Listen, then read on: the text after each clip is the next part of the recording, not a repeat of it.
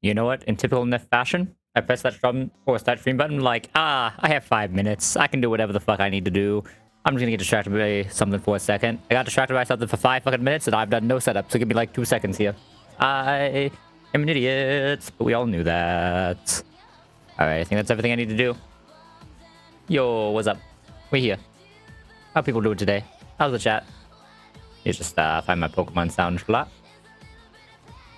Boop. Ooh, Route 1. That's an oldie. Give me a second. I may have just woke up, so like, I need a big stretch. I had time like shower and stuff, but like, I basically just woke up. I like woke up, took a shower, ate a hamburger, and now we're here. This has been my day so far. It's been a nice 30 minutes of day so far. Not gonna lie. Alright, let's see. Make sure everything here looks set up correctly. Like I said, I did the stupid thing where I didn't set anything up. That's just how it goes around here. Oh, you know what? It would help if I opened the game. There we go. Ah, it's gonna be one of those days, ain't it? Alright. Oh, look at the goodest boy. Look at this goodest boy. Look at him. Look at him go. Look at my boy. My boy is amazing. Good doggo. Alright.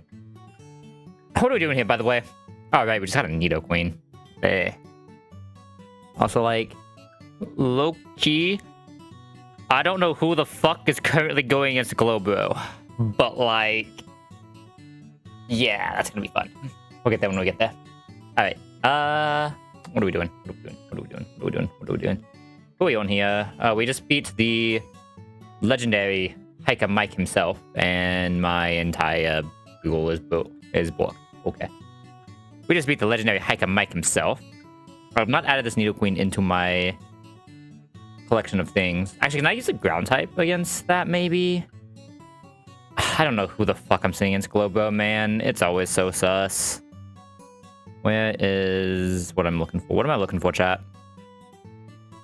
Oh yeah, I need to open the export. Holy fuck, we are so very much asleep right now, chat. I'm not gonna lie. Which means we're probably going to epically grief this run. We'll figure something out. We'll get there eventually. Let's see. I guess I'm just cleaning all this stuff up. Finch is currently in jail for a long time. Simba is still in jail for a little bit longer if we're allowed to afford it, which we should be able to with this Makuhita. Alright. What fight are we at, team? Guess that's a single. What if I Ampharos this? The issue with Ampharos is it can set up Calm Mind since we don't do at least 50 and it does have a rest. So this would be a very sus fight. Do I have anyone who would actually show 50? Groddle can show 50 to this. Does it guarantee 50 with a seed? Groddle can guarantee 2-shot this, but it doesn't end outspeed, but that's probably fine. I guess I have a Calm Mind, but it doesn't really do damage to us. Calm Mind doesn't stop anything we're doing. Do I have anything else? Do I actually not have a single other mon that shows 50% to this? A bunt this man can kill. A bunt this man can guarantee KO. There we go. Bunt this man guarantees KO. What am I doing against a Hitmontop? Yeah, is it just Fletch?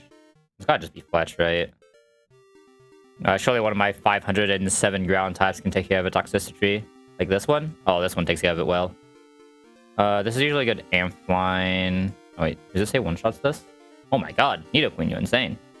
What the? Nidoqueen's not bad here either. I know Amph is good here, and I imagine Pidgeot should be good here, right? Yeah.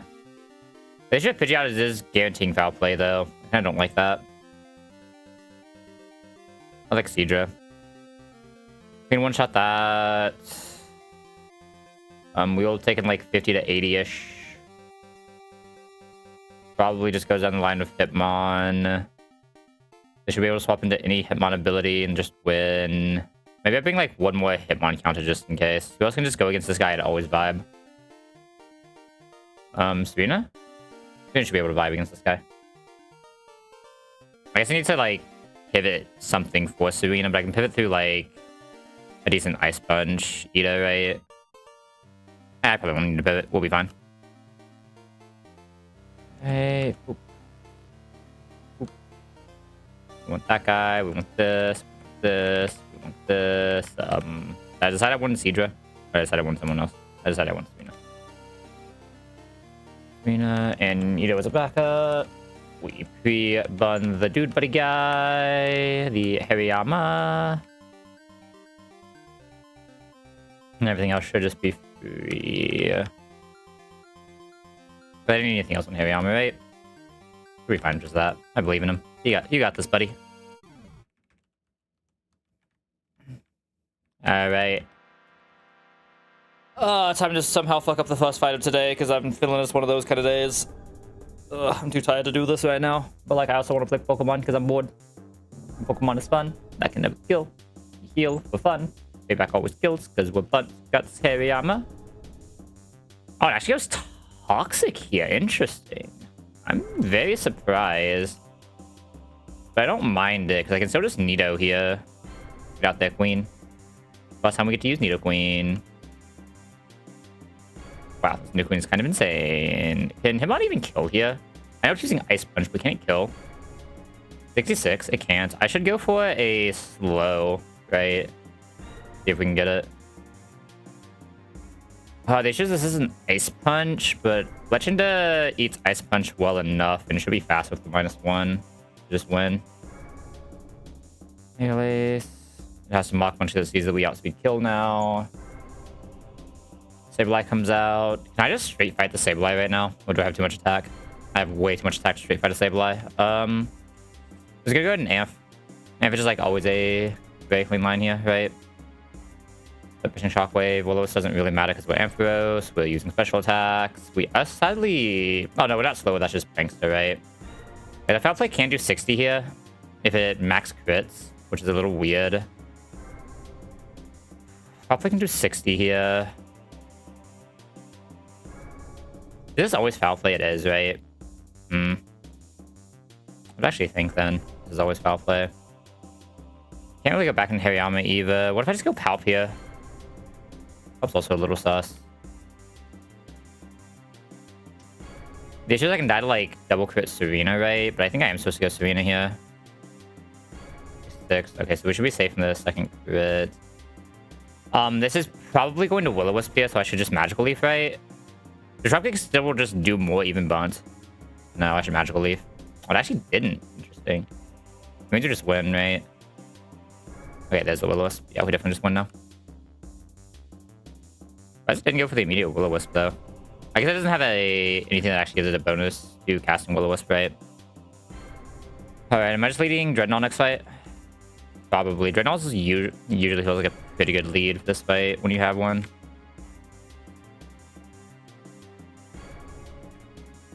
Alright, let's go look at this fight. Because Dreadnought comes in, does Dreadnought things. He doesn't show one shot, but he should be fast after one Rock Tomb, right? And always get the kill on the second one. The extreme speed does nothing. He technically could potentially kill if they wild. I mean, he potentially kills either way. He has a decent chance of killing if they actually wild charge, but I don't mind taking the extreme speed. Crit wild charge doesn't really matter. I'm also not calculating with Intim. I should definitely rock. Does Rock Tombing first even actually do enough? No, I felt like a muscle band, right? I might need to like... Could be a Hudson as well. I think Hudson actually guarantees it better, right? Yeah, Hudson guarantees it better. That would be at min 120, usually more. Plus it's taking probably at least one wild charge by that point. Either that or we just haven't taken damage yet, so we can get a third attack in. So it doesn't really matter. Come like Headstone pre-poisoned Dreadnought, I think. Ew. Headstone.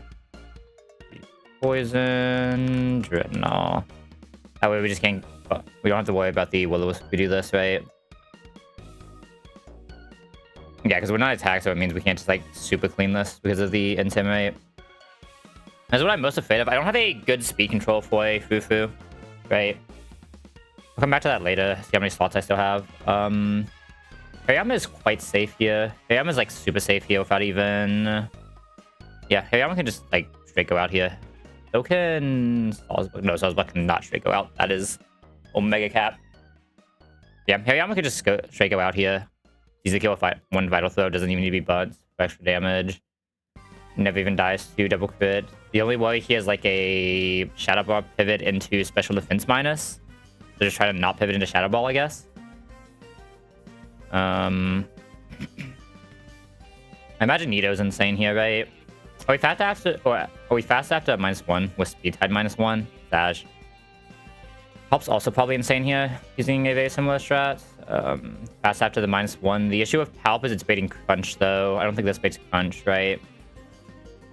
Baiting Flamethrower, but we can get Frozen here, or we can get Flinched here, right? Anyway, both of them are good. And I'm probably using the other one for this, right? So which one's better against this? Palp is better against this, right? And fast after the -1. If this howls on Palp, though, how in trouble are we? Not. Yeah, I think Palp is better here, so we probably want to Nito Manetric. But so we had to just have infinite options for all of these guys, man. I just have infinite ground options to pivot through. Alright. Last two mana are all just for Fufu, then. Nothing I have outspeeds. Do I have anything left with speed control that can just speed control this guy? Masquerade can become faster. But the issue is we probably need to swap out because of a track, so we'd rather someone who makes this slower. We could Ampharos to try to get the down, or the static, or we could Fletching to try to get the bun. Both of those are valid. Does anyone else have any speed control? Celio has Icy Wind speed control. Slow Spore is always an option for a pivot, but I don't think that really helps us that much. Growlithe just tanks this like a fucking champ. It doesn't really do the damage to outdo it. My only speed control that can maybe do something here is Ampharos. But if I'm doing that, I kind of need like something that can eat the return and get some damage in, but I don't have a good... I don't have a Togedemaru, basically. It's always a slightly weird fight. If I get the static, this is really free. I just can't guarantee the static if it was the issue, right? And I have nothing faster than it. I mean, this has low sweep if we can get one low sweep off, right? Yeah, I mean, this has low sweep. How much damage does Grottle take from this? 36. That's not too bad. The issue is, like, I have nothing that can really eat the returns, right? My only mon that can eat returns is Dreadnought. I just had to tell how much Dreadnought has left. Do I have anyone else who can just do this fight, then? Siege's a little sus. What about Siege with Wise Glass, though? Wise Glass Siege is doing at least 77. It doesn't always show kill after the first wild charge. You can just die to the second, which is sus as fuck. Obviously can't be you. I don't think I have anyone else who can fight this. Well, this is like one of my ground types, but that sounds sus as fuck. Even these two don't really help. Oh, I guess these two are still wind leveled, right? But I'd rather still not have to make them if I absolutely don't have to. And again, I don't even know if I'm making the Croc for Watson since I have so many ground options, but no reason to risk it, right? Yo. Nah, I think I should do this. It's just... I just need to figure out this Fufu line. Is -1 even enough for Grottle? It's not, right? -1's enough for Salzbuck, though. Enough for Serena to get the next attack in, getting some chop kicks.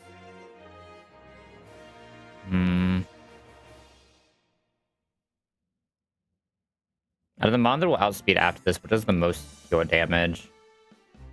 Maybe Salzbuck, but he has to press jump kick. I'll also just go for Horn Leech, slow KO. But the issue is it's another mon that just baits return, takes way too much from the return, right? So I don't even know if the speed control is actually helping us much here. Because like Talon just doesn't have the defense for this, right? Unless he gets the bun. Sidra... Both of these guys just don't do enough damage, and this doesn't have the defense. And maybe Dreadnought can actually do something here after that. I mean, like, ideally, it would be Dreadnought fighting this guy, right? Obviously, but like, there's just no way I can Arcanine someone with someone else, right? Like, the closest is the Seadra, but it just gets so sus. Dies 2 wild charges. If it doesn't see a single Will-O-Wisp, it just auto loses. It doesn't care about the Will-O-Wisp, though. If it gets 1 Will-O-Wisp, it always wins. Right, yeah. But if it gets 0, it very rarely wins, because it has no special attack. Because what would it require for this to kill? If this min-rolled the first wild charge, it would still be able to show kill. Wild charge is... what? Is it 1/4? I thought it was... I guess it is only 1/4. No, it's less than 1/4. What is wild charge recoil? What is 1/4? Am I high? Oh, because this would be 10.7 of his, not... yeah, no, I'm an idiot. So he'd be taking 10. Obviously, just 72 with Wise Glass. He's only taking 10. Is it 83 effectively? Yeah, mostly the only a few rolls that actually even kill then. If he hits the mineral wild charge. Nah, I mean, this just has to be Dreadnought then. Okay, so it has to be find something else with Fufu. I just have nothing else with Fufu, man. There has to be something else that can take care of this, right? There has to be. Are you fast out to -1? UI. Mudshot doesn't do enough, though. Maybe with a soft sand? I do have 2 soft sands. So it doesn't do enough to kill through citrus, right? Damn. What about you? Muddy water. That's not gonna do it. Yeah, I have nothing that kills this better. The closest is the Nito, but the Nito still, on average, loses. Yeah, it's gotta be Dreadnought. Alright, who's the best option for this after the -1 then? If I can get a -1 attack as well, it's Groddle, right?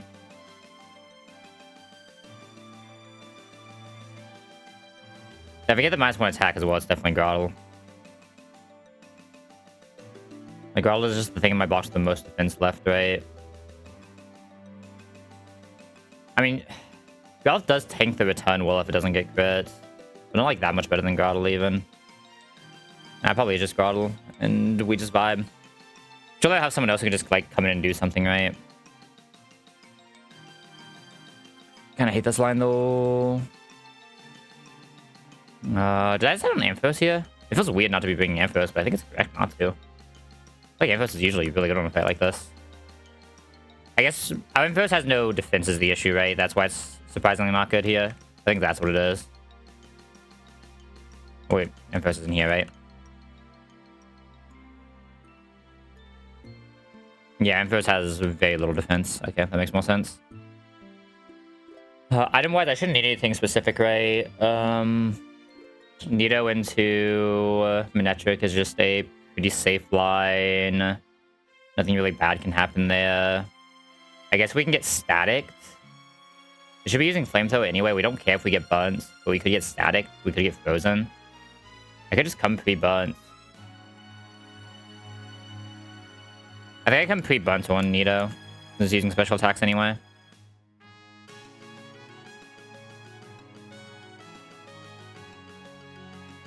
And pop into Bolton. Only thing bad with that can be a crunch. We guarantee 2-shot anyway. We are fast after the mud shot. Hopefully we're baiting in on a Thunder Fang, but it's very not guaranteed of how this line is probably going to go. Hariyama should not need anything to clean 1-shot. Nothing bad can happen there other than defense drop. Dreadnought specifically needed Hearthstone, and I believe he still has one, hopefully. Nito doesn't need anything. Pop doesn't need anything. Is anything that Serena can have that gives a better line? Not really, right? Maybe like a Muscle Band? Just to take 1 less ton. Muscle Band might be better on Serena. Remind me exactly what Protective Pads does. Sometimes are protected from adverse contact effects except Pickpocket. Does that include flinch? Hold up. Like, if I have a protective pads, can I not flinch? I have no idea how the fuck these things work. Alright. Caused by moves that make contact with the target. If the holder move make contact with Pokemon with pair spotting, your Pokemon will be affected by it.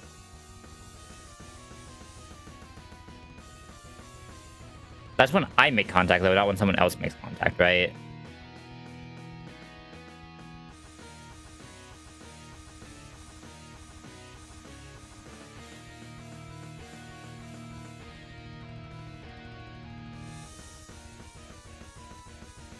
Because this is what some things I make direct contact with, right? So that means that, reasonably speaking, it doesn't affect anything I care about, right? Because flinch isn't just or physical contact anyway, right?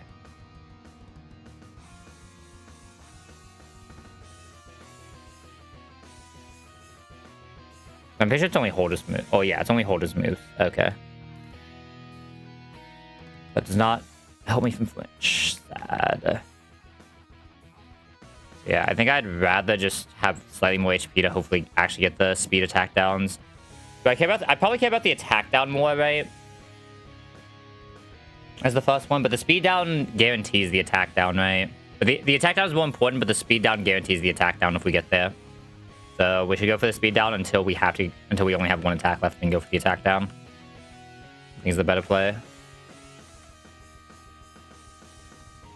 Also, I guess flinching is the problem. The problem is, I'm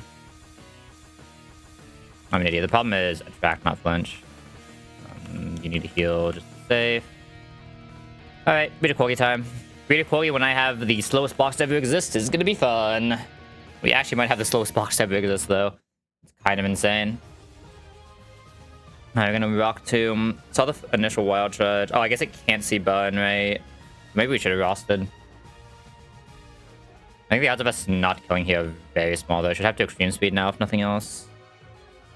I should have just came for Ross, probably. Had I had any more attack coming through, maybe scaling the attack would actually be good here. Wait, what does this see at 31, though? That's the question. Flash Cannon. There are very few rolls of Shadow Ball, and Shadow Ball is the only thing I'm like slightly worried about. If it's always fail, we're always safe. Okay, Final Throw will always kill this. It has no way to really avoid it. Even Critic cannot kill our Hariyama. Hopefully the Hariyama can just come in and like maybe fake out the Fufu a little bit, just do something. But we'll see. We'll see who comes out next. It probably is Fufu, right? Bolton. Bolton exactly Psychic Fangs? Bolton exactly Psychic Fangs. It sucks that we're not coming in on Thunder Fangs, but on average we should still be fine. Just go ahead and go. Oh, we actually use the health first. That's fine for us. Hopefully it goes for Psychic Fangs here. Psychic Fangs is best case.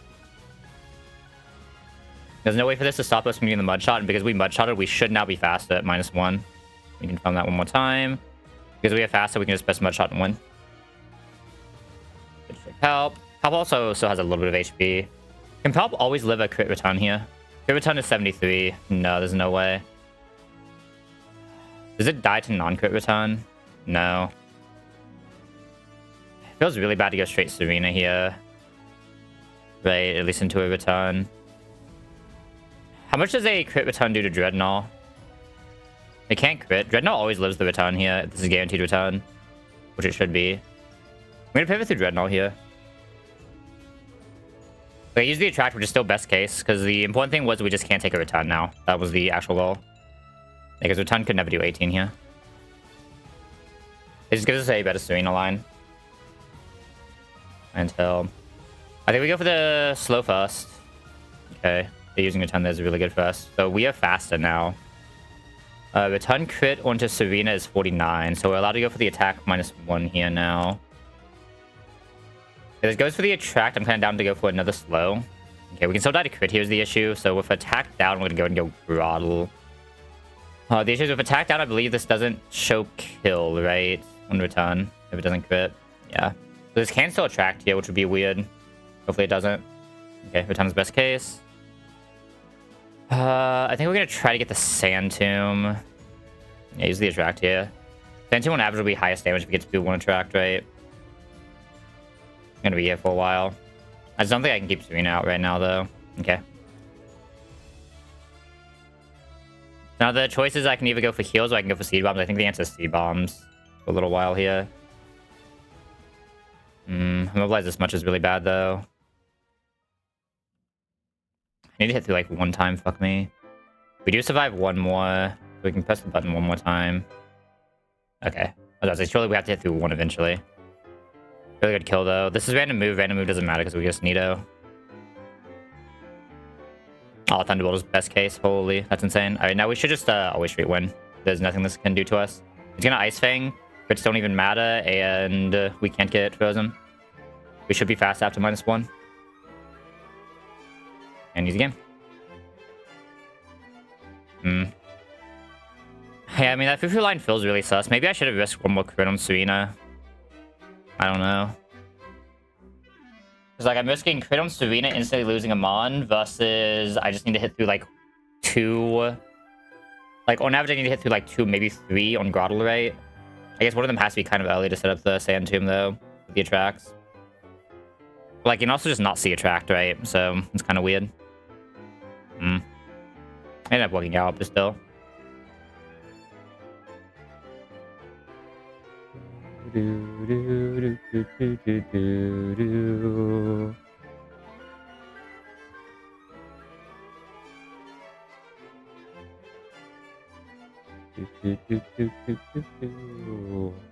just gotta get one to split things. I've been pinged someplace. Why have I been pinged?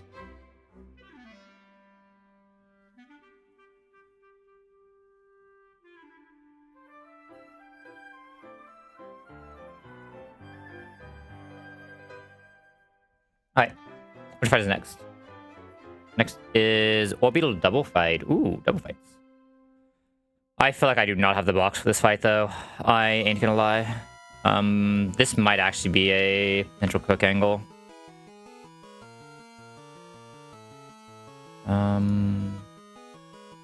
Cook gets crunch at this point if I want to take the level right. Yes. It'd be coming from a Sandile still as well, so it might also get Rock Slide. It has Crunch and Rock Slide. If it wants it. It probably mostly just wants the Crunch, though. Let me drop Moment for now in case Payback actually has a use. Okay.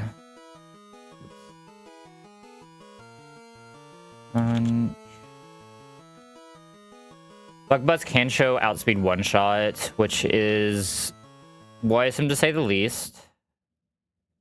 Really fucking bad to say the most. Really fucking bad to say the most. So, like, if this thing gets outsped one-shot, I can't even send it out here anyway, right? Like, it's just the issue with minus speed Kook. Does nothing that Kook needs to do. I mean, granted, this is just a very fast Pokemon anyway, right? I don't think any speed of Kook is outspeeding this, but... Like, I could potentially see one-shot, but, like, not enough to be worth it. Tries too easily to Bug Buzz. Okay, so picking this guy doesn't even do anything. Alright. Gosh, let's look at the rest then. What lines do we have here? Do we have any one-shots? I'm looking at Dreadnought with a Headstone. Not quite. I'm looking at Payback, Hariyama Bun. Payback, Hariyama Bun. This will always act first, so but this actually does kill. Should kill both as well. So it's just finding the lines to bait. Toxic Oak now. Do I have a Protectmon? Do I not have a Protectmon? Hold up. Oh, no. Wait, surely I'm missing something here, right? Surely I'm forgetting a Mon that lets Protect randomly. There's no way we currently don't have a single Protectmon. Oh, fuck me. Oh, we don't have a single Protectmon. Wait, really? Hold up. My god, we don't have a single Protectmon. Unless this randomly has it. Didn't think so. Oh god. My kingdom for a fucking Queenly Majesty right now. Fuck me. Oh, this is awkward then. Do I have anything that can bait fake? I mean, so I need to have something bait slow kill Toxico and slow kill Orbital and be able to swap into something else. That is not easy, is it?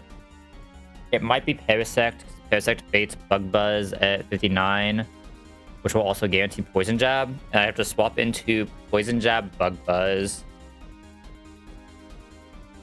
But then that thing also has to be able to bait something. I guess Hypno shouldn't be a problem. So that thing just needs to be able to bait like a wake up slap from Toxicroak. But if I like Paris into Dreadnought, both 3 damage, wake up slap does not take a lot of damage here. Who here takes the most damage from wake up slap? Celia gets absolutely butchered by a wake up slap. Does it ever die to crit poison jab plus crit this? 51 plus 60. What's 51 plus 60? 111. It's pretty fictional, but it could also get poisoned, right, is the issue. So it's not that fictional. Eating a poison jab. Okay, what if we bait the wake up slap plus something else? It has to be so low and it's 50-50 here. Yeah, so I need to either... I could also bait knockoff. Do I have anything here that baits knockoff well? I don't think so, right? Looking at this box. No, nothing's weak to attack type. So yeah, looks like I either need to bait wake up slap +1 or poison jab +1. So who baits what? You probably don't bait anything. You would bait poison jab and potentially bug buzz at 50. I mean, I have a lot of things that do poison jab bug buzz. It's just find something that can survive the poison jab bug buzz and then bait something else, right? It'd be like low this guy. Like it has to bait KO. That's the issue here. Toxicroak next turn, because the Hypno alone can never kill Hariyama, so Hariyama's always just vibing.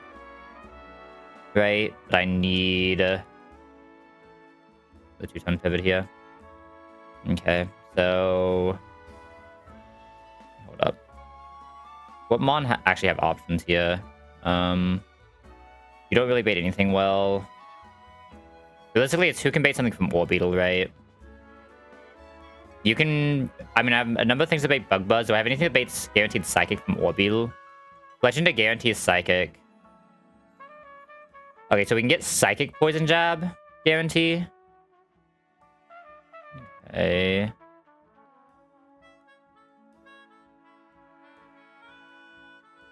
We can get Psychic Poison Jab and we can get Psychic Wake Up Slap guarantees. I believe this one will also be a Psychic guarantee. This one can't guarantee the other move, though. This should be a Psychic guarantee. This is actually the Psychic knockoff guarantee as well.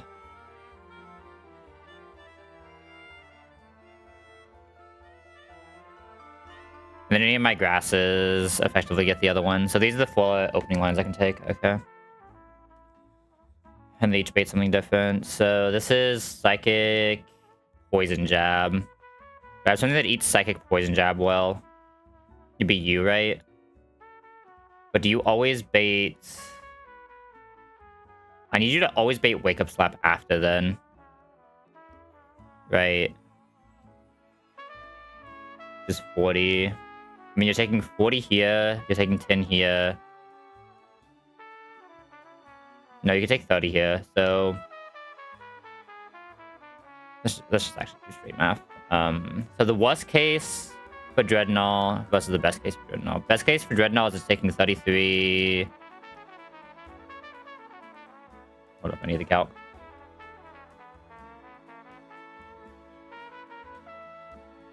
Best case for Dreadnought is it takes 33... and takes a Poison Jab for 12. So, best case, Dreadnought also has 59 HP left. Technically, we can make that 69. 59 HP. I don't care what Hypno baits. So, 59 HP is not enough to get Wake Up Slap.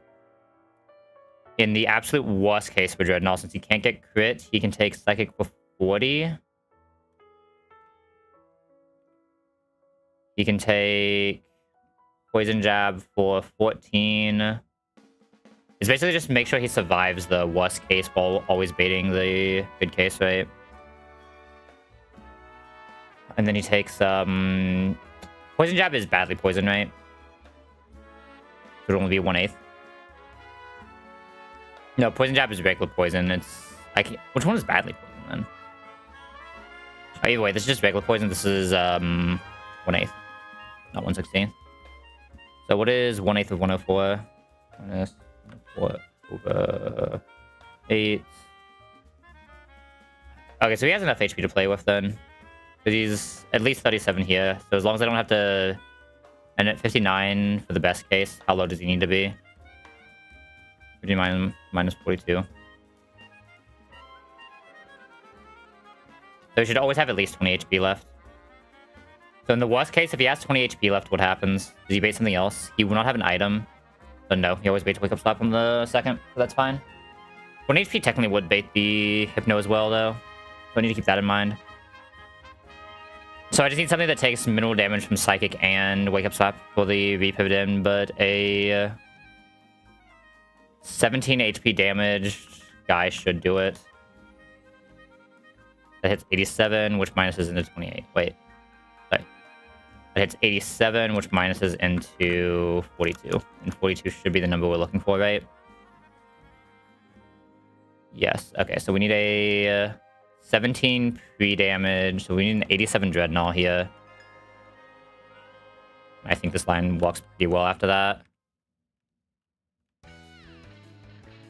So a pre-bun Hariyama will show kill on everything that it needs to, at least.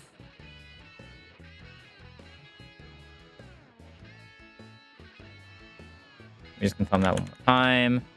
Pre-bun Hariyama is a 114 payback and a 123 payback. Always kill. Can bring whatever item it wants to, doesn't really matter. And we need Dreadnought. 3 damage to the 17 mark.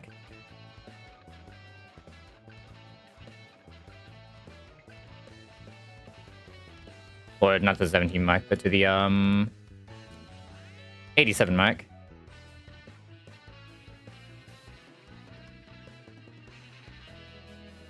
Two.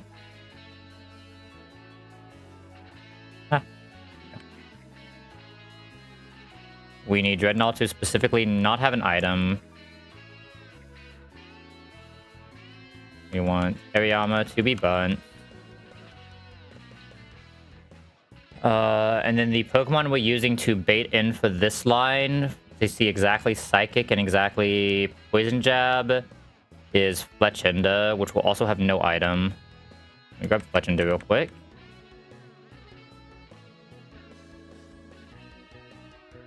And Fletchenda debates... Oh, wait. 34 points. Hold up. I gotta check something. Oh, yeah. 34 is fine. So I need no item Fletchenda to be 31 HP. 31 HP should not bait anything else, though. Ever. Yeah. We need Fletchenda to be pre-damage to 31 to guarantee bait the Psychic and nothing else. So Fletchenda to 31.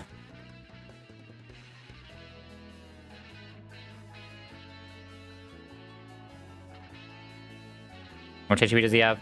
Oh my god. He has so little HP. The Fletchenda only has 90 HP. What the? I mean, Fletchenda doesn't have like a shit ton of base HP, right? But still.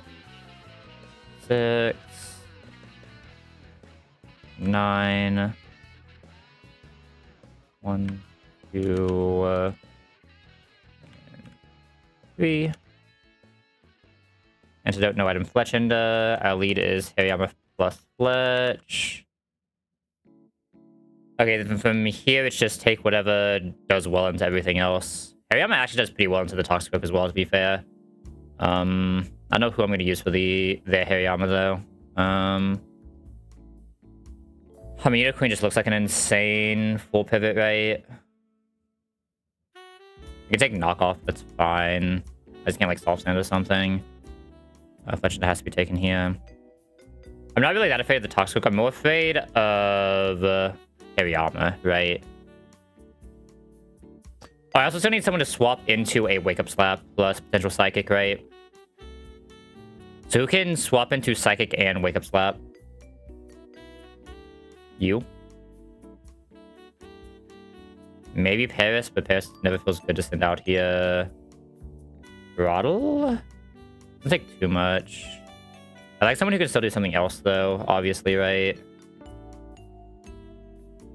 Definitely not you. Definitely not you. I'm just thinking Groddle. Like, Groddle's always safe here, right? But okay against Hariyama coming out as well. Yeah, I think Groddle is who I swap into here. And, like, Nidoqueen does really well into both of these. Serena does really well into the Hariyama. And by the point I bring Serena out, this should already be taken care of. Some combination of these guys should be able to do this. If I do this correctly. As long as my 4-mon lead is fine, the rest should just fall into place, I believe. Shouldn't be any breakpoints we care about in this fight. Shouldn't be any... If we did this right, there are no statuses we care about.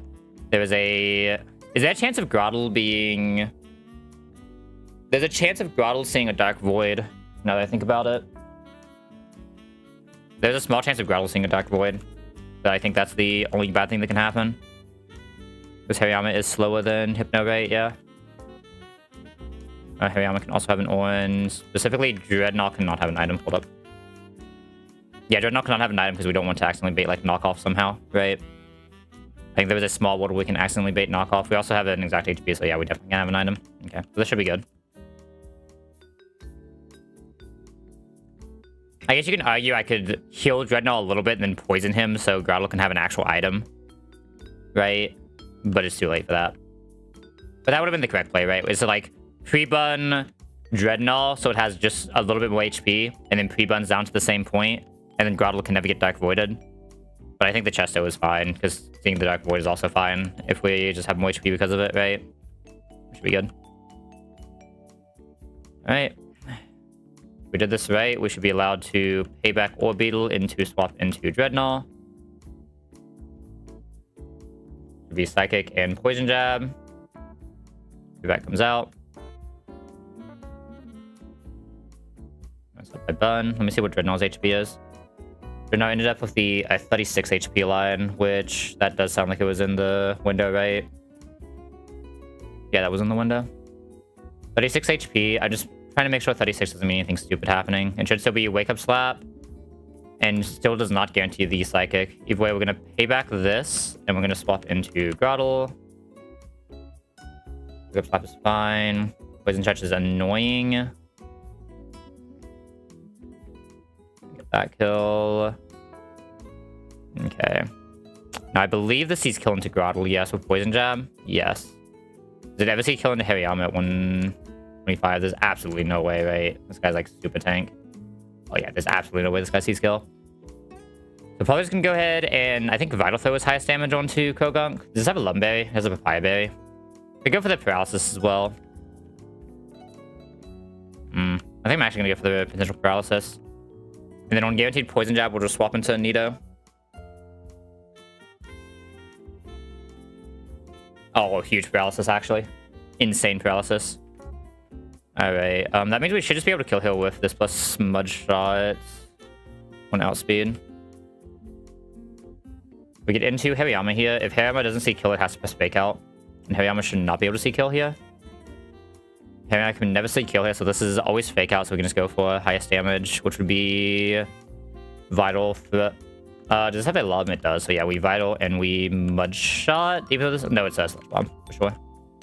Okay, Faked Out our Hariyama, that's fine. And from here, we just won. Both Mon should be faster here.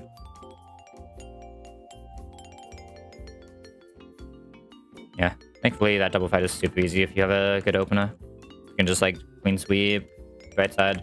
Not having the Protect Mon felt really weird there. Because if I had a Protect Mon, isn't that like super easier? Well, so much easier because with a Protect Mon, you just send the Protect Mon out at like 1 HP, it baits attacks, protects, and then switches into anything and it's fine, right? And not 1 HP, but you know what I mean. You send it low enough to always bait, and it becomes a much better line, but... Not having a Protect Mon is going to feel bad, though. I'm not gonna lie. Not having a Protect Mon is certainly not the greatest thing in this box. I'm just trying to look to see... Because like, if I'm pulling for a Protect Mon, it basically means I'm pulling 115. Protect Mons are kind of nice, I'm not gonna lie. There's no way for me to have a Protect Mon through all of...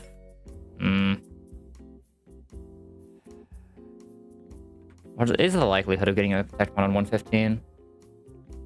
40% you don't get one. I don't think Shelter gets Protect either. right? That's 50%, 60%, 70%. I guess it's only 20% to even get a Protectmon there, right? Because Clamp Hole doesn't get it. So it probably isn't worth it.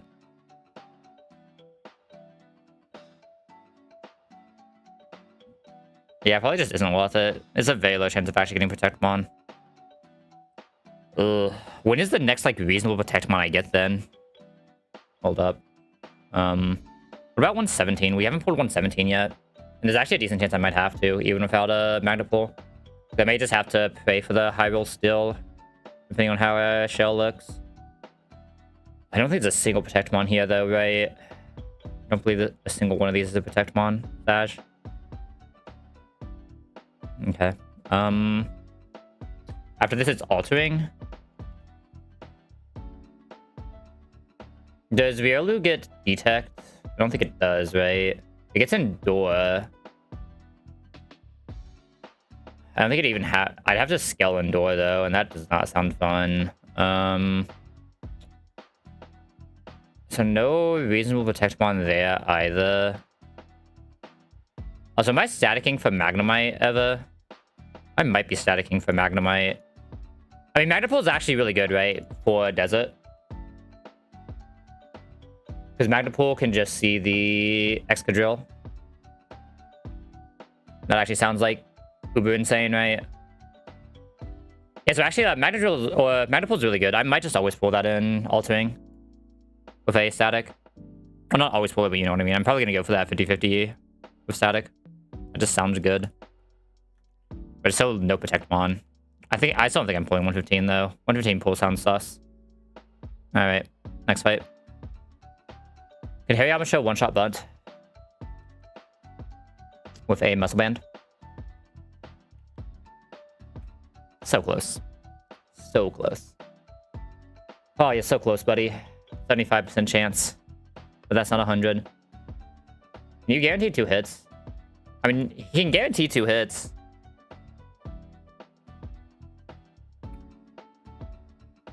Yeah, he can just guarantee 2 hits. Okay, that's fine then.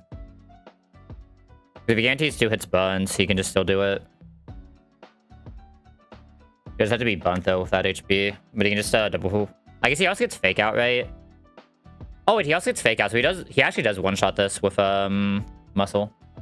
Actually, he one-shots this without muscle. Fake out into vital. Yeah, Hariyama's a really good lead here, then. But I don't need him for anything else. I mean, this Hariyama's just about to see infinite fucking value, right? This Hariyama is insane.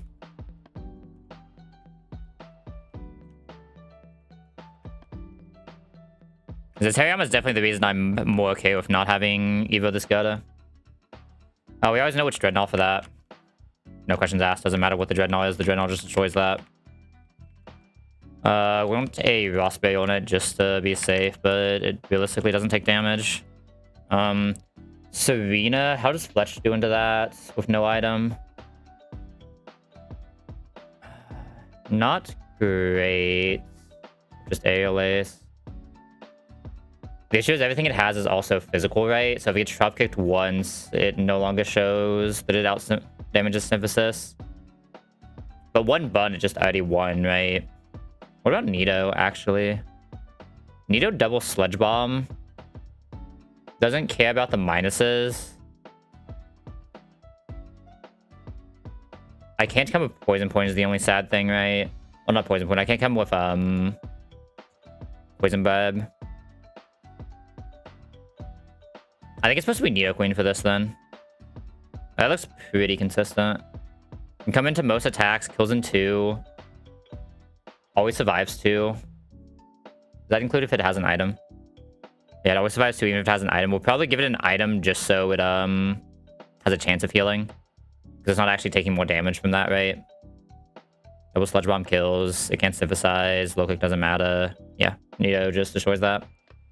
I don't know what my answer to grapple is going to be, though. That's what the question is. Am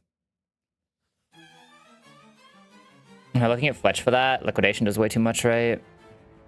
What am I fighting resists right now?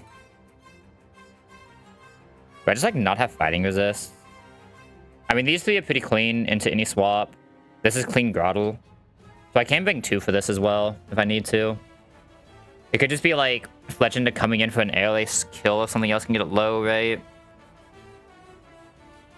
It's like 50% I need to get it though, to be considered low. And Parasect doesn't take damage, but doesn't do damage, but has Spore. Serena. We're taking Empowered Revenge here, though. Empowered Revenge is pretty sus in GL. You kind of want something slower than this usually to fight it. Maybe it is just like Parasect is what gets it low. I'm trying to think it's just Parasect to get it low. I need 2 Giga Drains, though, but that also means I'll be healing. And I can just come in with Fletchender on anything that isn't Liquidation and just kill, right? We won't be dealing damage to it, so Revenge does nothing. I just need to get to 50% with this, which is always 2 Giga Drains. That seems like a good enough line. I could also only need to get it to 63. It's not really a break point, though. But I mean, it's not like too scary to swap in Pidgeot either.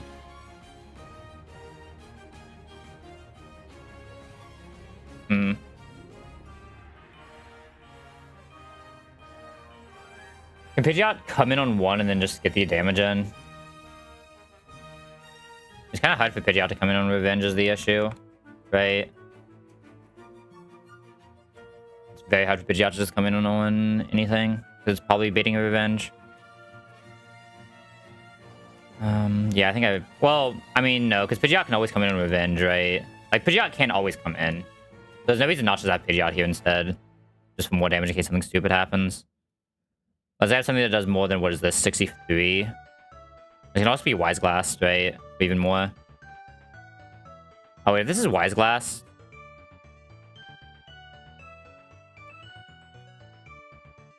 We can usually do it in 1 if this is Wise Glass, and Paris is just, like, slightly less sus, right?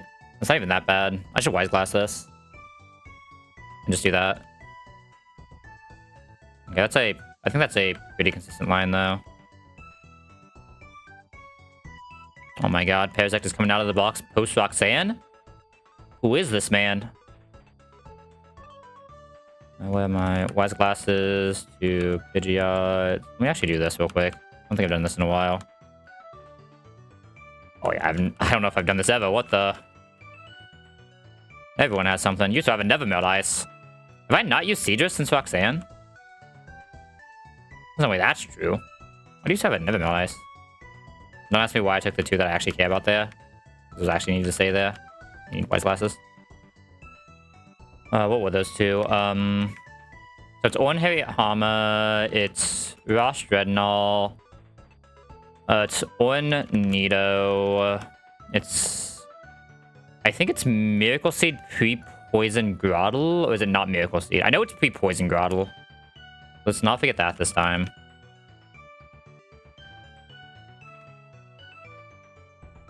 I just don't know if I care about the Miracle Seed or not. I don't really care if it cusses, right? Wait, does cuss special defense or just physical defense? It's just physical defense. So we're using Mega Drain anyway. 36 into 72 always kills. So Mega Drain always 2 shots anyway. There's nothing that really matters there then, as long as it has pre-poison.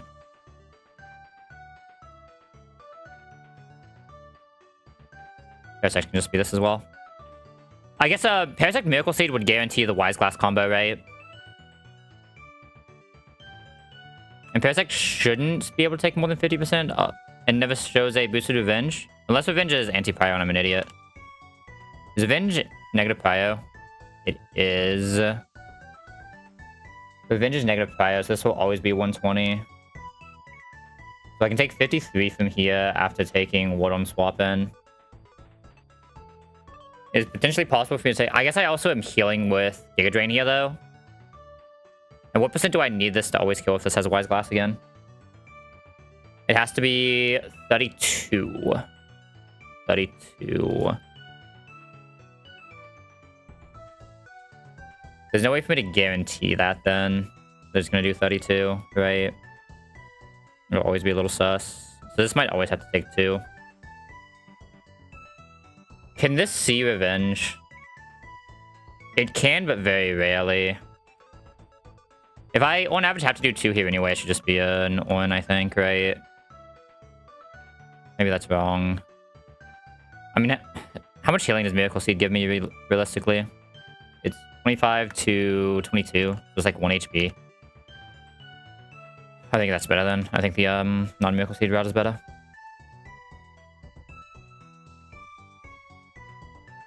Real quick. I would like to be full health. This line should be pretty consistent though. I don't really see any major falls with it. We fake out. We Vital Throw. Rush crit never kills. Hariyama is technically healthy enough to come in for like a fake out later. Grapple comes in. Interesting. This is not who I expected to come in. I guess I never looked to see who would come in. Is this always revenge? This is always revenge. Non-boosted. I can still go straight Parasect. Nothing's stopping me. My bad. I've got to go to that screen because I'm bad. Parasect just needs to get like 2 Giga Drains and we're safe. Baby. I should put this always out of range, right? 63. Let me just confirm that real quick. Boosted Revenge is less than 63. Rain. We'd maybe even go for 1 more. Parasect to actually fight this straight up. Nah, I should just swap now. If Pidgeot can never die, I should just always swap to Pidgeot now. This can never use Pain Split because it's lower. Well, it's lower, but it can never use Pain Split to heal. And Air Slash should always go here. I believe this gets Tut, right? Yeah, this gets Tut. Dreadnought just clean kills because Dreadnought's better Tuttle. Look at my Tuttle. My Tuttle is amazing. Double Rock Slide. I need to move the moves around on this Dreadnought, not gonna lie. I decided to just not do damage. That's fun. Thank you, friend. Serena should come out next, using exactly Trop Kick. We just go straight Nido. Trop Kick doesn't matter on Nido because it's a special attacker. Attack down doesn't matter. We press Sludge Bomb. It can knock off here, which is worse, but still fine. With 47. Is 47 fine? Let me just confirm that 47 is fine. 47 can die to highest roll crit. What move is this using now that we don't have an item? Is it always Trop Kick? This is always using Trop Kick here. Does Trop Kick kill Pidgey on crit? Trop Kick Pidgey is 31 max. So isn't switching into Pidgeot here just consistently safer? This can't Synthesis because it sees that we kill and it sees that we out damage. Right? It should not be able to Synthesis if we out damage it, even if it is faster. Let me just confirm that real quick. Every move. The eye is not toxic. My Pokemon does as much damage as it would be heal because we have Sludge. So we should always say no here. So we should be allowed to Pidgeot here, and Pidgeot can never die. Doesn't matter. We always go from Air Slash, we're always faster. We get Quagsire out. Quagsire. I don't think Quagsire ever sees kill here is the one dangerous thing. If it sees attack, it's Ice Punch, which is still fine. We can still straight or straight pivot. Okay, Curse is more than fine. The attack plus 1 is like not great, but it can still only do 54 here, and we outspeed 2-shot Mega Drain. We can never get frozen, so we just always win. Not the poison. Anything but the poison. And GG.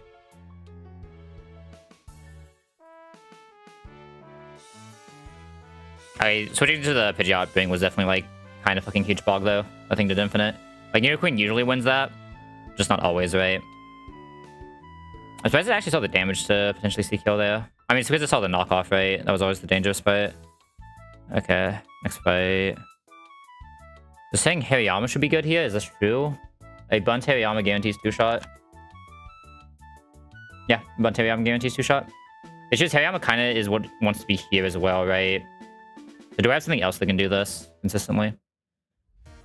I can guarantee 2-shot here, but obviously we get outsped and we can die to double crit Bug Buzz. I think Bug Buzz is minus special as well, right? That's also the danger. It's not even just crit. Yeah.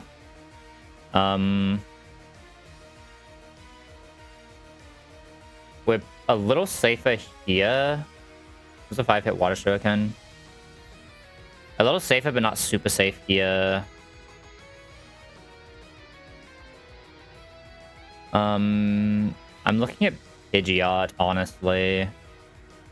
Pidgeot looks like it just tanks this very fucking well. It's getting Sludge Bombed, but if it gets poisoned, Sludge Bomb, is that badly poisoned or no?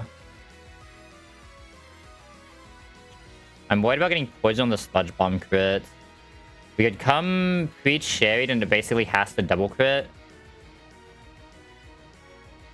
Single crit, still puts us outside of poison range. Pidgeot can't show one shot, but it shows close enough to one shot. Yeah, Pidgeot should usually be able to win this, basically always.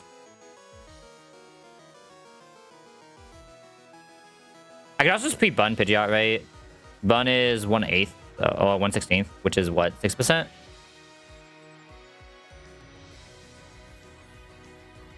So if I pre-bun Pidgeot, how much HP does it have effectively? Pre-bun Pidgeot is 104.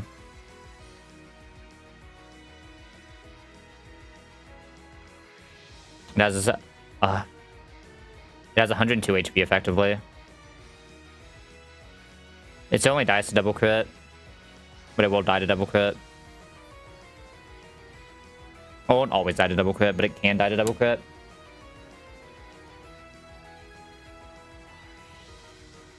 Versus with poison, it has to double crit and hit poison, right? So we should not come pre-bunt, and we should just come with an on. I guess, because with nothing and having to double crit at 104, that's hit one of the highest 4 rolls on crit twice in a row. How much do I take from poison? Is it 12? 13. So technically if we get poison, the Pecha does more. But if we don't get poison, the On guarantees that we can't die to double crits. And if it double crits and poisons, fuck me.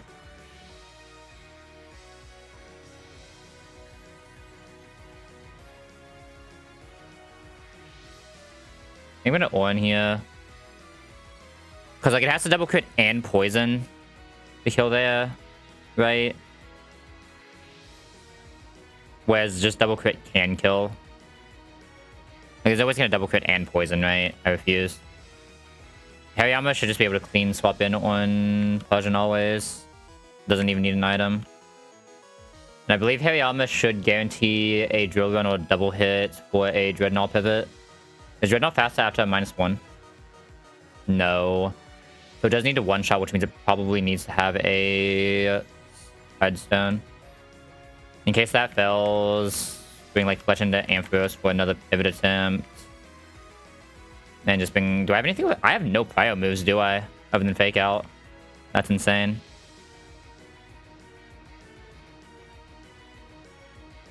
Like a Groudle can also always get a hit into any clean swap. So we didn't need to bun Hariyama, right? Battle Throw just always kills anyway. We need exactly Headstone. Well, it doesn't have to be exactly Headstone, but we need something to give Dreadnought a little bit of a boost. We have a 3 just here in case some stupidity happens, so they can just have whatever. They should never have to actually go out. I don't need status. Pidgeot should be good. I think On is the best play, but I could be wrong. Alright, we good? I need to go grab the item up there, right? I think it's just like a revive, but might as well just grab it, right? Alright, we... Yeah, slash twice. No crit, so always safe. It had to exactly double crit. So we should be safe here. 13. Pleasant comes out. We clean pivot into Hariyama. Hariyama literally does not give a fuck what's happening here. He's just going to come in and he's going to just press Vital Throw. Get this man the fuck out of my lobby. Dreadnought comes in, and this HP should be guaranteed drill pick for a free Dreadnought pivot. And Dreadnought just should always one-shot for Rock Slide. Can never die to the drill run. Wait, what? I pressed the wrong move. I did indeed press the wrong move there. Awkward.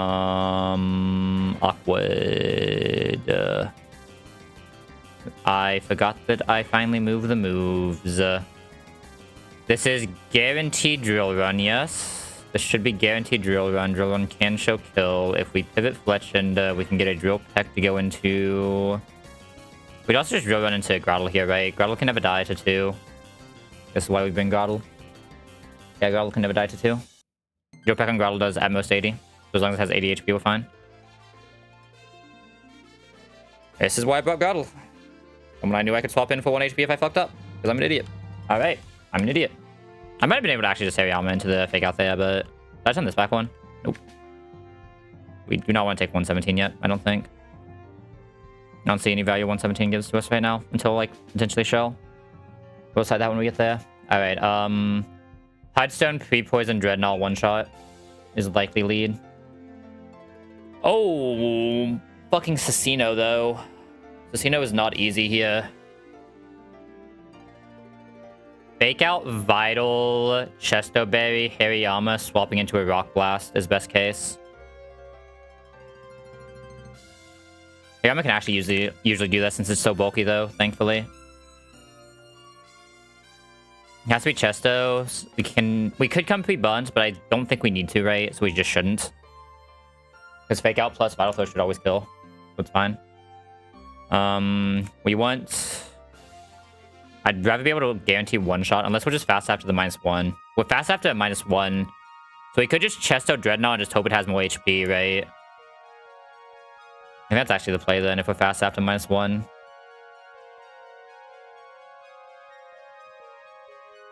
Let me just drop off what I'm not using here.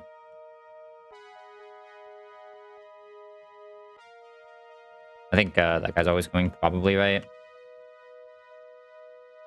So yeah, we should be Chesto on both these guys then, I think. Dreadnought should always bait exactly Rock Blast, right? There's one absolute fiction Tail Slap because they can see more than a Rock Blast, but it has to hit every single 6, and Rock Blast has to see every single 6 as well. And there's just no way that's happening. If that happens, GG, fuck me.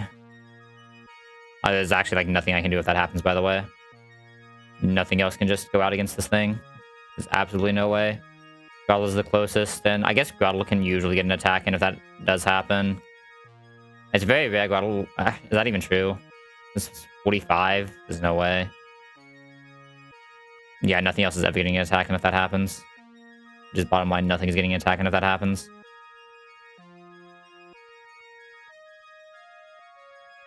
Is there any way for me to prevent that fiction? Absolutely not, right? It's so fictional though, man. There's no way. I refuse. Info should be super clean here, right?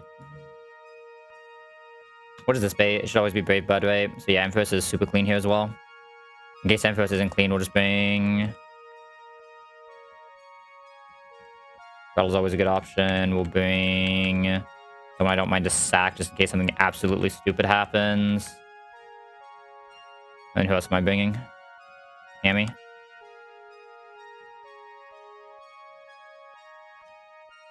Like, we even have the extra emergency sack. We should be fine.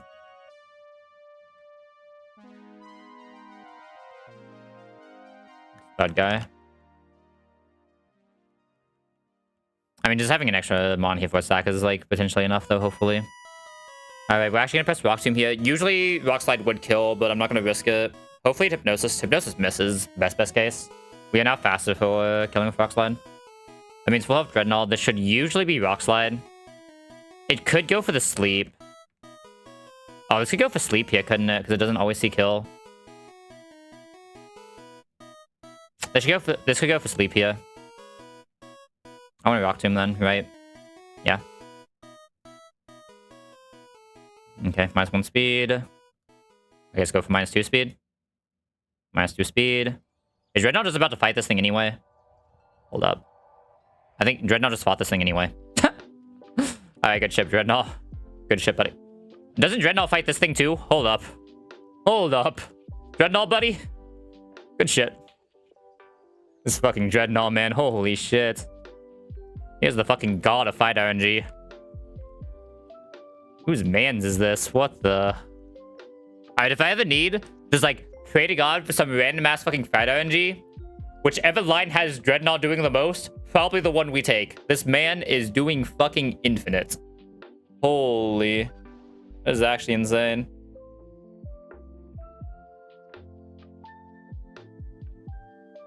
This guy is fucking insane. Holy shit. Alright. Now, this is where fights get really annoying because I absolutely hate this fucking clay doll with a passion. I feel like I never have a good line for this clay doll. If I want to commit 2 Mon, I can Dreadnought, Rock Tomb, Speed Minus into Serena. But that doesn't even kill. I mean, I can probably make it kill, right? 72 plus... There's no way I'm getting that to 30. If I have the Miracle Seed... Nah, that doesn't do enough. What if this guy's like Bunt, Silk Scarf, Fake Out?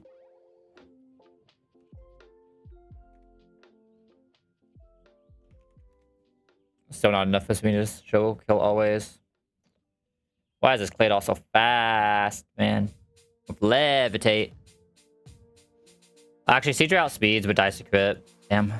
Siege was so close. Salzbuck outspeeds. Doesn't die to crits. Doesn't double Horn Leech. It's probably Salzbuck. If I have to, I just need to make a pivot into something that can eat Signal Beam and bait Earth Power. Or Ancient Power, which would realistically be this guy. This guy's probably coming for something else anyway. This is probably just always Amphi, right? Amphi's usually pretty good against Kling. Ooh. What's this guy's line into this? Absolutely batshit. Fun, Muscle Band, Fake Out. Into Vital Throw. This guy's line is good here. I'll bring like 1 backup just in case. And then Hammy should be insane here, right? I mean, Hammy's good here. Hariyama's good here. Hammer will be bunched though, so it's a little bit weird, but... I was not saying Hammy is good here. Shouldn't Hammy be insane here? Hammy should be insane here, but it's saying Cilio. Oh my god, Cilio is super insane. What the... The issue of Cilio, though, is I have to worry about 2 statuses, right? Hammy only have to worry about 1. That always becomes the issue, right? You don't have, like, a good fire type for this. I think I'm gonna Hammy. It feels a little weird, and just have Hammy with, Cherry Berry.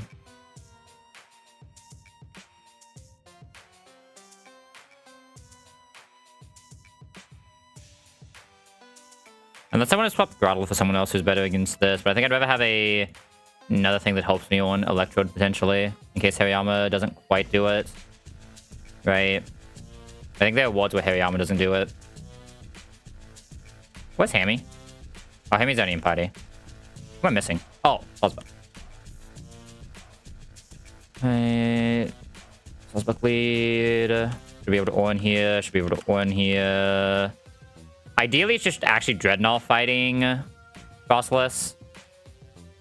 We still care more about it getting paralyzed than anything else, though. So we're going to Cherry this, Cherry Hammy, on Grottle, on Harry, on Amp. I also need Amp to actually be able to solo this Clink Clank, which usually happens, but not always. But I should have something that can pivot in if I absolutely need to. Do I care about the Muscle Band here, or do I just care about the Bun? 27 into this does not always kill. If I want to guarantee kill, it has to be Muscle Band as well. The Muscle Band guarantees kill.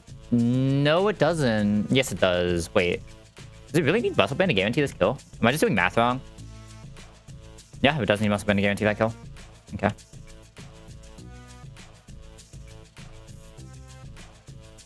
Dash. Where is Muscle Band? Harry. Would Grottle Rabbit just have a Miracle Seed here, by the way? Just in case? No, because there's no way Hariyama isn't getting at least 1 attack off, right? Maybe it would. How much is Hariyama's Fake Out again? That's because I haven't showed you guys any of this fucking planning. That's not a Muscle Band. 30. I get this to potentially show 70 just in case something stupid happens. No, it doesn't actually do anything anyway. Okay, make sure everyone has everything they need. On, muscle, on, cherry. We really hope Salzbuck does not need the pivot, though. Salzbuck needing the pivot would be very bad here in GL. See this guy. Oh my god, we're about to go into the fucking annoying double battle. Oh no. Alright, Salzbuck is just going to press one leech. It will always kill in 2 if it's allowed to. That's actually very low. Okay. Didn't see anything back. Or bad, let's go. Frostless sees kill here. That is kind of good. Let's go straight to Dreadnought. Ice Beam comes out. I guess we do have to dodge a...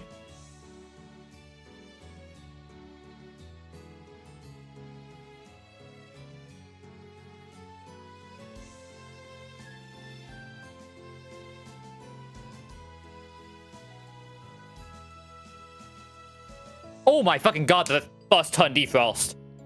Dreadnought, you absolute fucking goat. I should have known better than to ever worry when I sent you out. Holy fuck, you with the goat. Oh, thank god.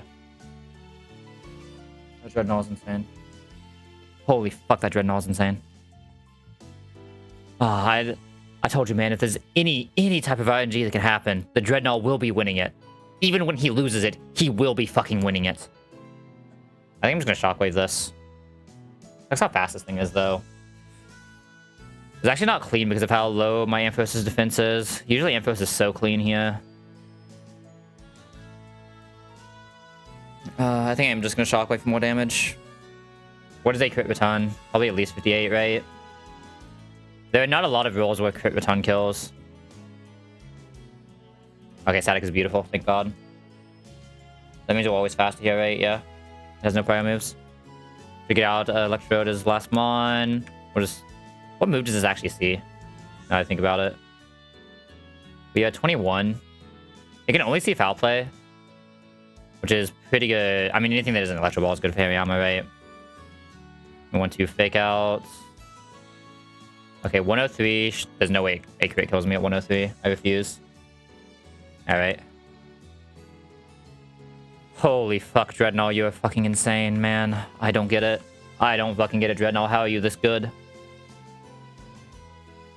Alright, a Morga double with a Salzbuck, though. Salzbuck is insane in this fight. With Salzbuck? Can Salzbuck kill this after a fake out from Hariyama pre-burn? It probably has to use takedown, which is a little sus.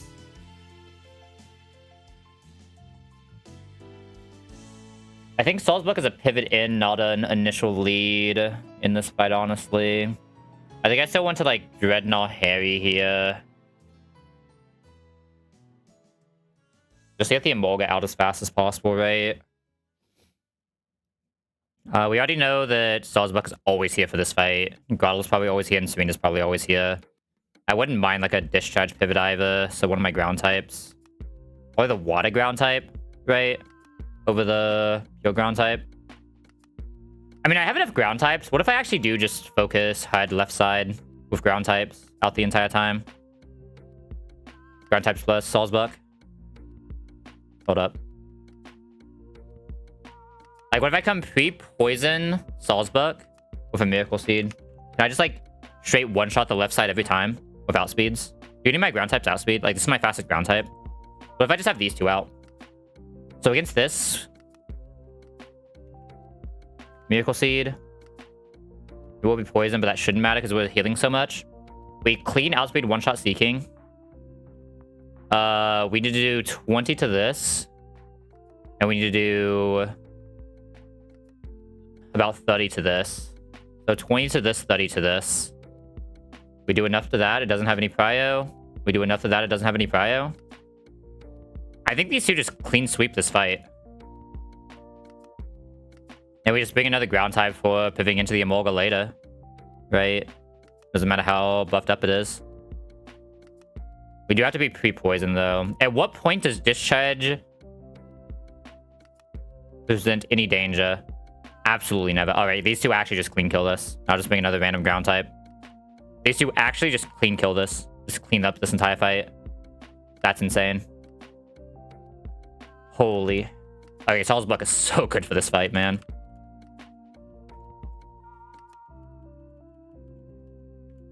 Just in case shit goes like super south, I should bring like these guys out and attack them on.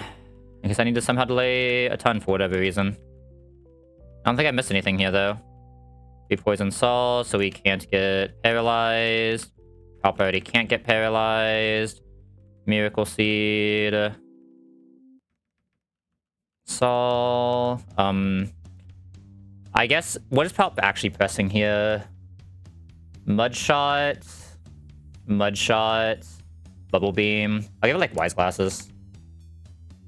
I mean, the Mailwax is the one I'm least afraid of, right? So I should actually just give it Soft Sand. But like, I'm pretty sure I did the math right here. Just glancing at it. And literally nothing else should matter this fight. I'll cherry the two that can get hit by that just in case. I'm pretty sure this 31 attack Salzbuck is about to just solo though. I don't think it's even remotely close.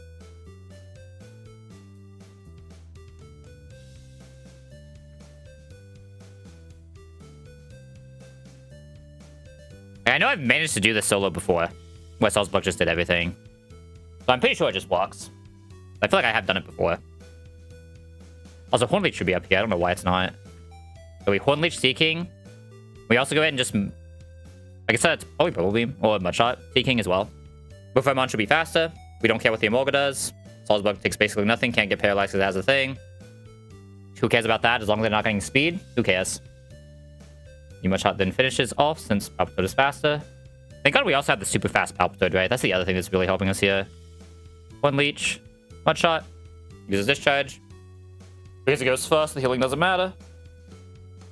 One Leech hits. And we kill anyway.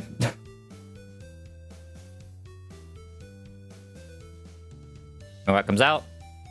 One Leech, Marowak. Bubble Beam, Marowak. Discharge comes out. Can still never kill Salzbuck. It's a Lightning Rod, but both have mana faster.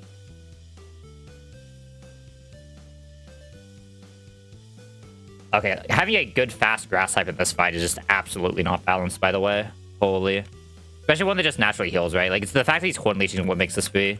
We swap into Nito, and then it may be a while, but this Emolga can't do anything now. It can only just keep pressing Discharge. Eventually, we just win.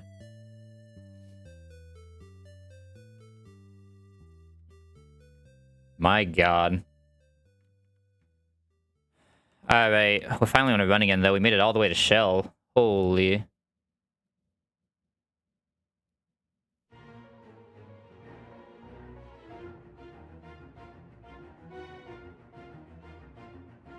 Shell.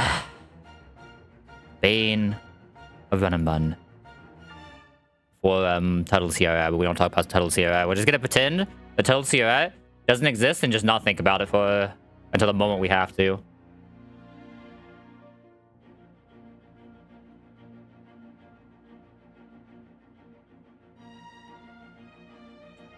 Alright. Buddy. Do you win? It should always press Frost Breath, which means I don't have to worry about crits. Fake out into Vital Bunt with a Muscle Band. Does not always kill. Does not always kill. Does always kill. Does always kill. It won't proc the Citrus yet. Fake out crit, can't put it into Citrus range randomly. Hariyama cleanly kills this. Alright, step 1 is done. We have a clean Lapis lead. Usually the most sus part for most of my boxes, I'm not gonna lie, because I somehow never have a fucking fighting type. Well, it's never a good fighting type, but this guy is insane. Fire status. Burn. Hariyama. Because it's using Frost Breath, we can't get flinched or anything stupid like that. Hariyama just wins. Alright, good shit, Hariyama. You did your job. You have a Muscle Band. You're set. Alright, next step. Rhydon. Serena is minus attack, so it does not show the kill. If I can find a point to get Serena back and it could rapid spin, but not guaranteed. Okay. Who are we baiting out on this? We will always take exactly 1 Frost Breath and 2 tons of Bun, right? 2 tons of bun on a 141 pool is what? 16. 125. Lowest we can... Oh, so we're somewhere between 125 minus 51 and 42.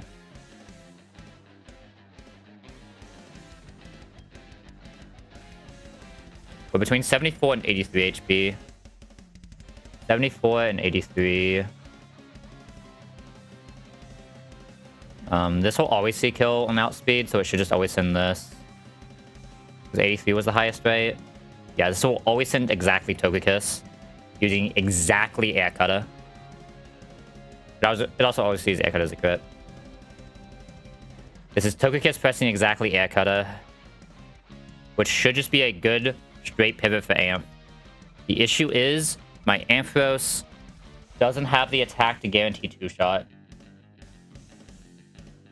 But the good news is we are guaranteeing Air Cutter for this clean pivot, which is really fucking good. So we just go Amph, and Amph needs to ball the fuck out. I believe in you, buddy. 1 static proc, you win. Just 1. Basically always. Even without a static proc, you almost always win. But 1 static proc, you always win. You got this, buddy. My other option would be to go this. Which is also sus as fuck. And it's me risking a much higher value mon. Actually, this is actually like less sus probably, right? Because we're getting Draining Kiss every turn. Actually, no, it's still seeing Air Cut every turn. Because the C is guaranteed crit, basically. Is Hamilton just less sus here? Yo, what's up, Pink? Thanks for the luck. Isn't Growlithe just less sus here? I always kill him 2.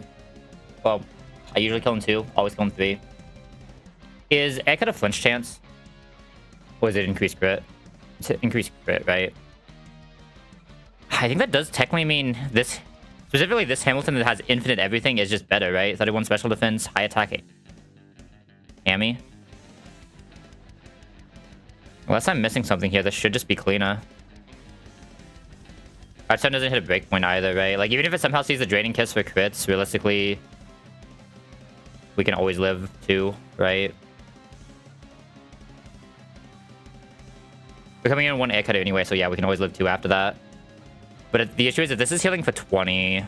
This somehow sees this on the, like, unbelievably low chance. That's, like, min-roll, Air Cutter, max roll, Drain Kiss. And it heals for 20%. The Rock Slide with Hearthstone doesn't actually really increase the positioning, right? I think I'm supposed to just on Growlithe here. That should be clean. Growlithe, I believe, always gets this guy out. Actually, this guy is slower. So Growlithe likely always gets this guy using Zen Headbutt or Whirlpool. We're probably low enough that it's either. Okay. Alright, Box. I know I'm asking a lot for you or from you, but we need a Glowbro counter. I don't care where we get it. I don't care how we do it. I just need a Glowbro counter. Palpy, how you doing here? Absolutely fucking wrecked. Nito, absolutely fucking wrecked. Dreadnought? Doesn't do enough damage. Just gets slacked off into oblivion. Serena? Not enough damage. Not enough damage. Not enough damage. Not enough damage. Not enough damage. Not enough damage. Not enough damage. Not enough damage. Not enough damage. And you also just get wrecked anyway. Krook. Krook does enough damage. If Krook can come in on a Zen Headbutt, he can usually win this. Basically always win this, actually. Unless he gets crit. Because we would just have to come with Soft Sand.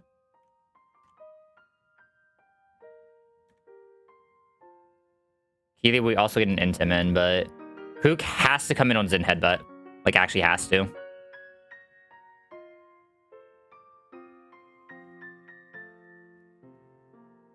You'd also have Crunch here, actually. Wait a second. Is Crunch more?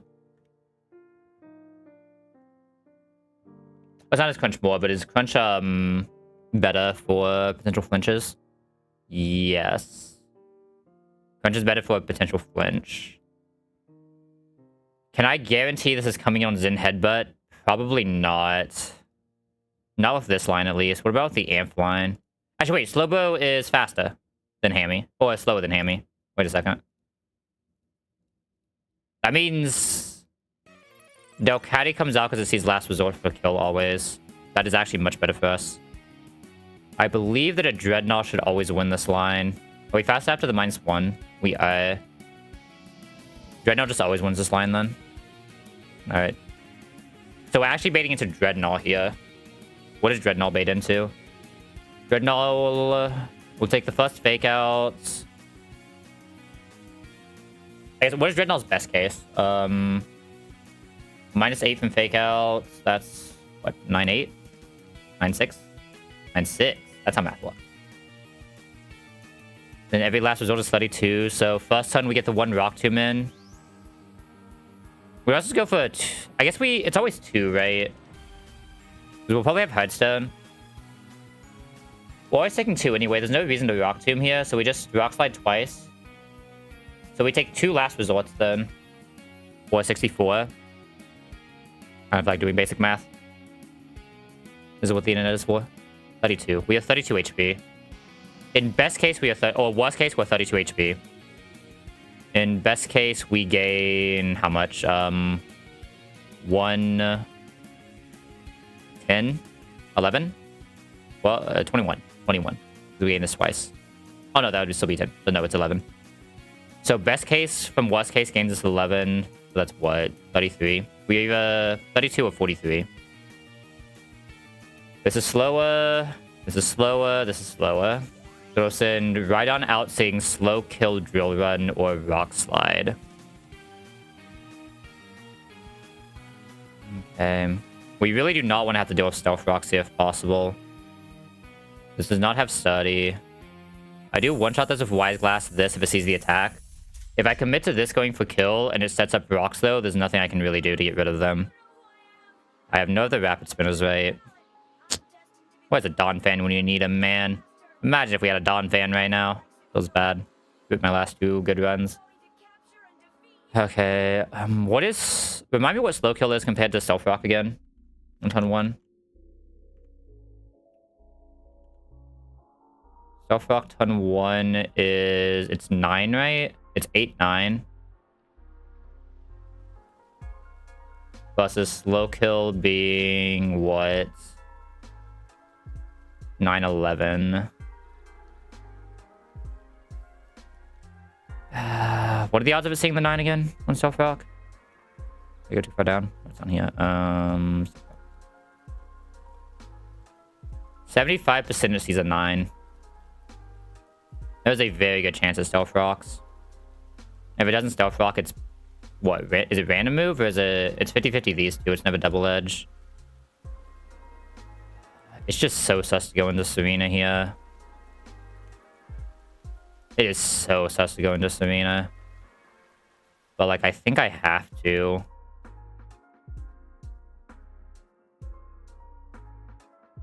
I mean, worst case, Serena should always at least be able to get rid of the rocks, right? If we lose Serena, we lose Serena. We have Salzbuck to do most of what Serena does.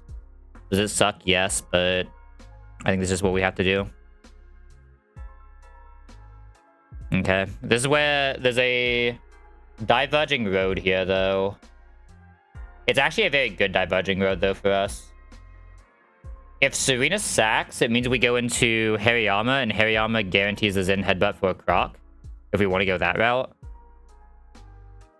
It would require us to level this Croc here, which I think we're fine with how many ground types we have in this box. In most cases, Dreadnought can probably come back in on this. I said Dreadnought was, what, 32 to 43? Attack order is 36. Most cases, Dreadnought can find some pivot back in here on either of these abilities, and then just one-shot. So I could bring 2 for Glowbro if I wanted to here, right? But again, the issue is, Who the fuck on my team is doing enough to Globo to matter? Nidoqueen has to win a 50-50, otherwise it just always dies to his in headbutt, basically. Right? It doesn't even do the damage anyway. I don't think anything else... I don't think a single mod on this team does 50% that isn't this Krook. Right? There's legitimately not a single mod on this team that does 50% to this thing other than Krook. Not a single one. It has to be Krook. Out of curiosity, if this procs, does Payback one-shot? No, but it does do damn.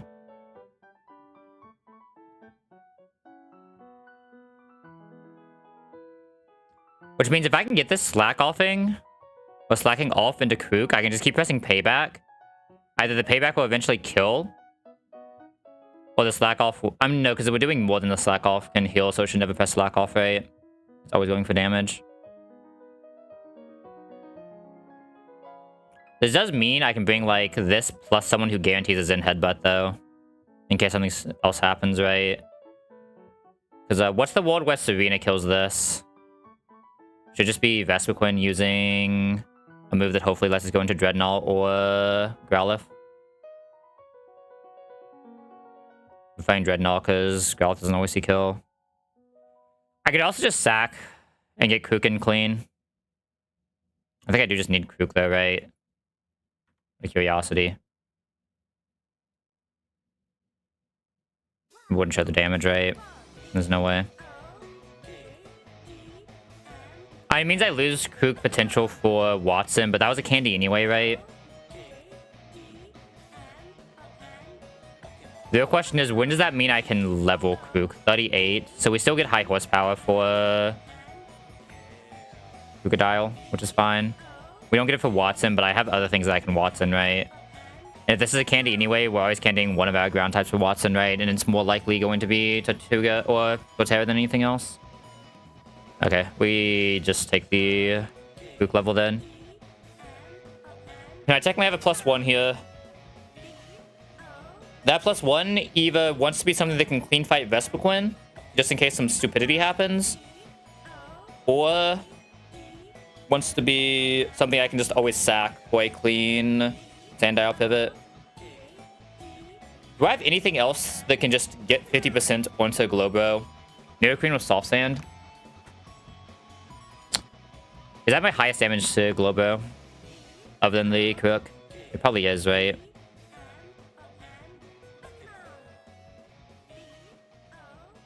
It definitely is. Hold up. We're about a 32 Trapinch. With Dig. Where's Trapinch Lun as it goes to 32? What level was this Trapinch at? This is a 16 Trapinch. Where's Trapinch Lun between 16 and 32? Sand Tomb, Rock Slide, Bulldoze. Bulldoze is the one I'm mostly looking at. Lun's Bulldoze, Crunch.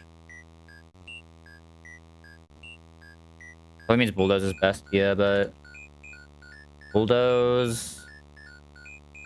Crunch... The issue is it's always slower, right? But if it survives the crit... Because it shouldn't be able to slack off. So it eats in headbutt. If it survives the crit, it wins. Or finishes it off. Versus... I mean... The thing is, for Nidoqueen, it does less, but it has to do more, if that makes sense, right? Because Nidoqueen, it also has to hit a... The issue is Nidoqueen doesn't always kill it, right? Nidoqueen Soft Sand is 45 to 55. Its HP pool right now with what we're doing is... What?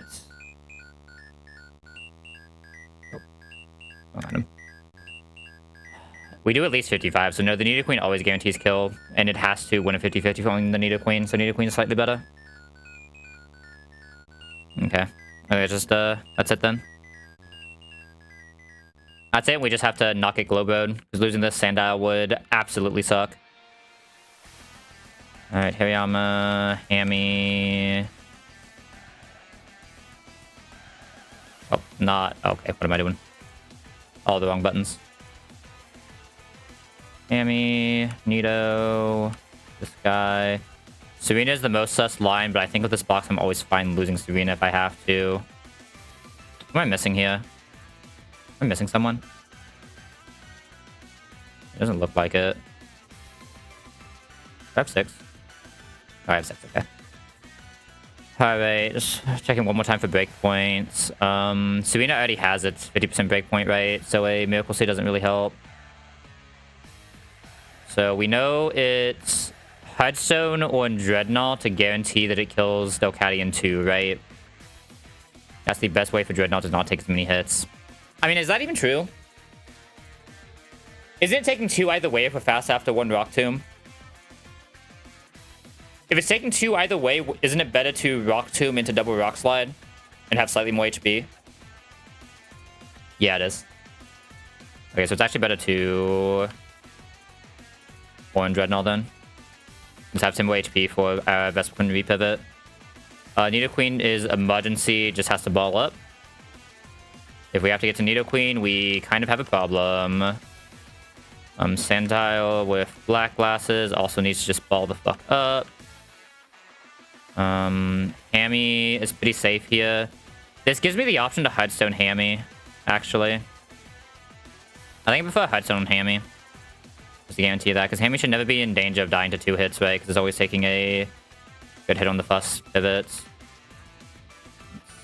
And Serena is also sus as fuck. Alright, do these look right? Could be Muscle Band, Black Glasses, Hearthstone, Soft Sand, Oranberry, Oranberry. Nothing has knockoff that I forgot about, right? I don't believe so. No. Alright. Status-wise, only status we're afraid of is the Bun on Hariyama. Well, like, there's no status that can happen, right? The only status in this fight is the Lapras, but we have Bun on Hariyama, is what I meant to say. No other status can happen in this fight. Right? Yeah, no other status can happen in this fight. Okay. Let's just level Croc. I do believe we have to delay the Sandile until 32, right? For this to work. We get Rock Slide if we delay to 32, which I don't think really matters that much. We're not pressing Rock Slide in this fight. Actually, there's a world where we press Rock Slide in this fight, now that I think about it. I think we do delay this guy then.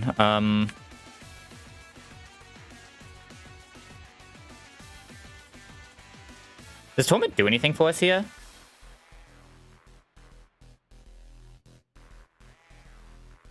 Not really, right? Because the only thing Torment would do is stop Whirlpool on second hit. We're already taking the Whirlpool. Do we just die to Whirlpool ticks, by the way? Now that I think about it. Fuck. Do trap moves have something special? Damaging trap moves. They just have defaults. I don't think they see highest damage though, right? Or do they?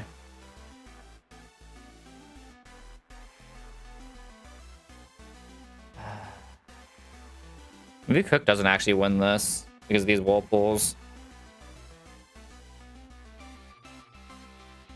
We're coming in on Zen Headbutt anyway, so we can't actually press Torment, right? By the time we would press Torment, it's already over. The only thing Torment would do is stop multiple slack-offs, but I don't think we need to worry about that here. We have to keep Bulldoze. I think Payback is actually good tech here as well. I do kind of like speed control.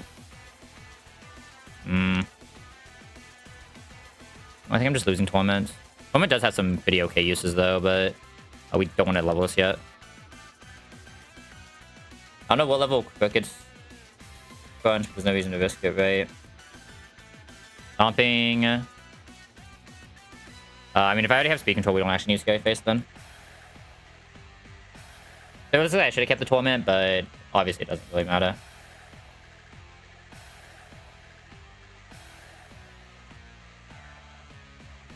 I just had a bite, or... So the thing is, am I actually teaching this Rock Slide? I don't think I am, now that I think about it. I can just level now. Because I can reteach it Rock Slide after, but I want Payback specifically for this fight. Just because of the Quick Claw. Alright. Sus as fuck shell time.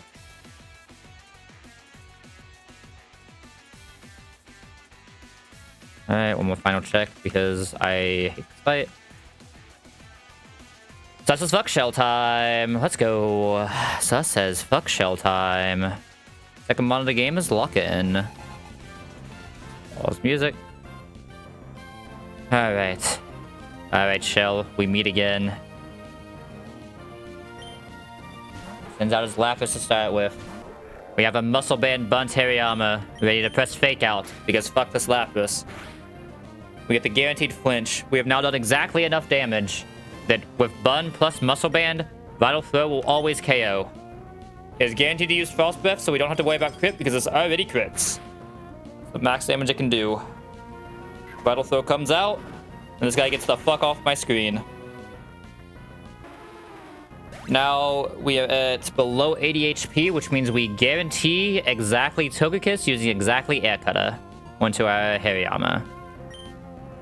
Technically, there are rolls it sees it doesn't kill if it doesn't crit, but it sees always a crit on Togekiss. It just needs to see maximal anyway, but there's now always Air Cutter. We now send in the goodest boy, the cracked as fuck Hamilton himself, with his head stone ready to absolutely destroy this Togekiss. He eats the Air Cutter, doesn't fucking care. It always crits, doesn't fucking care. He's just a guy. I didn't calc Air Cutter as always critting, did I? We always kill him too. We just lost Hamilton. It should have been Ampharos. Apparently, I forgot to put a crit on Air Cutter. Fuck me. I forgot to put it on Air Cutter. I forgot to fucking put crit on Air Cutter. I forgot to fucking put crit on Air Cutter. That's a reset. Might be. Maybe not. Do we kill 2 fake outs?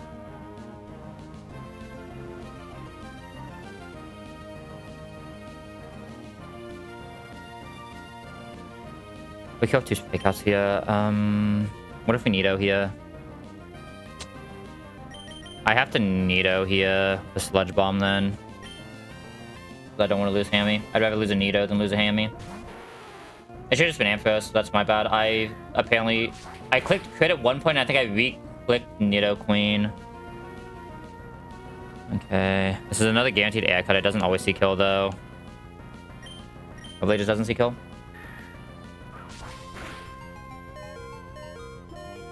Nido Queen, you're beautiful. This makes the line a little bit weird, but I think this is probably still Delcatty. I mean, this actually doesn't really affect Slowbro that much. It means we die to the Quick Claw proc more often than not, but there's always Delcatty fake out. Sometimes you're just never punished, though. Sometimes you're just never punished for being stupid. Nah, I should have, maybe it's pivot. It's probably just pivot through Dreadnought there, and then use that to get into Hammy. I mean, realistically, it's just bring the Ampharos, right? But we rocked him to double Rock Slide here. Like, the line is still intact, it's just a little bit more awkward at the end. Rock Tomb. One Rock Tomb means that we're always faster than Delcatty, so we can start pressing Rock Slide. It would be absolutely hog as fuck if we get a flinch here, but if we don't, it's fine. The flinch will be nice, but doesn't matter. Oh, beautiful flinch. That just means we have more HP for later, so Dreadnought can potentially do a pivot. Makes Vespiquen absolutely riskless as well.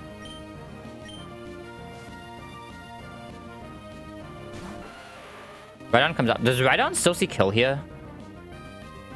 Does Rhydon always sees kill here? It is slow kill, so it can still Stealth Rock. We actually prefer to Stealth Rock here. It's Stealth Rocking is a better case for us, but either way, we have to pivot Serena Hyde here into the Drill Run. It's fine if it Drill Runs, but we prefer to see Stealth Rock. Okay, this is fine.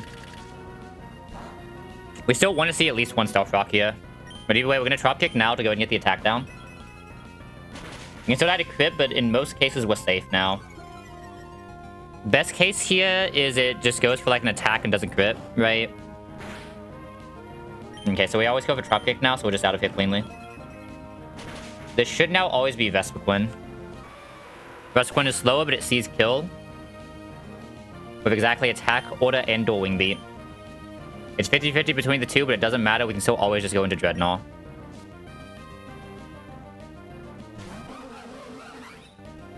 So just clean pivot back into Dreadnought here.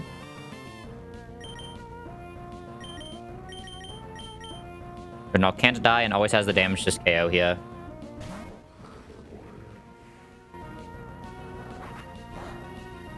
Now this is where it gets weird. It can still see Whirlpool over Zen Headbutt here. On the blow bow. Well, I really didn't want to deal with this now, but sometimes you just have to. Either way, we just rock slide this out of our face.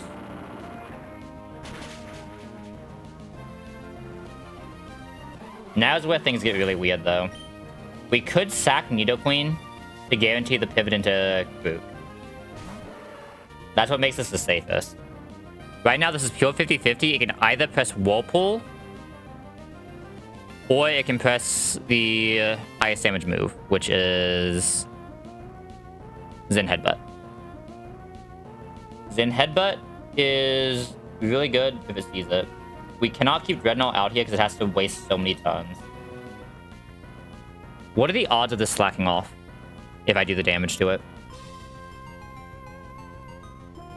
Can I ever swap in the last turn of... Here, let me see.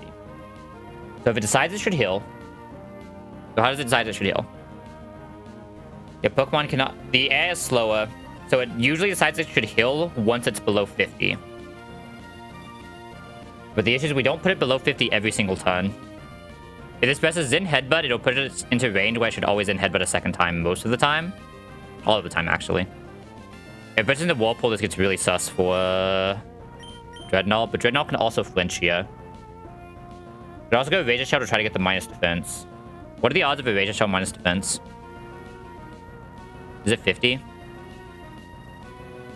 I think I'd rather go for Razor Shell minus defense here. This is very awkward if it Whirlpools, though. Because if it Whirlpools, we can't just die. Because it'll be locked in for Zen Headbutts if it doesn't see the heals. If we Razor Shell and it gets a defense -1, can it still slack off?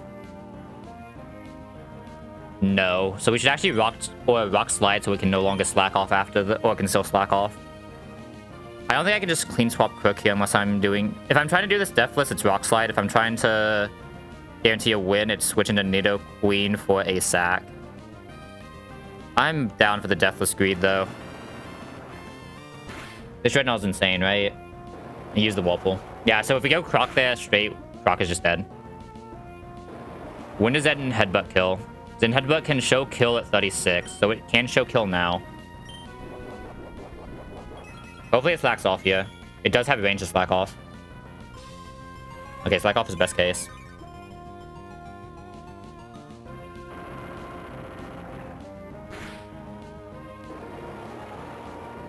And now just always shows kill with Zen Headbutt, though. I think we just lost Dreadnought for fun. Unless this flinches. Yeah, we just lost Dreadnought for fun. I mean, I always have to sack something here. It probably was not Dreadnought that we sacked. It was probably just Nido with our box. But Croc always wins this now as long as it doesn't proc, right? We always press Crunch. Made this fast if it can never kill. Croc just always wins. I think the correct play is go Nidoqueen there. But I think one death there is fine. It sucks that it's the Dreadnought, because Dreadnought's one of our stronger Mon, but I should just sack the Nidoqueen, is the real answer. It's always sack Nidoqueen there. Nidoqueen does absolutely nothing, right? It's always sack Nidoqueen there.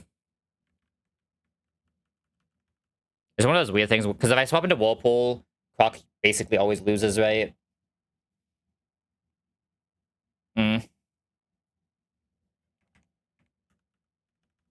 Dreadnought definitely was probably the best Mon in our box, though. I'm not gonna lie. This was an insane Dreadnought.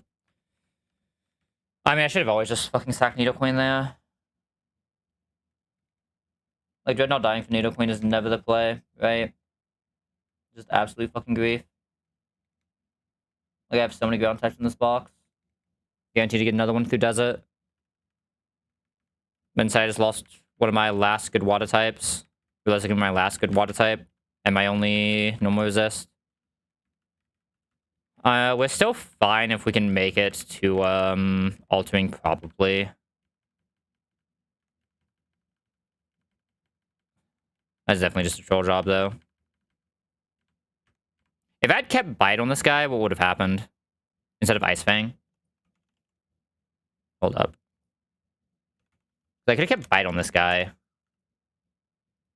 Oh, I should have kept Bite on this guy for Glowbro. Oh. Actually wouldn't have been bad. Maybe I should stop keeping Icing on this thing and start keeping Bite. Just for Glowbro potential. It's rare that this thing can also beat Glowbro, but that actually does make sense, doesn't it? This thing is just good at coming out against Glowbro. It doesn't take too much damage. Shows Bite, shows Outspeed. Can't get crit, so it always... if I had Bite on this, it's actually just the fierce Glowbro it could be. Obviously, in this particular box, it was without the Delcatty, but I just like keeping Bite on this thing. At least for right now. Lose the Ice Fang, it kind of sucks, but, like, it's fine. Yeah, it was always just sack Nito there. Might be. It was always sack Nito. This box is still good enough. We get the Arcanine here. So, like, this box is still insane, but it was always sack Nito there.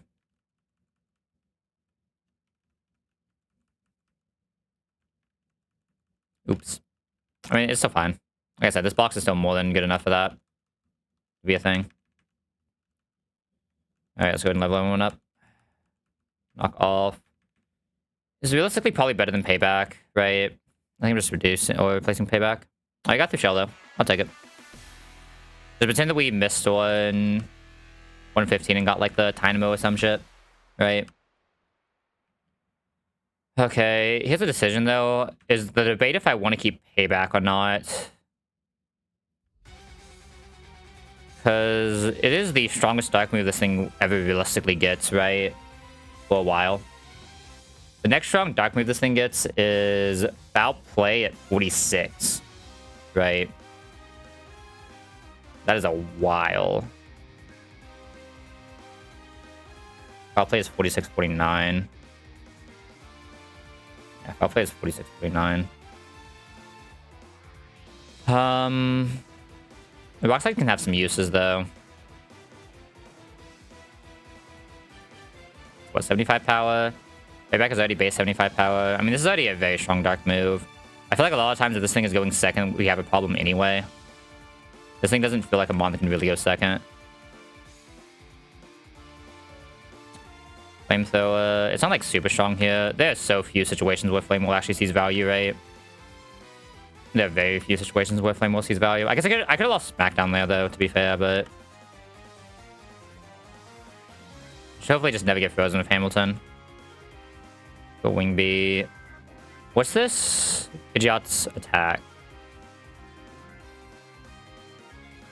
This Pidgeot is 5 attack. The odds of pressing this are basically 0 on this Pidgeot. Not exactly 0, though, because Pidgeot does have decent base attack. I'm probably never wall winning at this point, right? Let me... what all stones do we need here? It's just the one, right? You don't Evo yet. Yeah, it should just be the one. Let's go and grab our... oh, why do I go back here? Hello? What are we doing here? We're gonna win this way. Alright, let's go ahead and grab our Arcanine.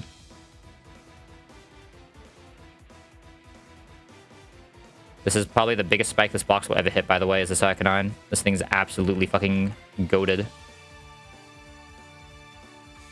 Oh, look at him. The good boy has become the bestest boy. Look at him. He's ready to destroy everything. Got Smackdown. This was the exact level for this, right? I didn't just almost fuck up. Yeah, 35 is the exact level for this, so you can't fuck up, thank God. I don't remember there being a reason to delay that to... or level that before 35, but yeah. Stream speed is kind of good.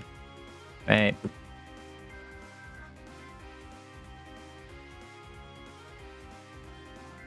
Next question. Is there ever a reason to delay anyone else's spots? Do you get Wall and Rain here? You do. I believe I remember that not being a reason to delay. Because you kind of want Waterfall, because this is also a very physical Wall and Rain, right? Yeah, so you definitely want Waterfall on this guy. So I should just go ahead and Evo him at 34, I believe. There's nothing weird at like exactly 35, right? You can get Super Fang earlier, but you lose Waterfall for that. I don't think that's worth it. Yeah, I'll just go ahead and take this Evo. Could start looking to scale this Encore now if I wanted to as well.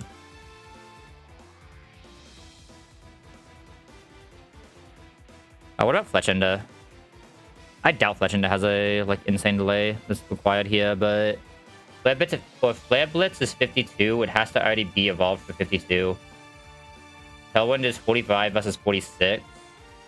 It's like the only one that actually matters here. Acrobatics 37 versus 38 is not a thing. So Tailwind at 46 is also not a split though, right? Both of those are just right before Vito. Vito was 48. Yes, there's absolutely no reason to delay this guy. Oh my god, look at my Fletchend. My Fletchend is amazing. Oh, sorry, my Talonflame's amazing. Look at him. In all his majestic beauty. You get Stomping Tantrum for this gym. I can still reteach Secret Power right now, yes. I just can't teach it if I go south. Surely I never had to press a normal move on this guy. There's actually some War's Eye Stomping Tantrum on this guy just because he can resist everything else, right? Okay, finally a better Bug Bite, thank god. Guys, I can feel slightly stronger while he's sitting in the box. Let's go. So no Discharge here yet, right? I just feel like I'm never pressing this Cotton Spore. I guess there's some situations I do, though. What are the stats on this Ampho? Did it have decent special? I'm probably never pressing Thunder Punch again, right? Thunder Punch is like lasted the amount of time it's supposed to last. If I'm getting Discharge the next split, just not this split.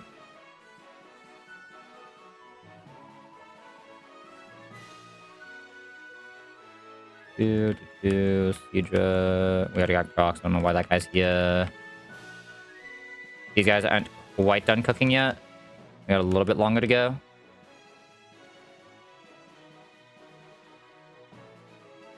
Oh, no one needs an attack here. What's going on? Guys. You're supposed to become stronger when you level up. What's going on? You can't just gain stats. You gotta gain moves. Alright, let's grab our Rare Candy. Grab our Skill. Grab our Berries. Oh. No, it's one of these two. Heavy Armor. Do you want to learn Brick Break right now? Instead of Force Palm?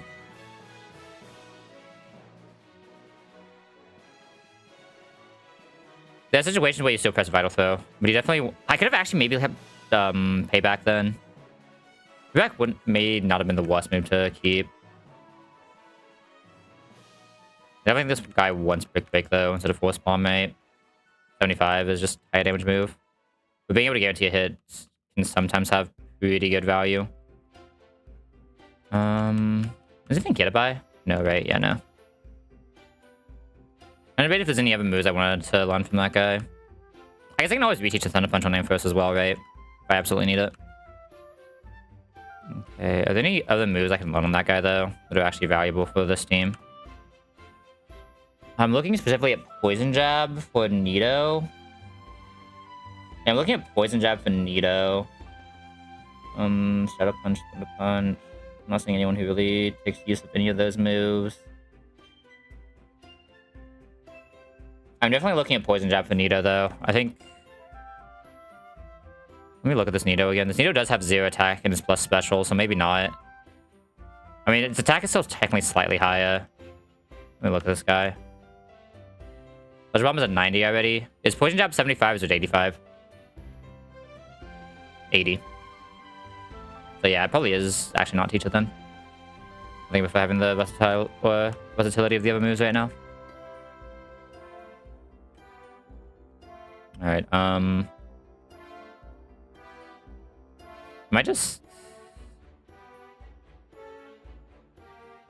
Surely this guy does it, right? So there's no way this Arcanine somehow dies to, Kalia, right? Yeah, because it only has Dazzling, yeah. Or it has Dazzling in Future Sight, but Future Sight we can always swap out one. Free Rock Slide, right? Oh, I can Hypnosis, but I did not consider this. We eventually wake up, though.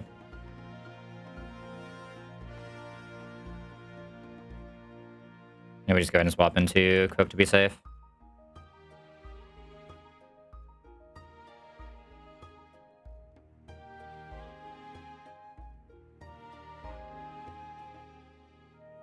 I actually saw the Hypnosis, by the way, because I'm pretty sure that thing doesn't actually see moves correctly. Those felt like very... I mean, it couldn't have AI, right? It definitely doesn't have AI, because it used Hypnosis twice in a row. That should not be something possible. Okay, did I ever grab the base move here? I don't think I did. Oh. Salmon, and finally a real amount of chestos. Oh no, these are citruses. How many citruses did we hit, by the way? 57. Not the worst thing ever.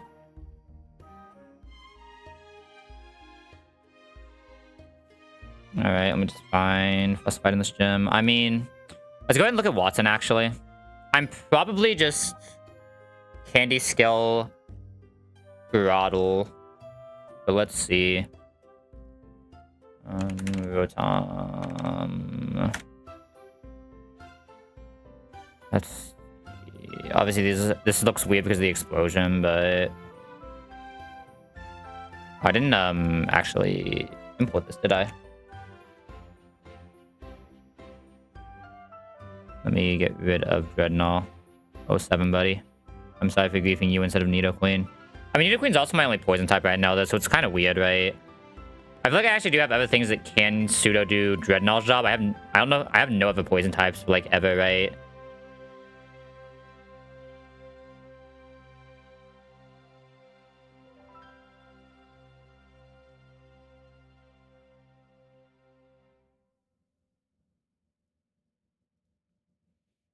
Yeah, it should be better, though. I mean, I definitely have things that can one-shot it. It's just the explosion is always a problem. Like, who can never go out here, though? Holy. This can probably actually go out a non-explosion, right? Or did the fake out? I'm surprised this doesn't show one-shot. Like, I'm pretty sure I have to just bring Hariyama to fake this out. I don't think I really have another choice. Because it has Cuss Tap, right? It's either that or I bite into Mudshot Nidoqueen. That's the other option. And if it explodes, it explodes. I mean, either way, we have to survive. It's 2 hits, right? That's the thing. So I guess if either way it's 2 hits... I guess Nidoqueen's actually really good for this gym as well, because it means I have a ground type in addition to... the better guy if I want it. In addition to, this guy evoing, which is almost always happening. Whatever goes out here basically has to be able to 1 or 2 shot setup, which most Mon can. Nidoqueen is definitely the one I feel least bad about potentially sacking, right? You could Arcanine this. Arcanine never dies to crit explosion if Arcanine doesn't have another role, but I believe Arcanine will probably be my Rotom fan, right? Arcanine is just like such a classic Rotom fan counter because it rock slides into an extreme speed and always kills. What if I do this? Does it guarantee kill? No. Realistically, it's just, it needs to be Cherry here, right? I mean, this only does 62. How much is this actually doing to Arcanine? More than I like. And yeah, I don't think anything else can out against here. So I think it's just a Nido lead. We risk the Nido, but that's fine. When we try to find Arcanine, I pivot in hopefully to an Air Slash or a Will-O-Wisp, right? But... so this clean kills this in most cases. Not clean kill, but this beats this by pressing Bite into Mudshot. It's faster. This has no way to get speed up. If it gets exploded, it gets exploded. And if that happens, like, that's always a chance, right? What are the odds of that happening again? I know they're very fucking low. Was explosion. This final Gambit. Was explosion, though. That's probably up here, isn't it? Floating moves. AI is 100%. It is a 5% chance to see a +7, which isn't even guaranteed because it can also see the +8 on highest damage. So, like, Nidoqueen can usually beat this. Usually. It probably always baits this out. If it's taking any amount of damage, which is like 50, it baits this out using Scald or potentially Ice Beam. So you have to pivot into a Scald Ice Beam Lantern next with someone. I'm kind of looking at Hariyama. He can't come pre-bunt, but if he gets Scalded, that's good for us, right? God, I wish I could guarantee it. I mean, I guess if I have a berry and I don't get crits, most we can take a 60. That's what, 58? It's just if we take 58, we're actually in a bad spot because 58 can see Ice Beam still, but it usually sees Scald. Do I have another good in there? I guess is the question. Do I have anyone else who just fights this well?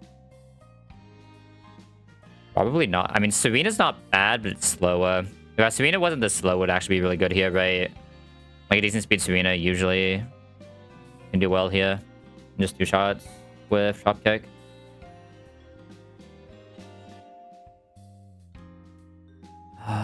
Yeah, I think it's just Hariyama with a Cherry Berry.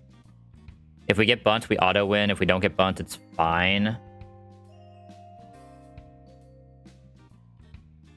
Hold up, let me do something real quick that I should have probably done before I exported.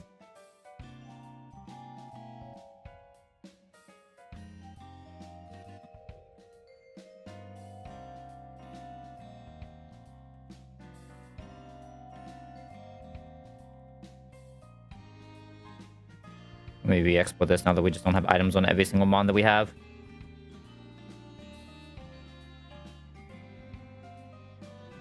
Okay, that should make just looking at things much easier. Because I don't have to, like, already see this guy having a muscle band, right? I mean, on average, Hariyama is actually really good here, right? If it gets paralyzed, it hits through paralyzed or paralysis once with guts, it just kills. If it gets bunt, it auto wins, right?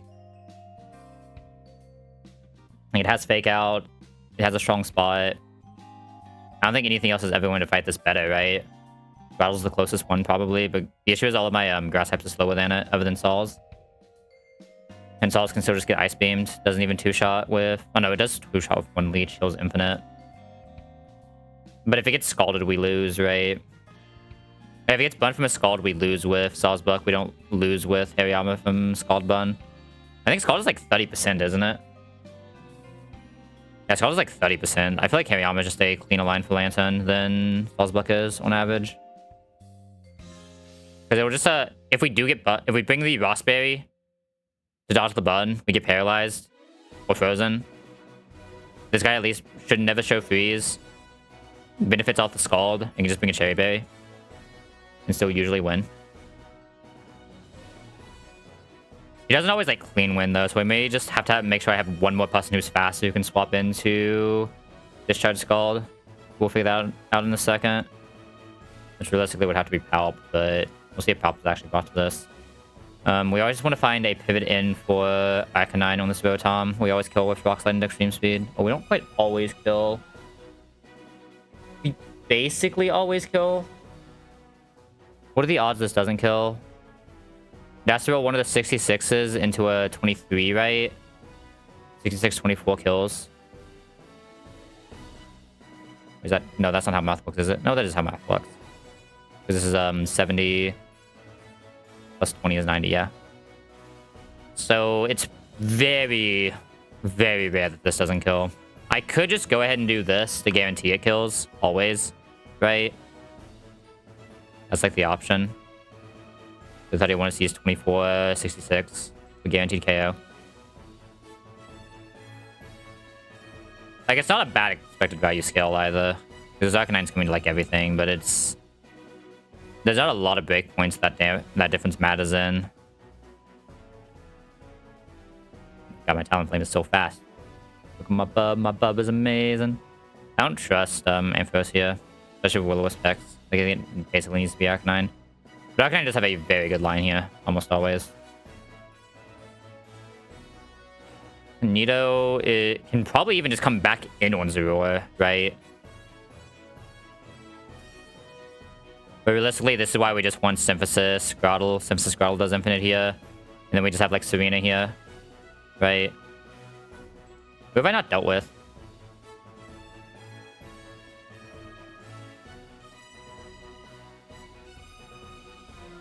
Oh, Ampharos technically, but that's also Groudle. So I do have 1+1 I can bring here.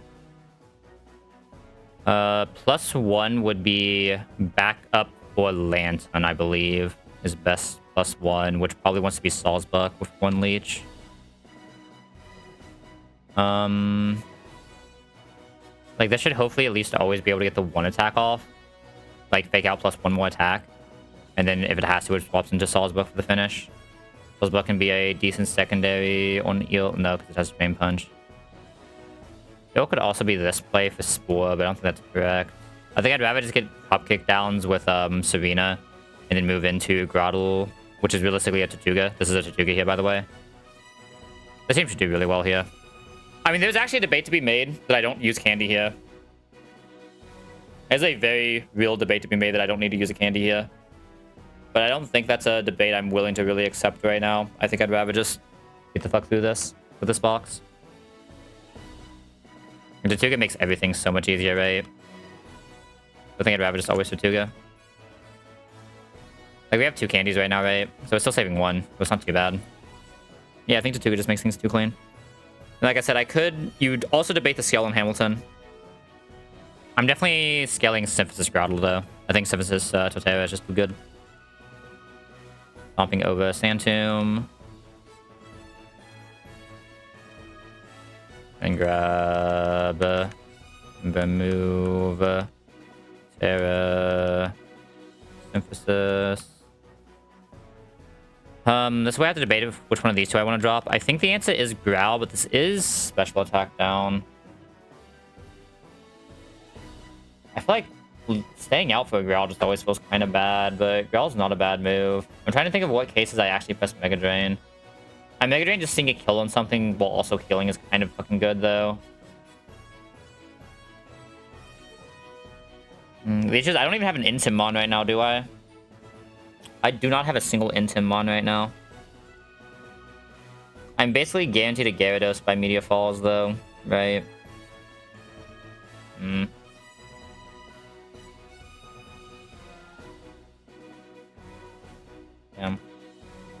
Actually, such a hard decision.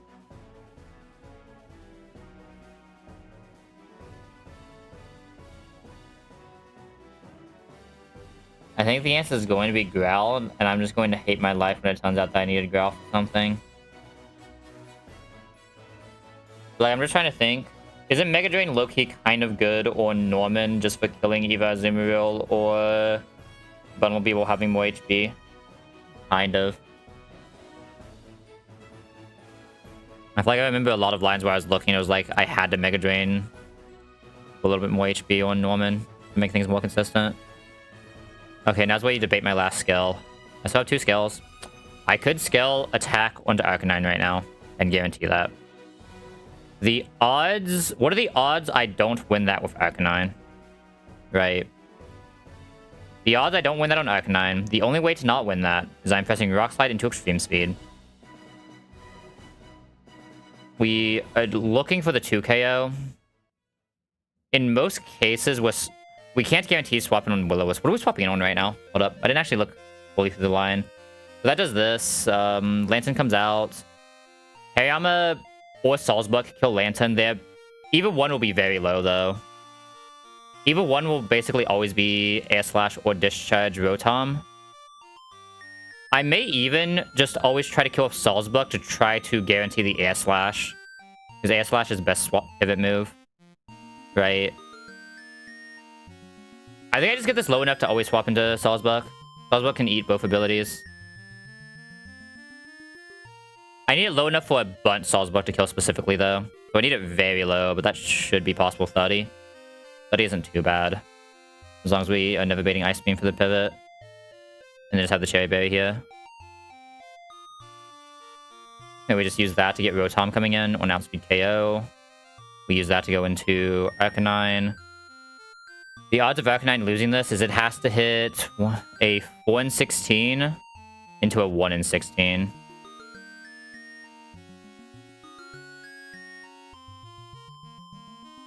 Which I guess is just a 1 in 64.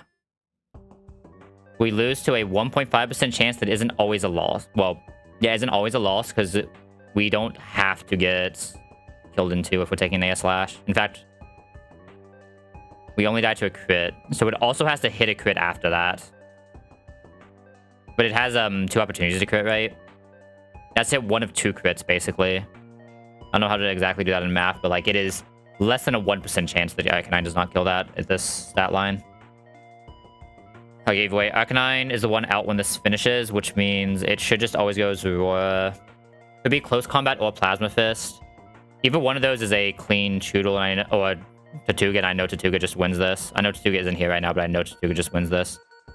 Could also potentially be something with Nido Queen pivoting back in. Who knows? Serena should be able to swap into all of these as well. And eventually just get this low enough for Rattle to repivot in. Use some Synthesis to get back up. Finish this off and then just be clean out for Ampharos. Yeah, I mean, this should be safe. Okay, let's actually get there now, though. Intrin. I guess I should actually import this with the guy. The Tortuga guy. Okay, I mean, I know Tortuga clean outspeed one-shots this with stomping. Shouldn't need anything else. Brings this guy in. I can probably clean go Aconine here. Does a Solid Rock guarantee KO? It's not Solid Rock. It's Hard Stone, isn't it? I don't know why I keep always think that. We don't outspeed, sadly. Run button, but... Oh, wait, we're not on Electric Terrain, though. Oh, no, this is Electric Star, just not Electric Terrain setup. So we are on Electric Terrain. But I think means Rock Slide actually does not kill Healy. We never get 2-shots, though, right? Yeah, we never get 2-shot. We are coming in on Acrobatics, though. So can we get 2-shot? But I guess if we're never 2-shotting, it's better just to have no item on Oranberry or Citrus Berry, right? Okay, so if we take... Oh, wait, these are on crits. So yeah, if we take crit Acrobatics into crit Hex into crit Hex, we can take what? 18... 108 plus 18. We can take 126. We always love that for no one. We're safe. Okay. I think these are the two that just come to every single fight no matter what, right? Totera shouldn't need anything specific. It'll be... Totera will then swap back in on, like, this guy, right? Always thinks this well. Could get poisoned here is the only weird thing. I don't think we're ever taking poison on the swap in, right? We're always taking overdrive more than likely. Could potentially take poison on the swap in. Rosha one-shot. Is it ever this swapping in? Did they both outspeed Hammy? No. It was actually this swapping in with exactly Stuff or Discharge. I mean, either way, Totera should just be fine with a Orin, right? Shouldn't need Citrus here. You know, just make sure Tortuga always shows guaranteed OTK, right? Yeah. And the other mana I bring can just be basically anything, right? Like, Nido's always a good option. Heavy Armor, Parasect are both okay options. Actually, a lot of these guys get absolutely destroyed by the thing. Oh, we have a... I've got to do the rest of Evas, which I think is just Hamilton, Celio. I think that's it. Legenda. Never mind. Oh, we no longer have Sandal either. We went ahead and bought the... Or bit the blow on that one.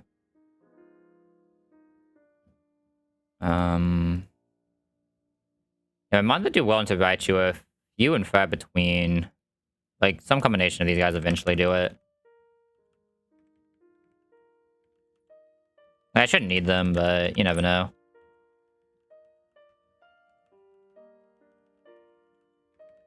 Yeah, we have a very good fucking team for this gem, right?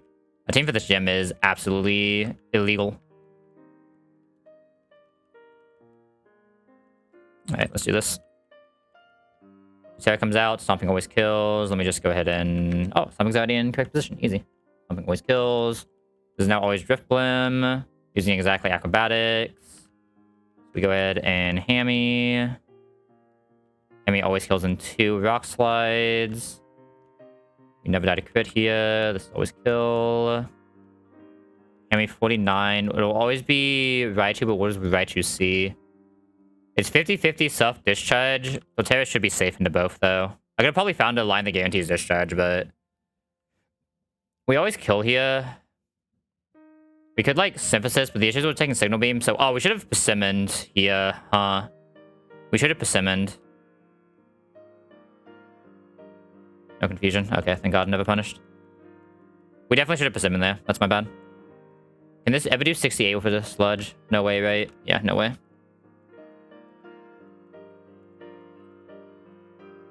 Yeah, the Persimmon would have actually been the correct play there. Might be. I don't know why I came back to heal. We gotta heal after all these fights. Or before all these fights, I should say. This has Focus Sash, but we do have Extreme Speed, so Hammy's just always good here. Hammy lead. Jolteon should be super free for Totera, but we do need to come with a Chesto. Loki should be pretty free for Arcanine.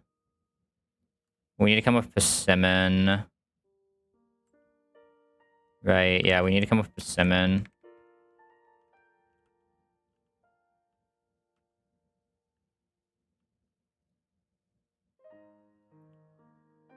It also isn't like super safe, so it's not the worst idea to have a backup for that.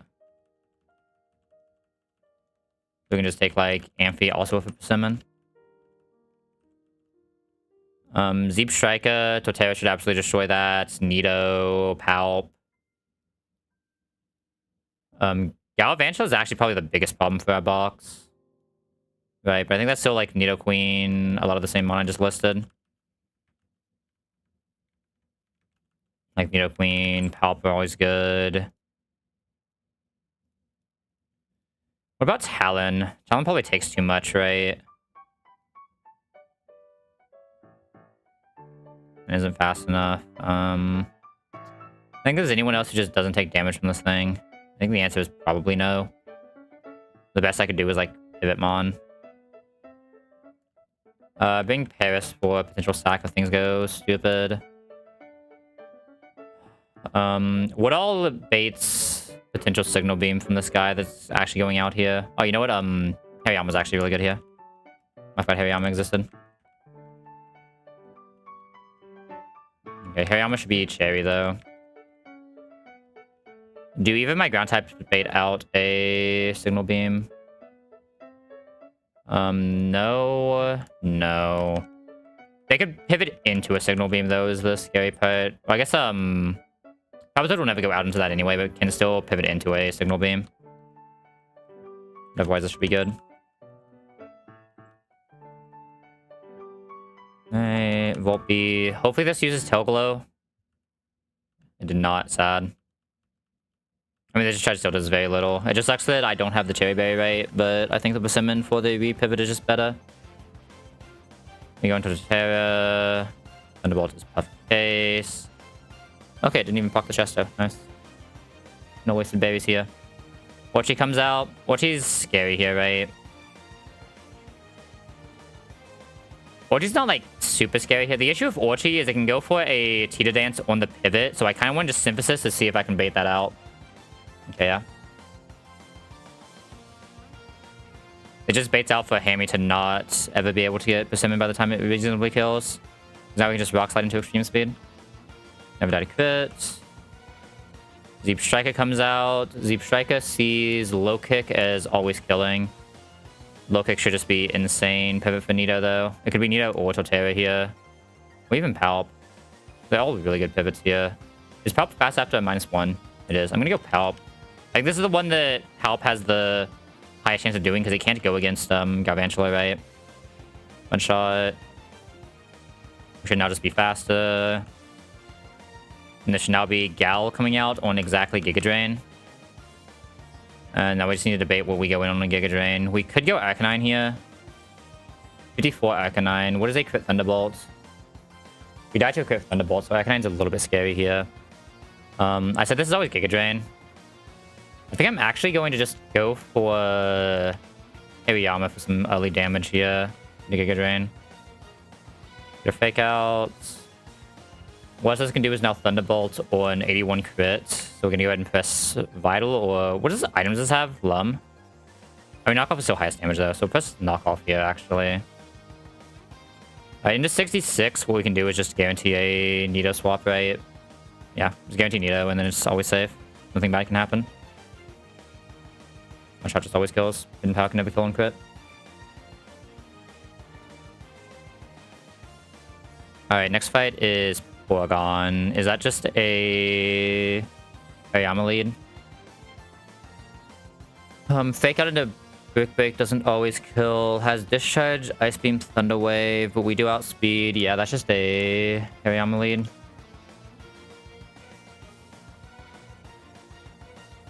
I don't think these two can ever not be in any fight we ever do again. We should have cherry. I don't know what item you want yet.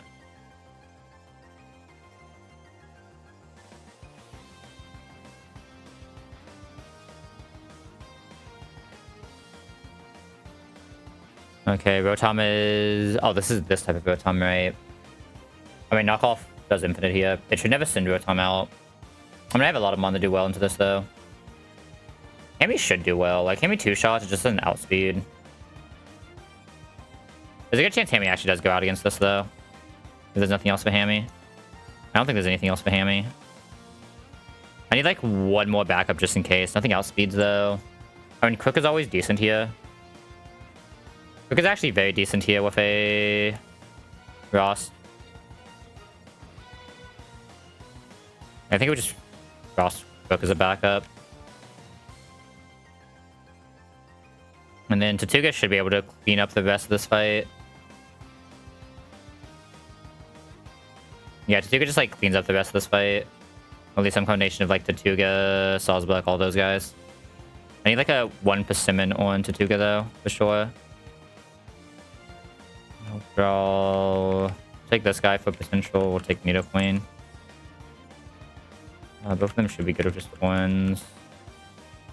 Okay, I'm gonna lead. The rest should be fine. I'm gonna lead with Cherry. Hopefully this guy still had a Cherry and I wasn't being an idiot. He raises special attack here, but I already calculated for that. It doesn't actually matter that much. We're faster, so we should just Brick Break. What item does it have? Eviolite? We could knock off its Eviolite. Eviolite's only defense though, right? So it doesn't actually gain us anything. Ice Beam comes out. We just kill... I don't actually know who comes out next. Pikachu? Pikachu. Is it exactly Volt Tackle, though? It should be, right? There's always Volt Tackle, so just free Torterra. So from here, Torterra just, like, does everything. Sonic Tantrum always kills. There's nothing this can stop us with other than, like, flinches, and we'll surely eventually hit through one. Oh, I didn't consider Static there. I should have Seed Bombed. Oh, fuck me. It's bad.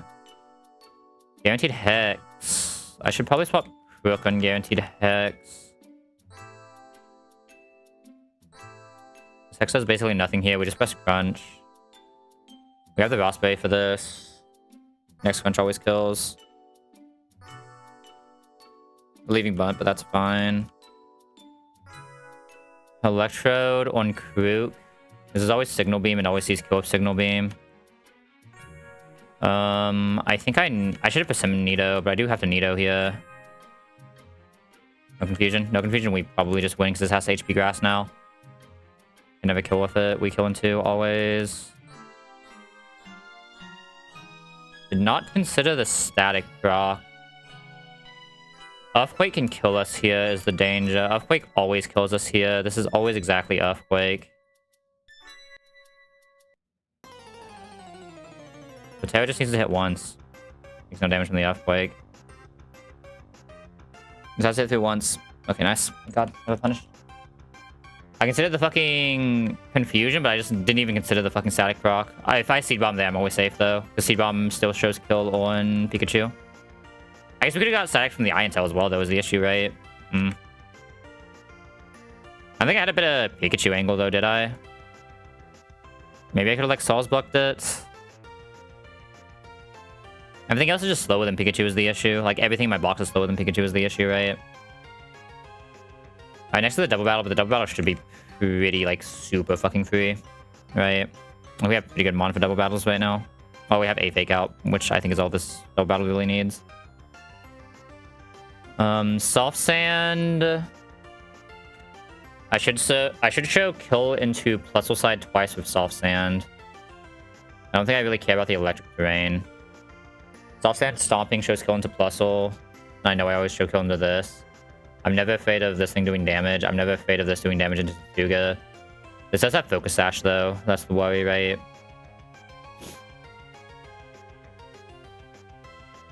This does have Focus Sash. Because first turn, we're just clean, Fake Outing, Plusle, so we just don't have to worry about it doing damage to anyone. Yeah, we get Electric Terrain, but I'm fine with Electric Terrain, I think. I don't think Electric Terrain really bothers me that much. In the electric terrain, both things should be seeing attack into Hariyama. Either way, we just go into Nito or Crook.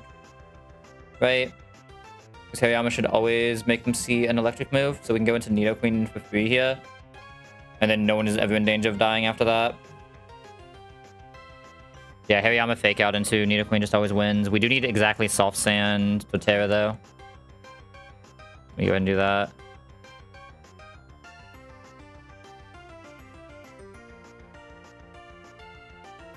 Where is my Soft Sand? Soft Sand Torterra. Hariyama shouldn't matter since you're just faking out the one time and getting the fuck out of there. Like, Hariyama should realistically never take damage here. Kind of same with Nito. Nito should not realistically take damage here. He's obviously just not really afraid of anything. Alright, the next question is Clean Clank, because Clean Clank can do some fucking damage, right? Clean Clank is actually really hard. It won't have minus, though, Healy. So we should just always be able to safely go into this. Nothing else. Ampharos is always pretty safe as well as potential pivot. Pop is also really safe as potential pivot.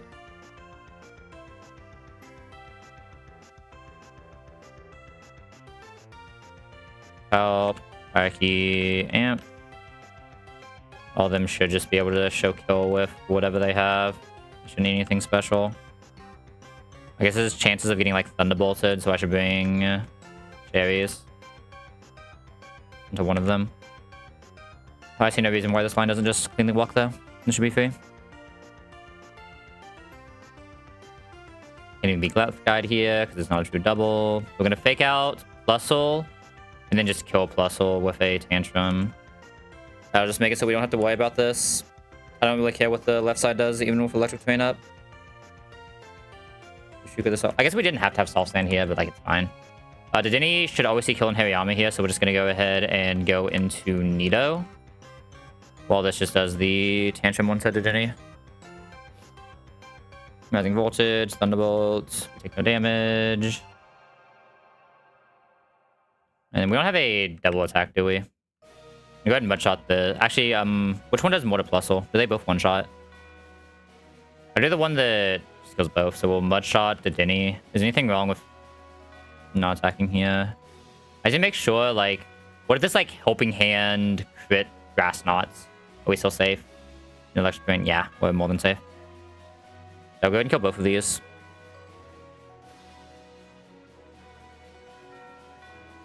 There's a Knot too. Clink Clank comes out. Clink Clank with no minus cannot do anything to us, realistically. Steel Beam can show kill a Nito Queen, so we'll just go ahead and get that out into Hamilton, and then Torterra just using a bad Tantrum. Probably actually just kills this, right? If it's using Steel Beam. Steel Beam can never kill Torterra. Okay, easy.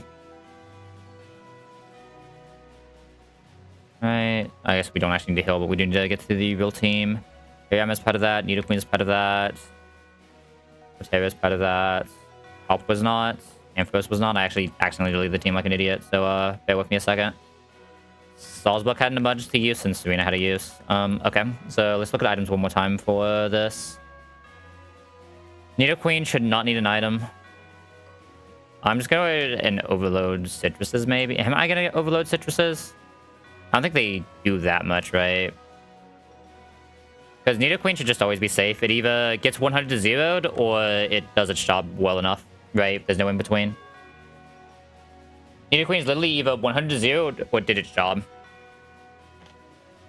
I guess, hold up. If we take the crit Flash Cannon, a Citrus Berry could actually come in handy here with crit Flash Cannon. Now that I think about it. Alright, counter to Lantern is Hariyama, which just needs a Cherry Berry. And potentially we send in Salzbuck there, also needs a Cherry Berry. Counter to Rotom is Arcanine. It hopefully does not get 1%ed, but it does need a Cherry Berry because it is going against a Discharge. Answer to Zurak is Torterra, which does need a Cherry Berry because it can get paralyzed by Debrief or an Ampharos. Serena against Electros. We'll mostly be taking drain punches. There's like a small wall that I go into a thunder punch, isn't there? I didn't look at the exact order things are baiting in on, but I don't think we go into a thunder punch. So I think I should be good just citrusing. So we need to be safe. Right. That should be a pretty easy Watson line, though. But either way, it's Watson time. Second monitor the game is Tabin. Just pause the music. It should be a very good Watson line, though. My box is just, like, way too good for Watson, right? There's no way we lose this.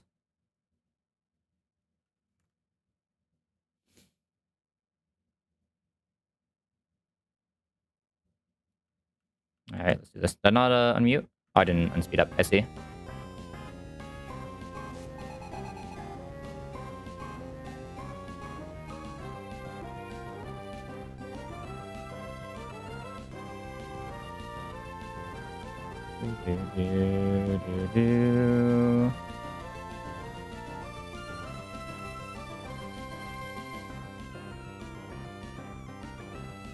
I'm just looking through one more name to make sure I didn't fuck anything up.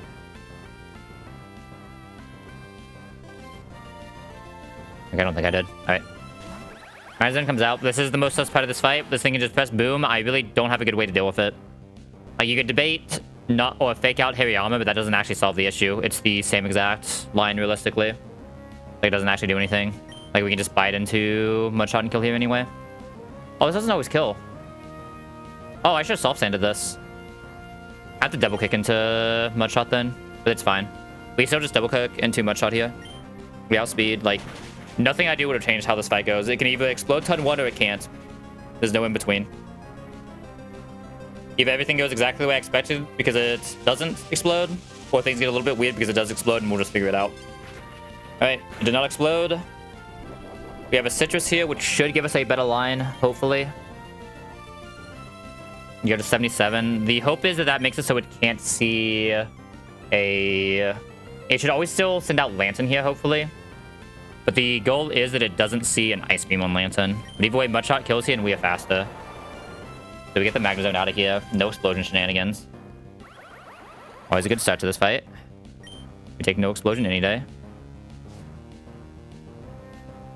Lantern comes out. Lantern can't see T-Wave. It can't see Discharge.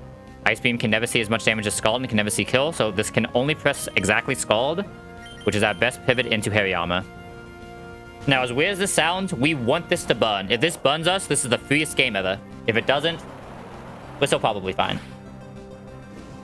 Let's fucking go. Oh, that's beautiful. Our Hariyama with Guts is now online. Still gonna press Fake out here, because there's no reason not to. Oh, we love Guts Hariyama. Highest damage this thing can do is a Discharge doing 73. We never die to double Bun proc. And we now do infinite damage. This has no way to stop our attack, so we can go ahead and just Brick Break here. No reason not to. We could knock off the leftovers. We don't lose too much damage for that. It's actually probably correct to knock off leftovers here. I'm gonna knock off leftovers. Use a Scald again. Crit Scald can never kill here. Ideal. Or Healy. Even after the proc. Okay. Get that out. Now, the best part about this is, at 32, we should never bait Ice Beam still. We can bait Ice Beam here. Actually, that's the issue. We can bait Ice Beam here.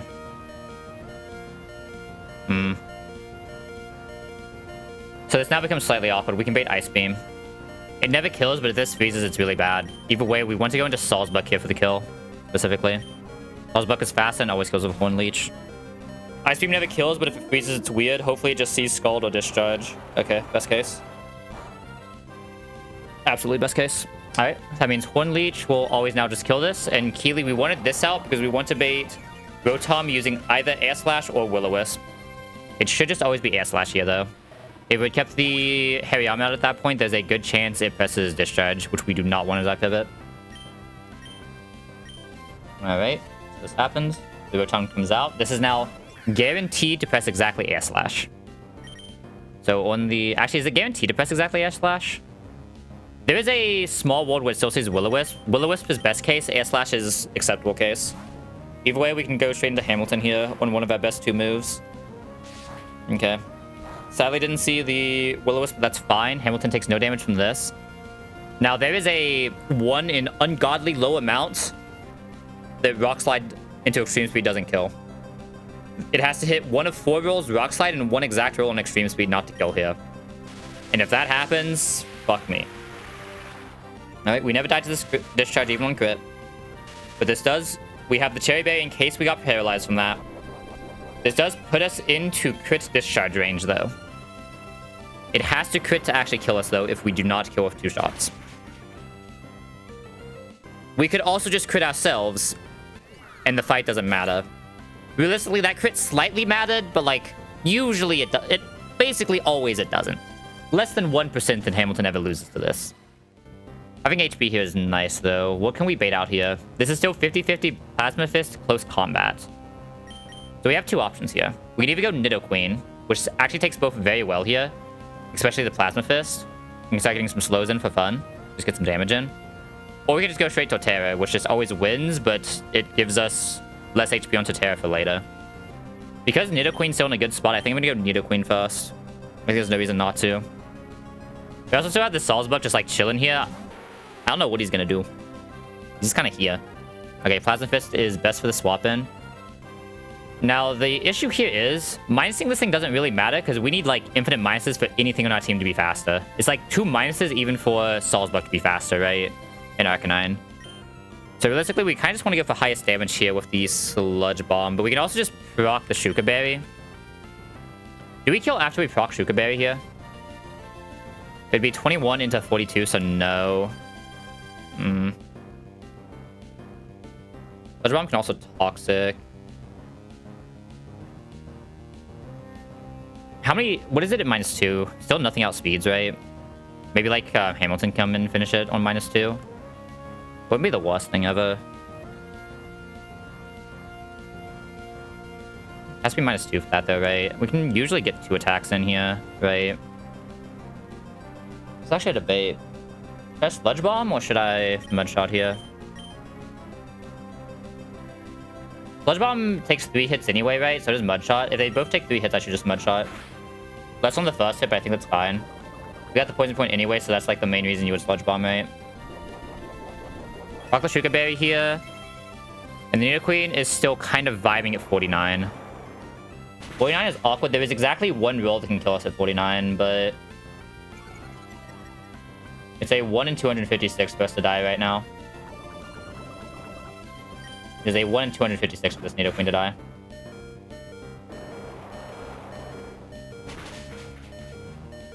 Okay. We are at 20 now, Keely, though. 20 can bait close combat. This is close combat, knock off Grass Knot. Salzbuck dies to close combat, so we can't go Salzbuck. Arcanine also dies to close combat, so we can't go Arcanine. So we probably are supposed to just Torterra here. Torterra never dies to anything here, and can just set up a Synthesis on the next turn. So we're gonna go Torterra here. I believe this will exactly live the poison, yes? I believe this should live the poison with like 1 HP. Okay, it losing to the poison is also fine, though. This should now always be healed, because both these see that they just can't really fight this guy. For Torterra to be in the best position reasonable or possible, we want to go ahead and swap out of Torterra here and into Serena and start getting some chop kicks in. We're gonna go ahead and go Serena here. It's a little awkward if it starts to coil up. That's fine. It can't coil right now, Keely, because we see a outspeed 2-shot on it. So we're gonna go Serena. I should have maybe Seed Bombed once, just so Serena shows outspeed 2-shot as well.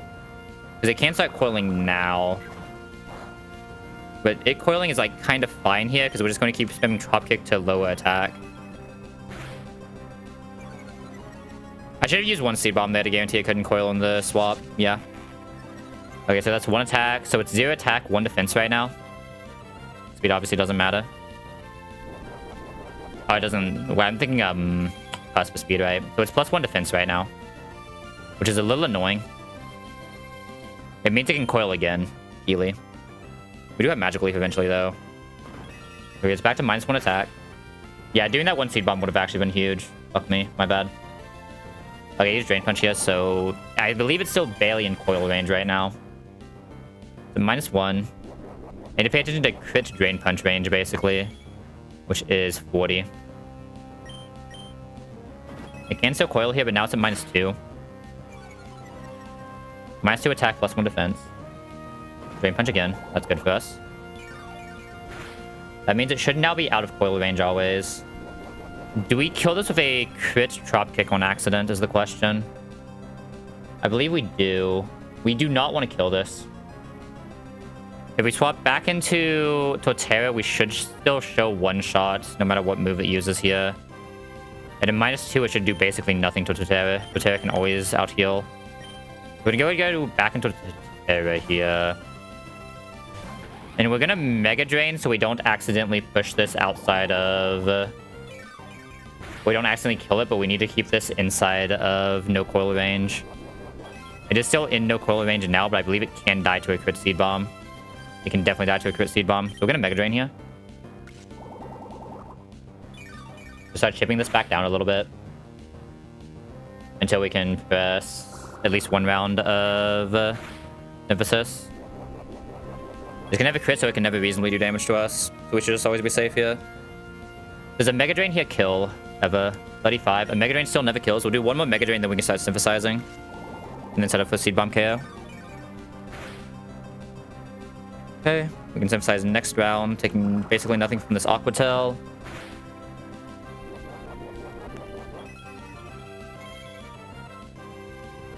My A button not working. I'm trying to remember if Aqua Tail had an additional effect. I believe it does not, correct? Yes. So go ahead and synthesize here. And our goal here is just to leave us as much HP as possible. As long as we can't die to a crit from Ampharos, we win this. And a crit from Ampharos currently does 82. So as long as we have 82 HP leaving this, we're fine. So we can go ahead and Seed Bomb here. If this doesn't KO, it should always KO. If it doesn't KO, it's fine. Okay, it barely doesn't. That's fine. We synthesize into KO now.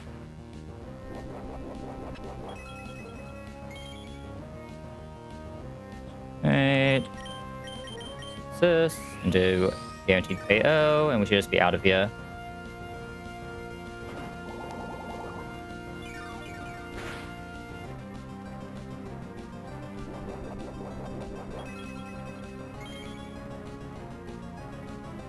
Alright, does Mega Drain kill here? I mean, I guess it doesn't matter, right? We already have enough HP.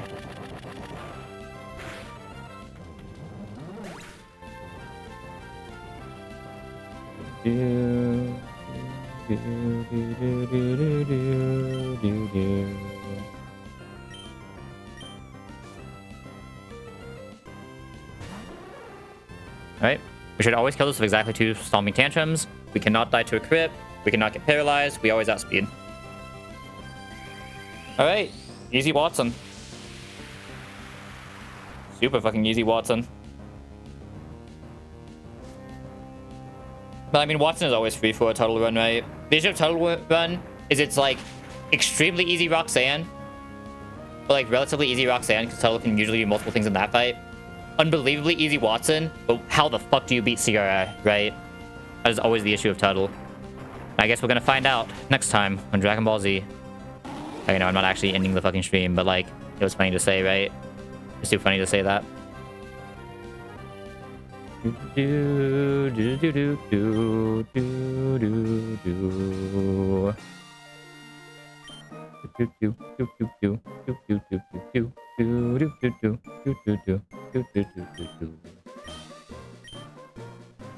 Easy Watson, give me that third badge.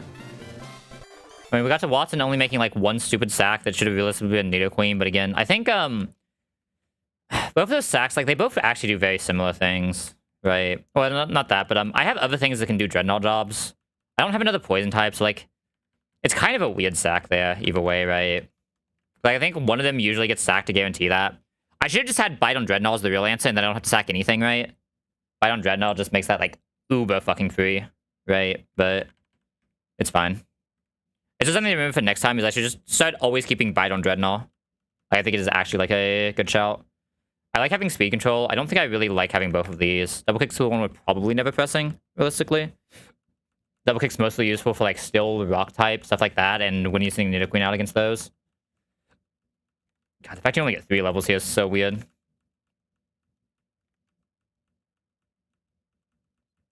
Aromatherapy.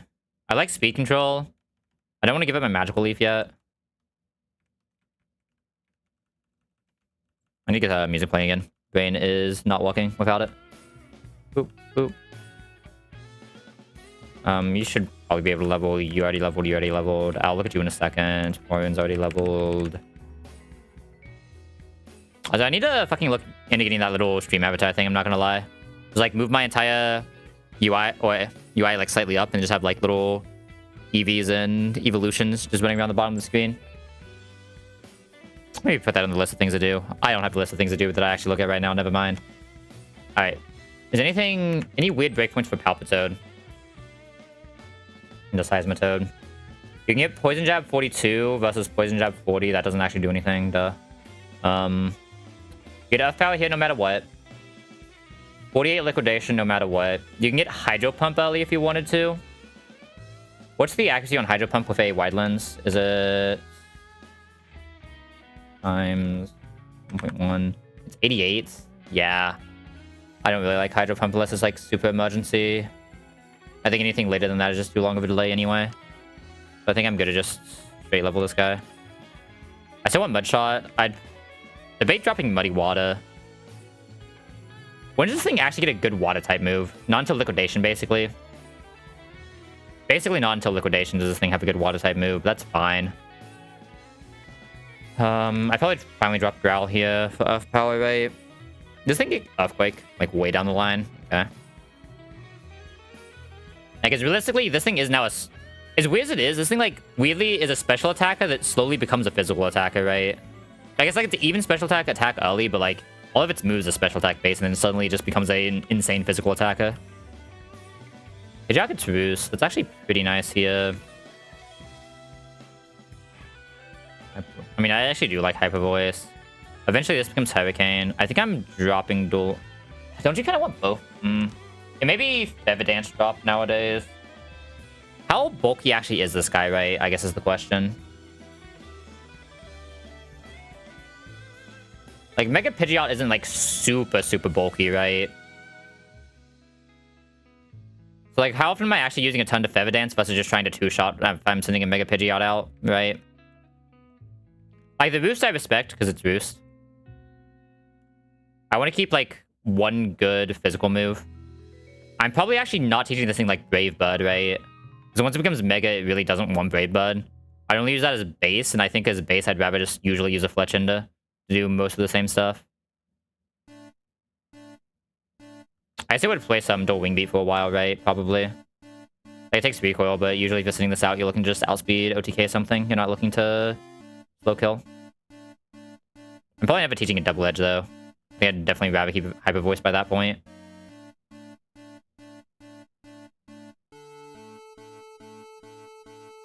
This thing really has, like, no attack once it becomes Mega. I think most of its uses will be Mega. I think I'm dropping Feather Dance here. Could be a mistake, though. I don't think it's Acrobatics. How often can I actually get value from this Acrobatics? I, like, need to keep Natural Gift right now is the issue. I think I'm actually losing AL Ace then, right? Acrobatics can usually do more damage if I set it up correctly. We're kind of at the point where you're running out of times when you want items. I feel like a lot of fights I can just set up so that I'm using a Natural Gift Berry into that anyway. Oh my god, we finally get Discharge. Holy. Guaranteed hit Shockwave is never bad, right? Bright Powder is Bright Powder. I'm probably never actually pressing Kill Bill.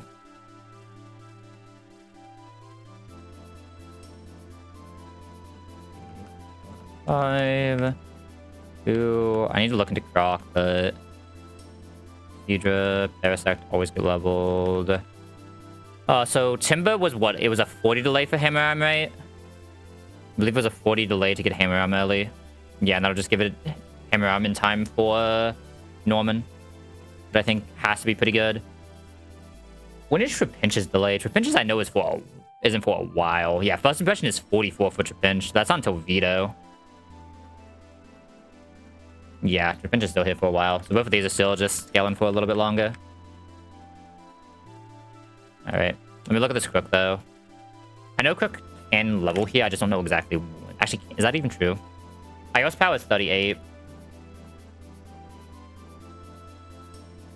Rock Slide, it should be...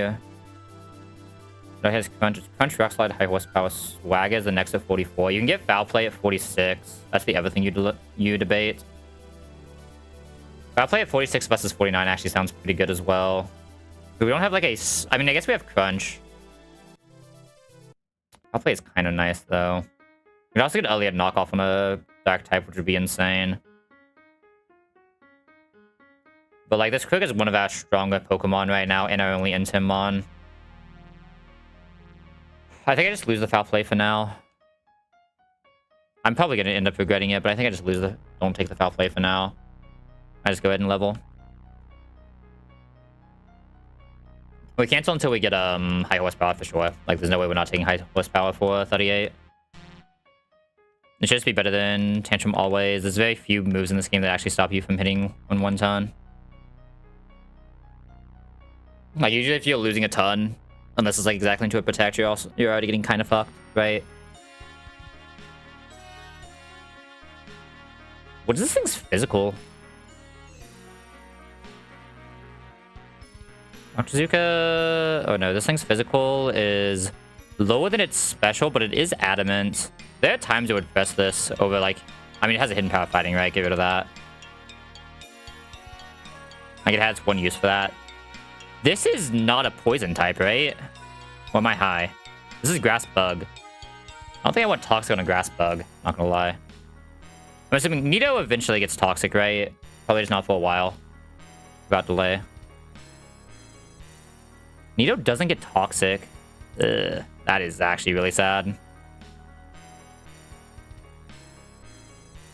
That's actually super sad. What the... But like, Parasect also just doesn't really have the bulk to reasonably be out long enough to Toxic Star, right? Alright. We should have some pretty easy fights coming up here. It starts with that old Fishman guy with a... Is he Seadra or is he Kingdra? He's Kingdra, right? Fishman Dell? Fishman Dell with his Kingdra. I believe that is first trainer here, right? Trainer before that is Kindler up north, so yeah. It should be Fishman Dell.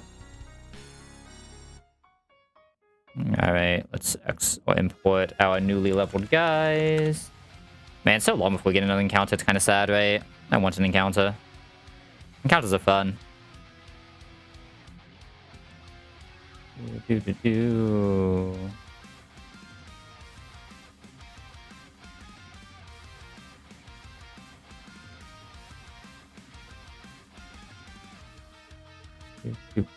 Okay, so who evoed here? Should have been Crook. Should have been you. That should be our only two evos, right? That looks like the right amount of mon for this box. Alright. Salzburg, clean OTK, Horn Leeches. Nothing bad can happen here. We always clean OTK. With a Miracle Seed, clean OTK's that. Does it show OTK if it has Miracle Seed here? No, so it'll always be Swan coming out. Using exactly Hurricane. The issue is this thing has Bright Powder, right?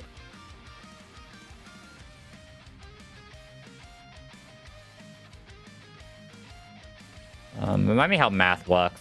1 by 1.1 by 0.9 is still not guaranteed. Or it doesn't matter in multiplication, right? Yeah. I guess it'd be 100, but 100 would just add 2 zeros to this, right? Yeah. There's a 1% chance that I miss if I lead the or send this guy out there. I don't want to take that. Realistically, it's Shockwave from this, right? Yeah. So it's just a Miracle Seed into Shockwave from this. Shockwave always kills. Into probably Torterra here. We get Breaking Swipe, though. And you can put in Self in Rain. This is really not the Skell Kingdra. Torterra usually still wins that, though. Is anyone who can come out and just get, like, a slow on it? Oh, this has Swift Swim, so nothing's outspeeding it anyway. I can maybe just Serena this, though, as well. Just be safe. Can this actually full pivot back into this? Or non-Mega Horn? I could also just have Arcanine out here. Arcanine eats anything that isn't the Hydro Pump, right? Then Salzbuck can come in on the best. Apparently, yeah, this is also insane, but yeah. Actually, how good is this here? I think I do come with a bunch of this guy for fun. And like, who's my fastest guy who just does damage to this thing? High horsepower from that guy, probably. How likely is it that I can swap that guy in? If it's not in rain, very not. I think this also gets one shot, right? Okay, so who can I swap in that does the highest damage? Is it 40? It's probably Seismitoad, honestly. Seismitoad doesn't care as much about the rain, right? Yeah.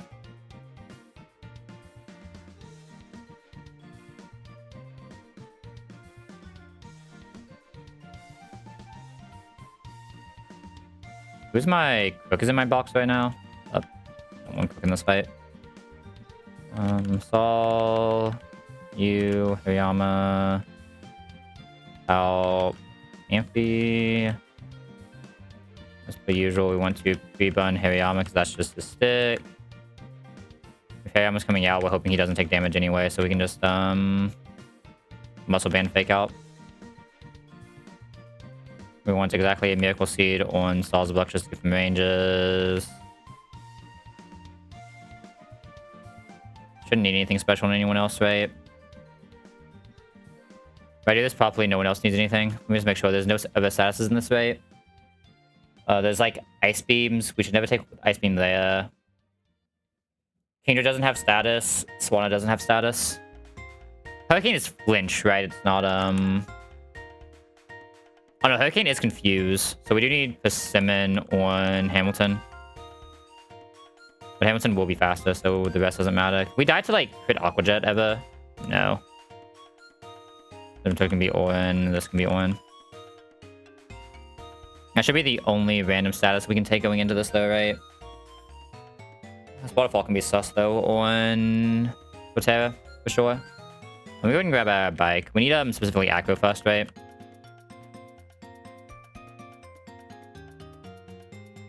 Now grab Mach when we can get back here. Alright, everyone's out. It should be Salzbuck with Thing first. And then we should be fine. Make sure Hamilton does see guaranteed OTK, right? Yeah. Okay, we should be fine then. Alright, Golduck always gets clean one shot by Horn Leech. Should now always be Swanna using exactly Hurricane. Confirm this can be nothing that is not Hurricane. It has to be Hurricane, so we can always Hamilton here. Oh no, this isn't supposed to be Hamilton. I'm an idiot. This is supposed to be Amphi. Doesn't really matter what Amphi comes in on though. It can come in on Hydro Pump. I guess this is guaranteed Aqua Jet anyway, right? That's actually better for us because I have to give a Persimmon to Amphi, right? Double Edge is best case here because it damages itself while not really doing too much. So if this Breaking swipes, I still probably want to have Seed Bombed, right? Yeah. I press Seed Bomb no matter what. Okay, we need to hit one more. Mega Drain always kills if it Breakings. Push just Mega Drain. Seed Bomb also always killed, but it didn't really matter, right? Dugong into this. It probably sees kill with Freeze Dry, right? It always sees kill with Freeze Dry. This is what Hamilton was actually here for. Hamilton does not take damage from a Freeze Dry ever. I think that can freeze, but... Okay, because we're faster, it should not be able to press Hydro Pump. It doesn't have a chance to anyway. We just always kill with a Rock Slide. Let me just confirm something. Yeah, I didn't think so. I checked it there to be sure, but I forgot to take items off before doing this exploit. I just do. I'm so slow. Let me actually just get an itemless export here so things don't go super sus.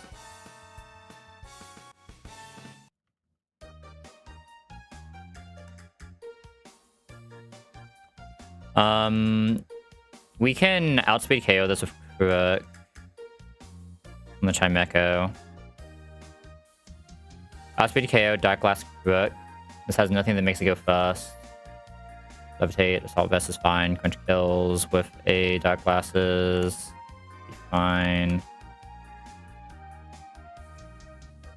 Like, Crook is an insane Pokemon. It's probably coming to a lot of fights nowadays. If we outspeed, we can just have the black glasses and it'd be fine. Guarantee the KO.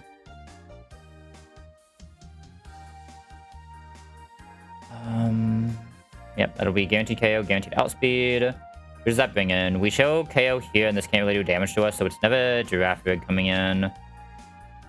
We don't outspeed this. I might come pre-poisoned Crook. We can add like 2 Hyper Voices if we do that, though, is the worry. But we also show one-shot here, though. So I guess it has to go down line, right? Since Crook just shows one-shot to everything. Everything outspeeds. So send Giraffe Rig in next. Unless, no, this has Focus Sash. We'll actually send Swoobat in next. With slower, it can press Calm Mind here. What happens if this presses Calm Mind here? Remind me what all Calm Mind does. It's special up, right? Special attack up, special defense up. And is it a 2 level or 1 level? It's a 1 level, but it's simple, so it's a 2 level. Yeah, I'll still never see kill if we haven't taken damage, yet. So Crook is still just always good here for 2 crunches. Air Slash can flinch, though, is the worry, right? There's no way for us to stop the flinch on Crook.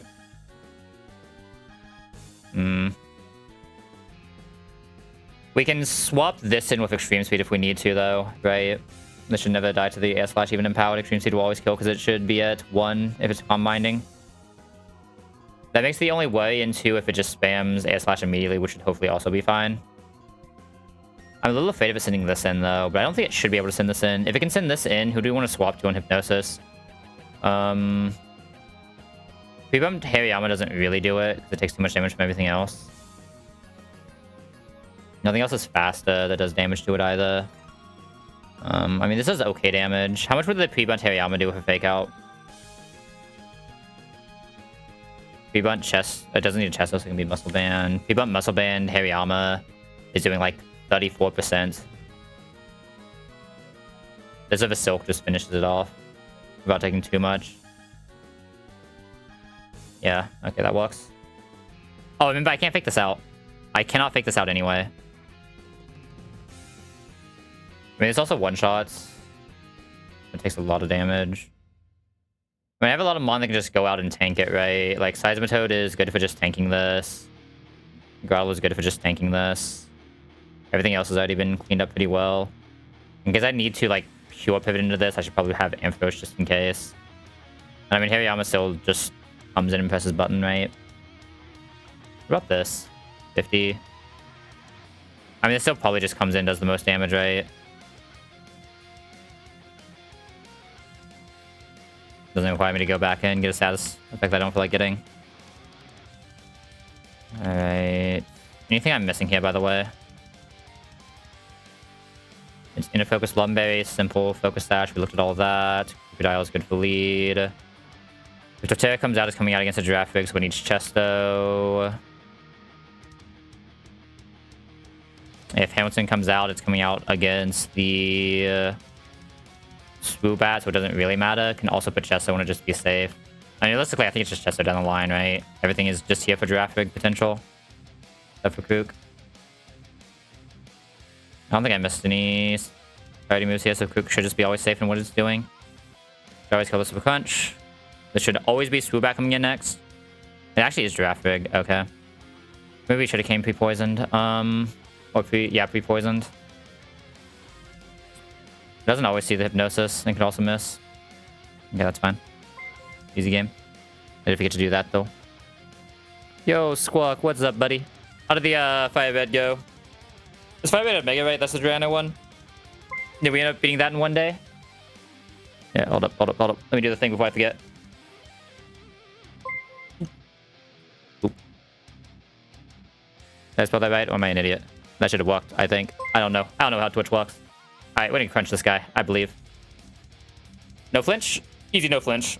Alright, it should just be free now then, right? Yo, thanks for the follows, everybody. Alright, crunch this. Alright, easy game. Definitely didn't have to dodge a Hypnosis there. At E4 gonna run tomorrow. Nice-oo. Sleepy, have a good rest, my friend. You deserve it. You've been streaming for a while. It's always good to get up, take the break you need to. Make sure everyone coming up from Squawk's chat goes ahead and does that as well if you need to. Alright. Cycling road time. Alright, surely we can get through CRI today, right? I did grab bike, right? Hold up. Hold. Alright. What's next fight here? What do we got?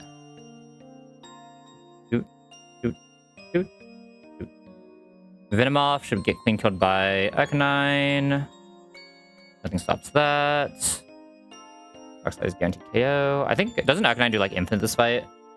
Where's Zatu as well? Right, this fight is just setting up for Gaylade with no screens, right? I mean, realistically, we should just be able to get into Talonflame here somehow, right? Talonflame or Pidgeot. Pidgeot never shows clean one-shot, though.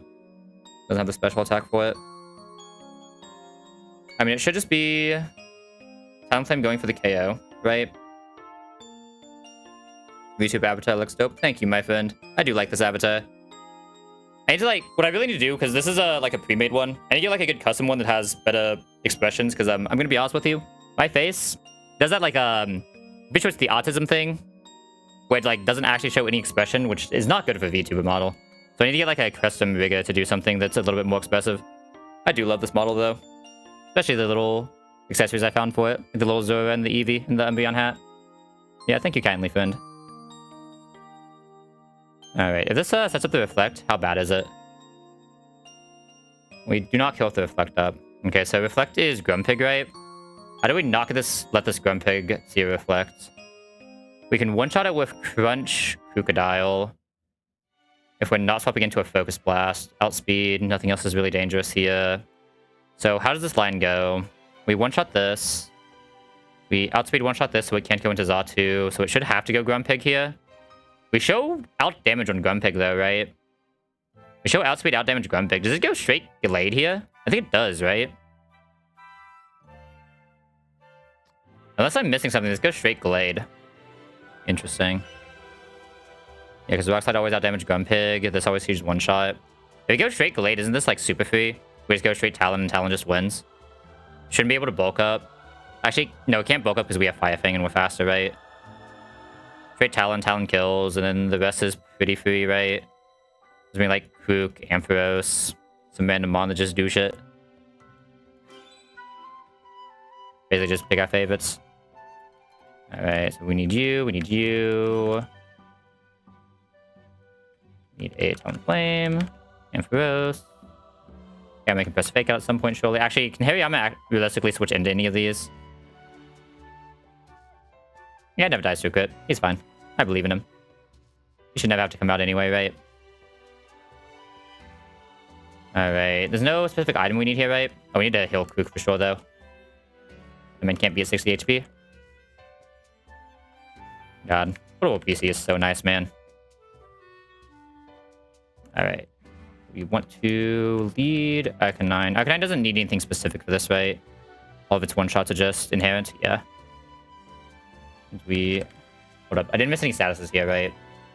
See, this flinches. Can't do anything about that. Flinch. No.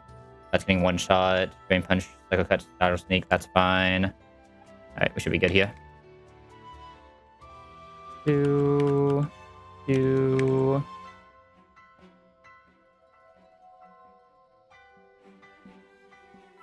Man, I'm so sad for little Dreadnought friend.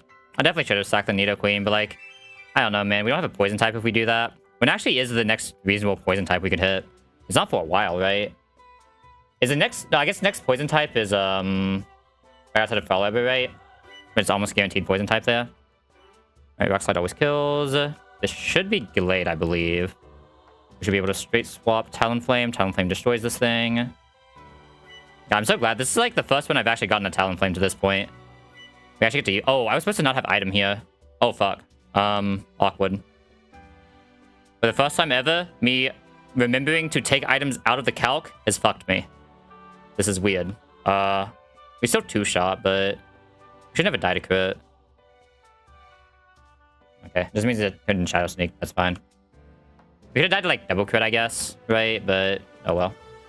Grumpig comes out. That means Grumpig sees kill. Should only be with Power Gem though, right? An extra since we ever see kill here. There's one roll of extra sensory that sees kill. Doesn't really matter. Kook just comes in for free either way. It should always see kill, so it can never set up a reflect. And then Kook just crunches. Okay, out of my face. And are we faster than Zatu with this Kook? We're not, but this thing can't do damage to us. This Krookodile is gonna go fucking hard, man. I love this guy. Like, it sucks that we didn't hit the Token of Maru with the static, right? But, like, Kook is Kook. He does work. Like, there's some things you can complain about when you miss the Token of Maru. Getting a Donphan or a Sandile, not one of them. Alright, next is the annoying U-turn fight, right? I think Talonflame should just show outspeed one-shot. Nothing that really stops us from doing that. Talonflame can also always swap out of anything here, right? So we Talonflame here, who's coming out. We clean one-shot this. Make sure that we don't have an item this time. And not be an idiot.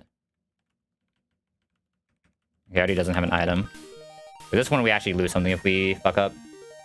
So it can never send out Ninjask Keely. Talonflame can always come back in later for the Ninjask kill as well. So it can send out slow here. Oh no, it's fast. The trio comes out. I should be able to clean Torterra there, right? Yeah, Torterra just comes in clean with a Persimmon Berry. It can never swag it when swapping because it has a Stone Edge. And we're always safe from the Stone Edge. Let's go ahead and grab this guy with exactly Persimmon Berry. Is it Persimmon or is it Persimmon? Why do I always say Persimmon? Is it like something in real life that's Persimmon something? I think that's what it is. Yeah, Persimmon Berry. Torterra. Torterra should never... I mean, Torterra probably just cleans up most of this, right? Ninjask comes back out on U-turn. We could go ahead and swap, like, Arcanine into the U-turn, right? Is Arcanine ever in danger here after taking a U-turn? Should always one-shot. Oh, it doesn't one-shot, but... it can take 20 or 30. So we should always live. We outspeed two-shot. We just need a... Cherry Berry just in case. And the rest should just be free, right? I'll bring like one backup for Magnemite just in case. Yeah, Cherry Hamilton should clean that up well. Then nothing else on anyone should matter as long as exactly Talonflame doesn't have an item. This box, not balanced. Alright. Talonflame leads onto Mindfu. Mindfu has no way to do anything here while we just acrobatics. Guaranteed OTK because we don't have an item. Alright. Now this should be Dugtrio. Yes, yes. This should guarantee Stone Edge for our Torterra swap.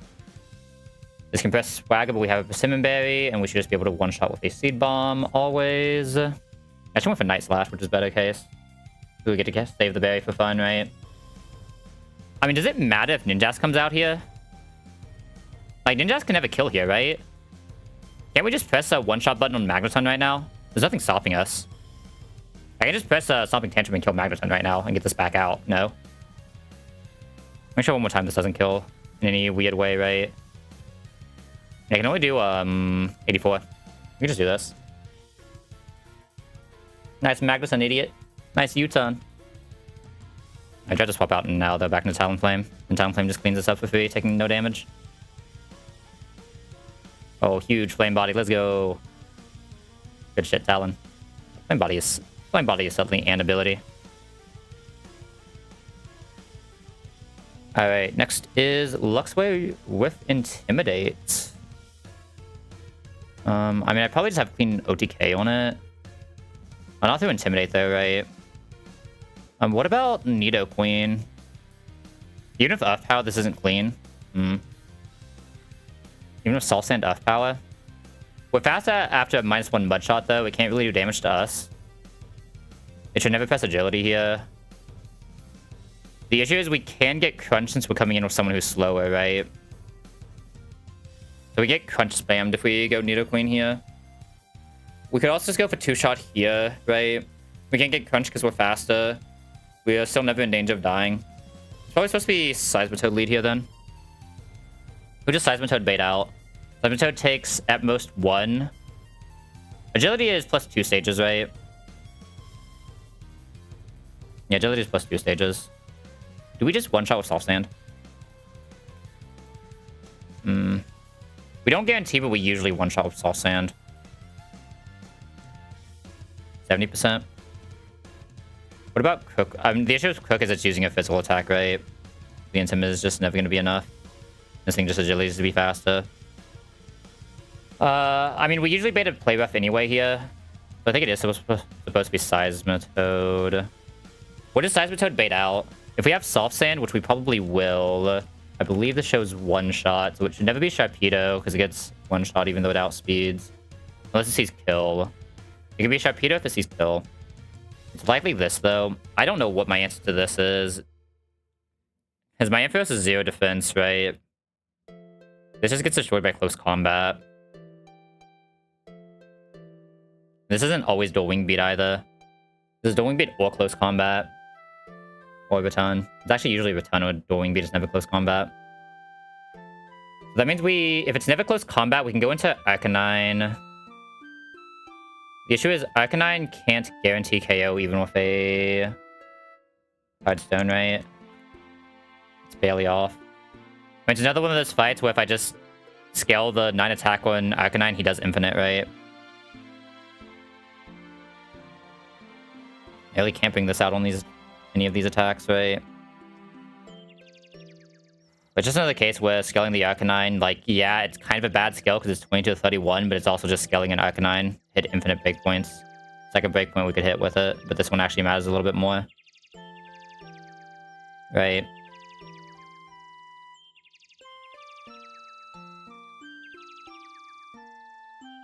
Otherwise, there's exactly one roll that doesn't kill.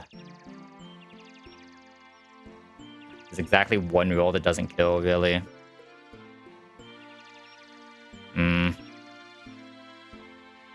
1 in 16.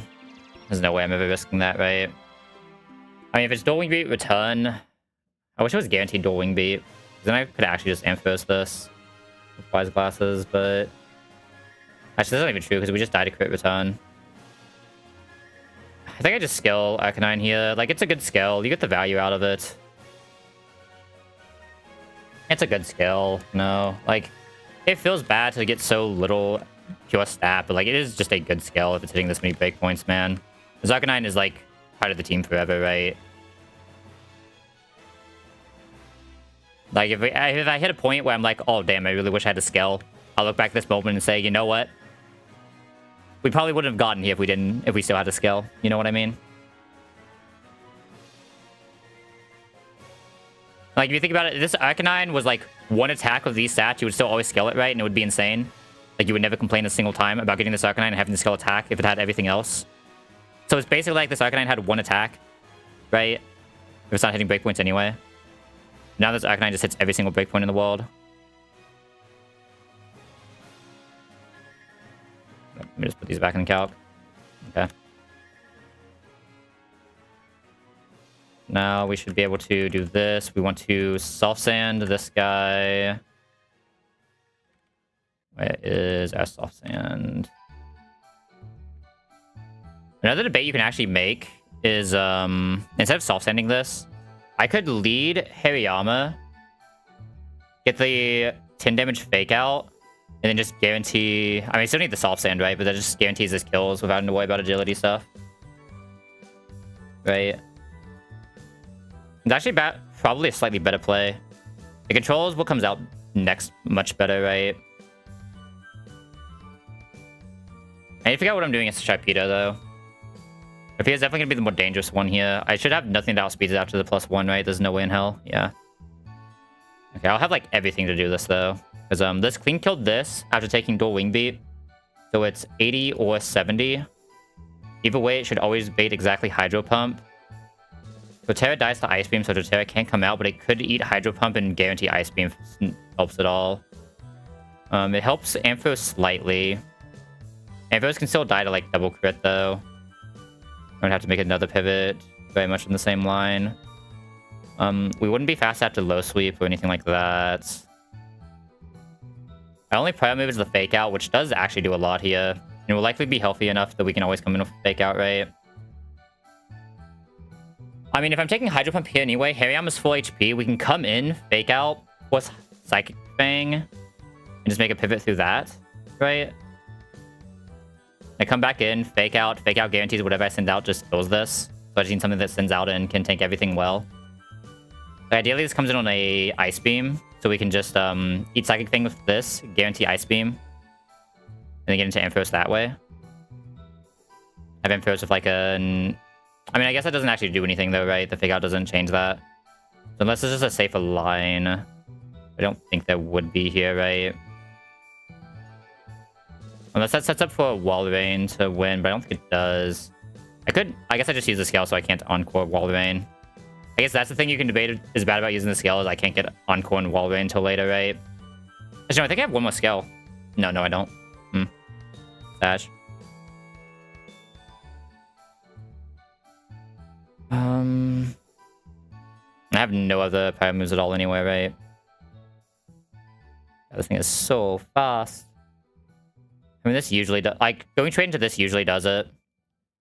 In case it doesn't, just find me something that doesn't die to crits. Serena is the backup emergency we can fake out into Serena killing with low sweep, right? We should get to that point, but in case it somehow happens. Alright. We don't really even need to burn Hariyama here, right? He still hits every breakpoint I want him to hit. 11% is fine for this being soft-sanded. Yeah. See, Hariyama, Amp, Fort, Serena. Fort is never staying out, so it doesn't really matter what he has. I'll give this to Serena just because Serena's a little more sensitive one. Same with Ampharos. You're really just trying to guarantee Ampharos gets the attack in. Doesn't matter on Hariyama. Hamilton needs exactly Headstone. Lesmito needs exactly Soft Sand. I can't believe we actually got the Strip in Soft Sand, though. That's insane. Need Hariyama for the fake outs. Lesmito is fine to any swap in afterwards. We should just be good. This is like kind of weird if we get like Crunch defense down, right? And we fake out here. Get the him for fun. Go into Seismitoad. Doesn't matter what move this is, we always live crits. Power now always kills with Soft Sand. This should now always be Bravery. And Bravery should only be able to see dual Wing Beat or Return, preferring Return. That's just always a free Hamilton swap. Just check one more time. This can never see close combat because Return is always more than close combat's max damage. And we should just be able to outspeed and kill here. It used agility. Oh, that was slower. Oh, fuck me. Oh, that's actually bad then. It used agility. I mean, was there anything I could really do about that? What could I have done about that? I would have had to knock off Seismitoad. There's no way for me to slow Seismitoad. I would have had to have Seismitoad in range to die to Return always. No, that's the answer. I needed, after the play rough, Seismitoad to always show kill and Return, but that is such a tight window to hit. I mean, we're just risking crit here always, I think, then. Fuck. Okay, thank God. Yeah, I feel like I just always have to risk crit in that case. That feels really bad, though. It also means this is random move, right? Dark Pulse sees kill. Psychic Fang sometimes sees kill. It's never Ice Beam. It's Keely, never Ice Beam. It should never be anything that can kill Hariyama, is the key thing here. If I just want to make that pivot. Because it can never be Psychic Fangs, which is the only thing that can potentially kill Hariyama here. Oh no, it can't be Psychic Fangs. Psychic Fangs never actually kills Hariyama, though. This doesn't have rough skin, right? I can Hariyama, but that doesn't increase our positioning, right? Yo, what's up, Feltia? It can't be Ice Beam, so I could go Torterra to guarantee Ice Beam. I didn't give Asper to Ampharos, though, like an idiot. It's still probably best case, though, right? Actually, I think I just Hariyama and go and get the fake out. It's still random move if it crits, but if it doesn't crit, it should guarantee Psychic Fang pivot. Okay, that's fine. We get fake out here. Let's go and get the damage that guarantees that Serena can kill if it needs to. Speed up doesn't matter because this thing's already faster than everything I could ever have. Okay, Psychic Fang comes out here. Serena dies to Psychic Fang into Ice Beam. So we should just use this as the Amphi pivot. We're still risking crit Hydro Pump, but it also has to hit the Hydro Pump, right? I think it has to double crit. Hydro Pump doesn't always show kill and has to hit the crit, so we should usually win this. Shockwave. Okay. Risk 2 crits, I feel like I should have been able to find a way to not, right? That could have been bad. Missing 2 crits should probably never happen there. Okay, does Hariyama just clean up Absol well? Absol does have counter is the issue. You have to survive the counter to do damage though, right?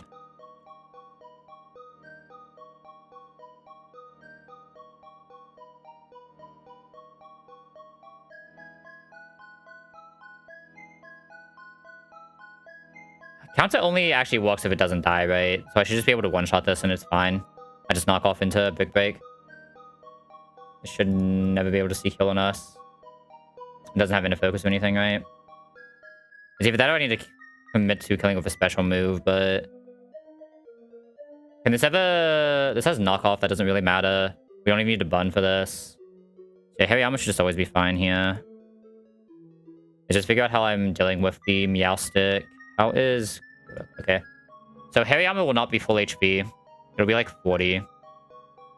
There's a world where I can bait these 3 moves. It's very unlikely, though. It's very unlikely it ever baits Signal Beam. So I can probably, like... If nothing else, Crook is a good pivot here. Into something else. Into a Signal Beam. If we don't want to take a Psychic. But what's actually fighting a Meowstic here is the question. Competitive Wise Glass. How is... Arcanine's pretty okay here, right? Torterra should also be pretty okay here. Torterra with the Persimmon Berry just trying to get 1 attack in. Arcanine can do it. Moving into Psychic or Signal Beam, I could choose which one. Do I have anything that can just speed control this thing reasonably? Let's see. My speed control is Serena. Serena can usually speed control this when we get on good moves. The issue is it does have competitive though, so if I speed control it, I have to finish it off next attack, right? It's probably better just to slow chip. I mean, Arcanine usually does well here. This can usually get 1 attack in. What else can basically always get 1 attack? Ampharos can basically always get 1 attack. Seismitoad. Need to be careful what attack I use with Seismitoad. It's like it for things that guarantee 1 attack. I guess I have wall range, so bad here. Yes, we want Hariyama. We want Torterra. We want Arcanine. Ampharos. Seismitoad. And who's this last guy? Walrein. Wait, what do I have? Do I have too many? Oh, I have a Serena still, don't I? Realistically speaking, all these are like actually kind of sus fights.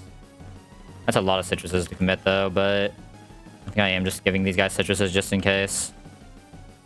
These crits are annoying. And then it shouldn't matter what Hariyama has, right?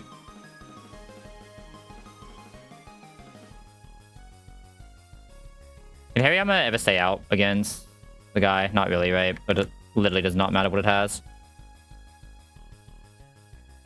Hariyama lead. And then surely the rest of my team can fight 1 single Meowstic. I believe in them. My team's got this. Pick out this. Quick break. Use the play rough, that's fine. Quick kills. This should now always be his last Pokemon, Meowstic. Yeah, it's got that dog in her. True. Alright, this is always Psychic. I didn't bring the Crook, which was kind of a mistake, but I think straight in Psychic is fine. It's not optimal, though. I should go Torterra first. Give Torterra the first chance. Okay, no downs, that's good. Seed Bomb. I'm using Psychic here. That's actually really good, because we could have saw Signal Beam. Okay, if it Signal Beams into Persimmon, or into Confusion, we still never die, right? If it's Psychic's, we're always safe. Okay, easy game. We hit expected value. Let's go. Okay, next is a Pachirisu fight, which probably just means ground type lead. Probably Tortuga. Is this a... This is a light play screen setup. Light play screen setup. I could Brick Break Krook instead of the Rock Slide. I guess I have Brick Break Mightyena anyway, right? Or Hariyama anyway. The issue is Hariyama doesn't have a special move, neither does Krook right now, right? Could Brick Break Seismitoad. He has the extra shot, or the extra slot, I just give it a Muddy Water. Probably never pressing that button anyway. It can't nuzzle anyway, right? It can't paralyze us. We can just Super Fang.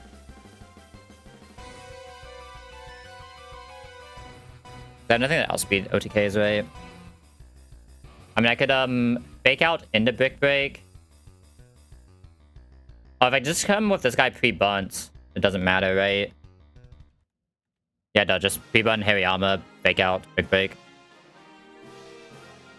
That's a pretty obvious lead, isn't it? I should bait this in using Dual Wing Beat, Super Luck Lumberry. I always go into this. We don't outspeed, we should always be able to go into this. We guarantee KO with Headstone. Yeah. Is this always this bait out? This is slower, actually, so not necessarily. Oh, no, I'm slower than everything. Never mind. I'm slower than this always. Yeah, that's the actual answer. Which is good. That means this comes out. It should be on Dual Wing Beat, which is fine. We kill off the Night Slash after. What comes out after that? Actually, does this always see kill?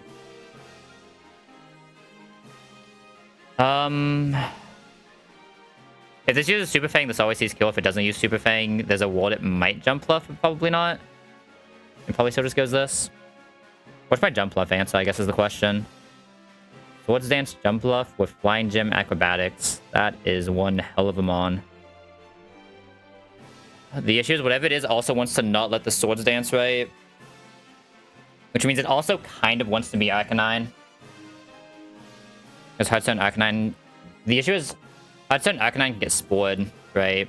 That's what we're worried about. And if it gets a sport setup, it's basically always going to Swords Dance. I mean, if it's always going to Swords Dance, I can go clean into Ampharos, and Ampharos just...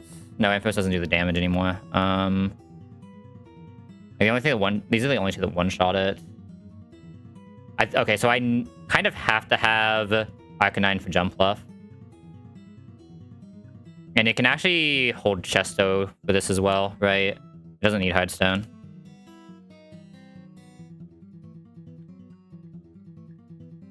Grab the E-Plus in this line. I'm gonna have to go back in Bone Hariyama anyway, so I may as well just do that.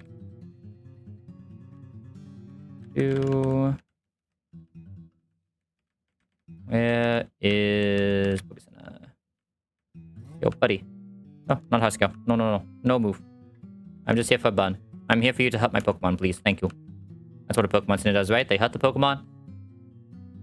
Alright. And we have exactly Chesto on Hamilton so that he can always go into Jump Bluff cleanly. He'll always be able to press Rock Slide into Extreme Speed to guarantee KO. Now, what are we doing about Rat? That's the question. What are we doing about Rat? Nothing I have will ever outspeed Rat. It's already going to be Bud, so it's not like Talonflame does anything. I don't know who I have that fights Rat. I'm going to be honest with you. Torterra coming in on Stomping can get damage in. I mean, Torterra coming in on Stomping, kills Tin back from Mega Drain, has a Citrus Berry, can usually win this if it doesn't Swords Dance. Auto lose if it does Swords Dance. So what's the line I'm going in here? So we're likely getting this, and Ampharos is just clean killing this, right? Ampharos should almost always be able to clean kill this. Yeah, because we never even died to double crit. We always one-shot for Discharge. It doesn't have anything that can make Discharge miss. So Ampharos clean kills this. Ampharos then baits in what? It's taking at least one hit. It likely baits in Raticate. Raticate won't see Flame Orb damage yet, though, so it may be Stomping here. If they both out damage, it's always just Raticate, right? Raticate will always see more damage because it's 50 compared to 30. So Raticate will always come out here. Raticate will always come out here. It won't always see kill, so it can it Swords Dance, because we won't see kill ourselves. Is there anything I can do to see kill here, or to make... I guess I can come with pre-damaged Amp, so it always sees kill with Stomping, or... It won't see Facade, right? Because it won't be Bunt yet. Pre-damaged Amp to just always be 41. But I have to take 2 attacks, right? The issue is if I only take 1 attack, but in that case I just press Thunder Wave, right? And just let it crit. So it's either use an attack on the swap in, and I just press, oh, but the issue is that's quick attack. If both these crit, it still wouldn't die, though. If at 1 HP, it's a little bit more awkward, but I think without this being burnt, we basically take no damage on Tortuga or Torterra. If I have Miracle Seed, can I stop it from ever Swords Dancing? I can stop this from ever Swords Dancing with a Miracle Seed.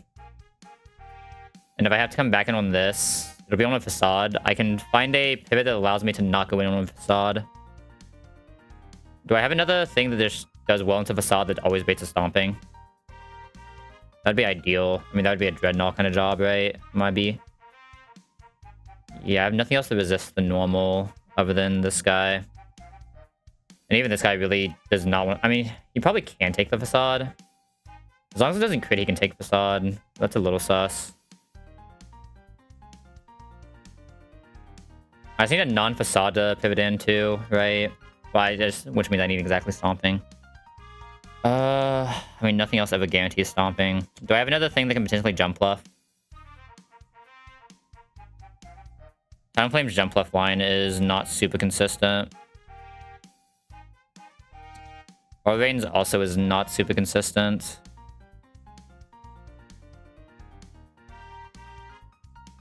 Torterra's obviously will never be. Well, Torterra's still coming for this Eradicate, right?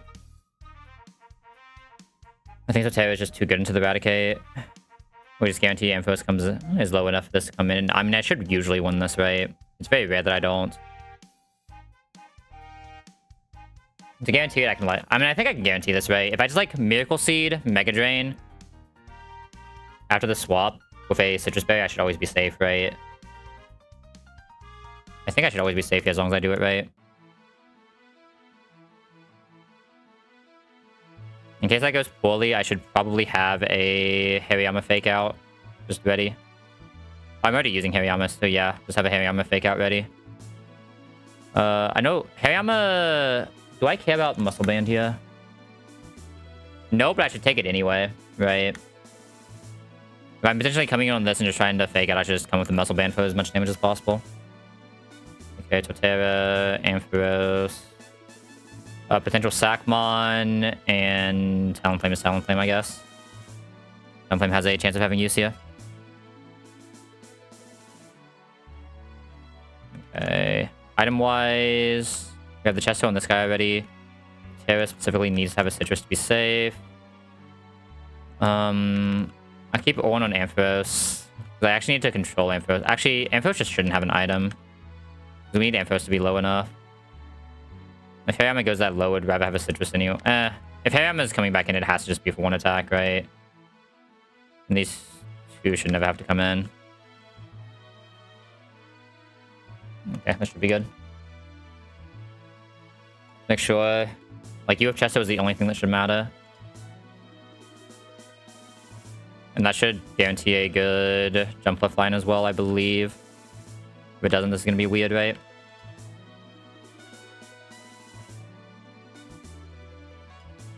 Oh, it's this guy. There was one more down. Oh, no. I mean, we're ready for it, but... I got a Brick Break always kills. Do we actually just kill a straight Brick Break there, by the way? We may have killed a straight Brick Break and I just wasted HP for fun. We didn't always kill a straight Brick Break, so it's still safer to do that. Brick Break to break the screen. Alright, this should always be in Pheasant. Jump left sees kill is what that means, but doesn't always see kill. Healy can't Spore here, though. And I think we show the damage where it can't Acrobatics, right? Or it can't Swords Dance. It might be able to Swords Dance here. I think I'm fine if it Swords Dances, though, when I go into Hamilton. I think Acrobatics is the best case. We now just always Rock Line to Extreme Speed. Okay, we got the kill anyway, so it didn't matter. Okay, this is where things get weird now, though. This is not the line I expected for this. Does Stomping always still see kill? Stomping still always sees kill even without the burn. This is still actually the same line. We're fine. We can still just go straight to Torterra. I believe we always want to Mega Drain. Oh, I'm supposed to get this guy C. Oh, is that bad? It's bunt now. How much does this do on Facade? 78. I should just double Seed Bomb, and I just heal through with Citrus, right? Yeah. Citrus should be just enough. Yeah, it is. Okay, nice. This can never kill us. We always kill it. At 15 HP, this doesn't have pursuit or anything. It's 15 pure random move. It can quick attack. It can night slash. This is now pure random move for Ampharos, which isn't as good, but it's still fine. We're attacking the static. This has Lum, right? The crit sucks a little bit, but it should be fine. We still just kill with a discharge. It can never kill us. Yeah, even double crit never kills us as long as it's not exactly double night slash, and even that should be slightly off still. Not the line I expected there, though. I guess I forgot how much stun actually does, right? Yeah, no, it makes sense now that I look at it. That should always be that line, but... I mean, obviously it's still fine, right? The line force not too bad. Alright, Weasel guy? Weasel guy. Guess Football guy. We clean one shot here. We never died to any crits, right? Never died to any crits. Clean one shot. We're always taking a hydro pump, so nothing here can actually affect us. We should bait out probably Salzbuck on outspeed, just seeing a KO. Let me just make sure. This always sees KO, right? This doesn't always see KO. We might want to come like slightly pre-damaged, right? We might want to come slightly pre-damaged. Especially if the hydro pump misses, right? You can definitely not see KO. That would be very bad. Actually, is Sword saying it's speed attack or is it just attack? It's just attack, right? This doesn't have any prior moves. So we just go straight Talonflame and win this with an acrobatics if we don't have an item. Like, we're always faster, right? Yeah, we just go straight Talonflame. That's fine. Doesn't actually matter. Surely I have someone in my box of mini ground types that can just destroy a Salazzle, like this guy. This guy destroys a Salazzle. Do I even care if I get poisoned? Probably not. A little bit. Not really. I mean, this guy destroys a Salazzle. My entire box destroys Salazzle, let's be honest here. Wait, these guys don't destroy Salazzle, but... most of my box destroys Salazzle. Hang on, man, just in case I need like a fake out for something stupid. I didn't miss like a study or anything, right? Vision Black Sludge. Yeah, that's fine. Alright, Harry will come. You're just a good mon. Amphos is coming. You're coming. Walrus. This guy. And there shouldn't be a single thing that matters. I could technically like Pecha some guys for fun. Like Pecha Sizebatoad, Pecha Hamilton, so they just can never die under any circumstance. Other than that, everything is pretty free here, though. Talonflame specifically needs to not have an item, though. That's for sure. Yo. Thanks for the follow. Oh, God. Snowmanism? Thanks for the follow, friend. Sorry it took me so long to beat that. My second monitor, like, because my desk is so small, slightly covers my Twitch thing, and for whatever reason, I moved the browser so I couldn't actually see names because I'm an idiot.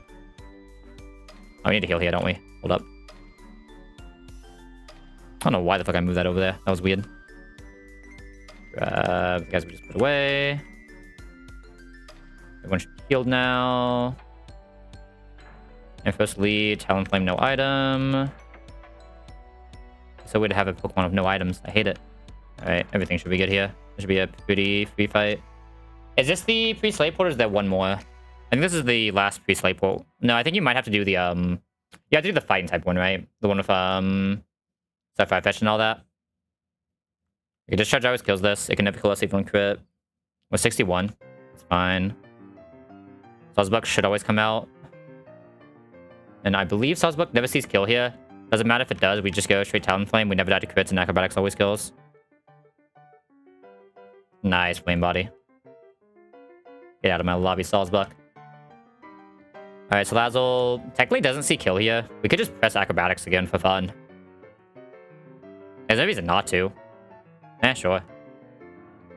63. There's exactly one roll that shows kill now, so we'll just swap into Seisma. And Seismatoad takes no damage here ever. Oh, I tried to protect there. Interesting. My power the second it just wins. And get out of my lobby. Alright. I believe... yeah, we do have one more fight before Slateport. Galarian Ponyta. I don't have like... I think Torterra usually leads this pretty well, right? 2 shots, but can get Hypnosis, can get Will-O-Wisp. Okay, maybe it doesn't lead like super well. And if we just come like pre-poisoned, we bait in Headbutt still though, which is a little sus. I don't have anything that's faster than this though. This can only be Hypnotized if I just want to lead this. What do I have of speed control? We can go into this decently. What is Vel again? I think that has something to do with like poison or something, right? Yeah, poison. So I mean, I could.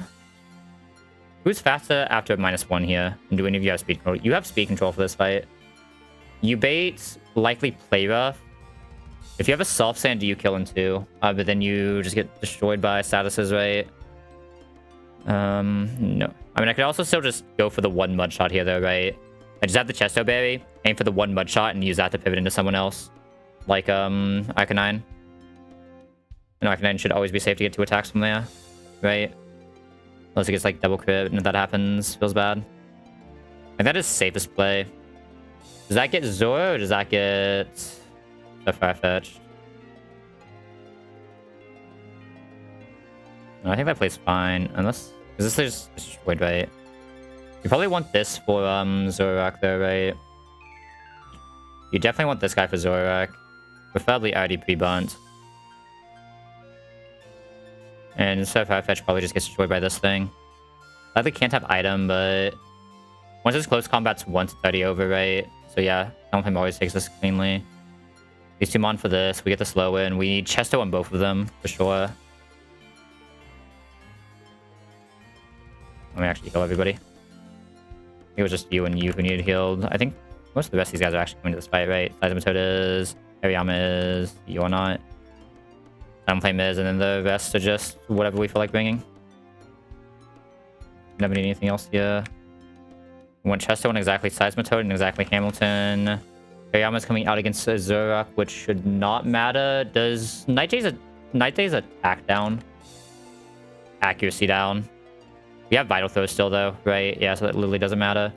Doesn't matter if we get bunned. Doesn't matter if we get poisoned. We already kill without getting bunned, so we don't need to be bunned this either, which is nice. Means we don't have to go all the way back up, thank God. Just make sure we never die to, like, a close combat here. If it close combats, which it has to do, it already dies to -1, right? Rapid Choice Scarf doesn't matter. We still have speed. We should be fine. Oh, this Talonflame? Especially for being a speed minus Talonflame, it's absolutely insane. Imagine if this wasn't a speed minus Talonflame. He's putting in the work. Alright, only things that matter then the 2 Chestos. Everything else is fine. Alright. Easy fight. Make sure Pop is out first. Go for the 1- with a Mud Shot. Hypnosis comes out, but we have Cherry Berry. I guess if that already went out, there's no reason not to go for like 1 more attack, right? He's gonna get some more damage in. So I like to not swap into a Hypnosis, right, on Hamilton. And then Hamilton can always go for Rock Slide here. Alright, at 108, this should never be a Zoroark, right? It should always be Farfetch'd. I didn't see the flash there. But let me just confirm this one more time. Yeah, this should always be exactly close combat from Farfetch'd. We can go ahead. Does this have Pursuit? No, okay. But yeah, we can Talonflame. Talonflame meets this well. Now it always outspeeds with a guaranteed kill Acrobatics. If I didn't give it an item, I gave it an item because I'm an idiot. Hold up. I think this no longer kills on defense -1. And we die to crit. Oops. Fuck me. We just roost until we can guarantee kill or it gets burnt.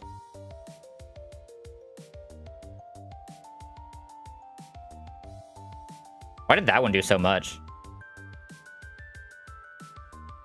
What does Scrappy do?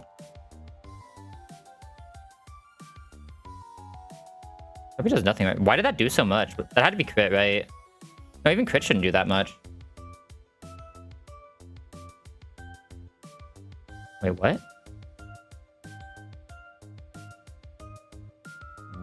Because we roosted, we're no longer flying. That's why. I forgot roosted that, I'm not gonna lie. Alright, let's go now, though. I completely forgot Roos did that. I didn't think Roos did do that. I'm not gonna lie. That is news to me. Like, I knew it changed it for ground types. I didn't think it changed it for fighting types. Oh, yeah, flying type is removed till end of turn. I see.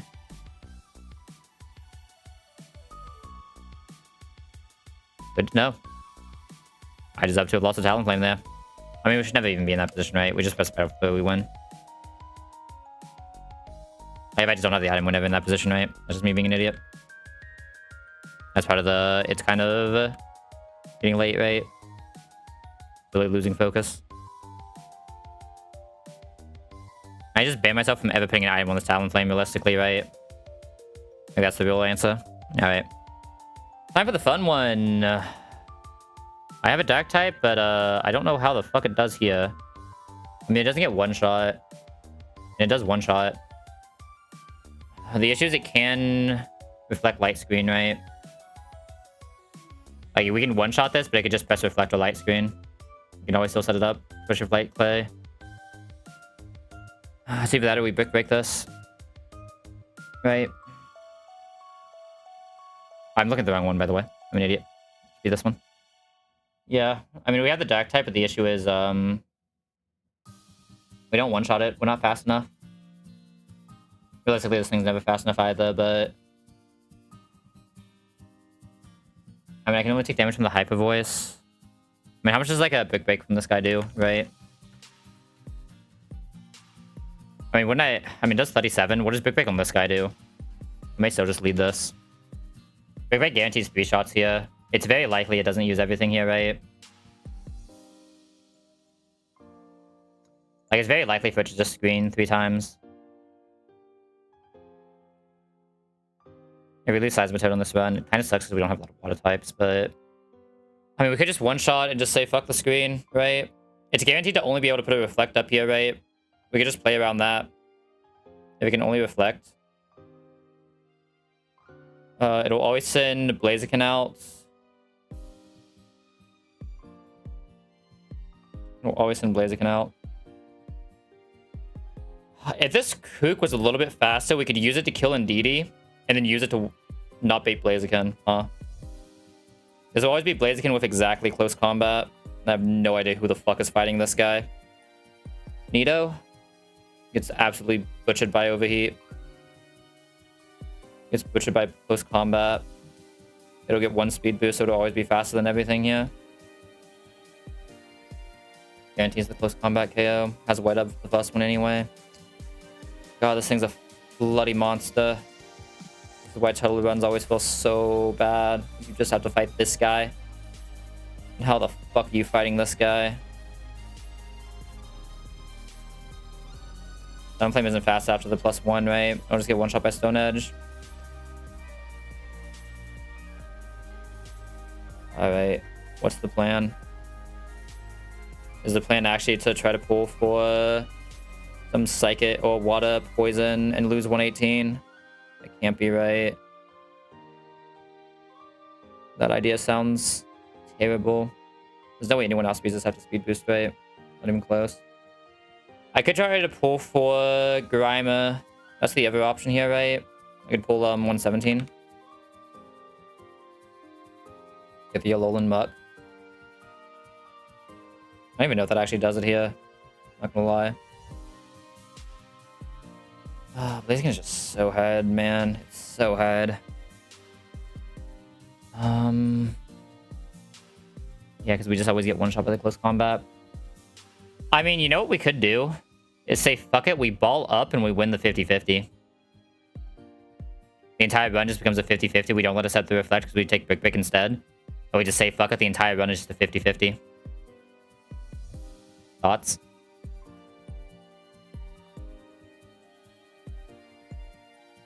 We'd always send this out against the Blaziken, right?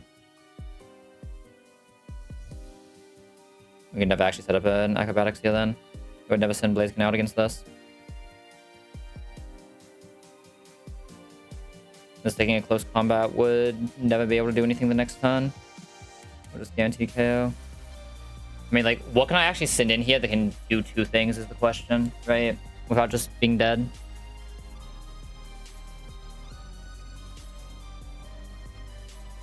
Like, Vito doesn't do it. Right? I have to, like, bait another overheat before Nito.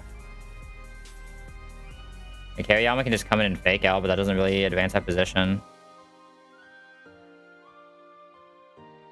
Paris can go in and sacrifice his life over 2 attacks to hope to get a Spore proc. But then we need someone who does multiple things, which is probably like Krook or Harry, right? I mean, Harry can never come down here, but it's probably like Krook. If Krook can do multiple things. Is there anything else Krook can do in this fight? Not really. Yeah, there's nothing else Krook can really do in this fight either. Oh, there's everything Seismitoad can do, though, right? Which is why I'm kind of leaning towards just Seismitoading it and hoping we hit the RNG. Just win the NDD RNG Fest.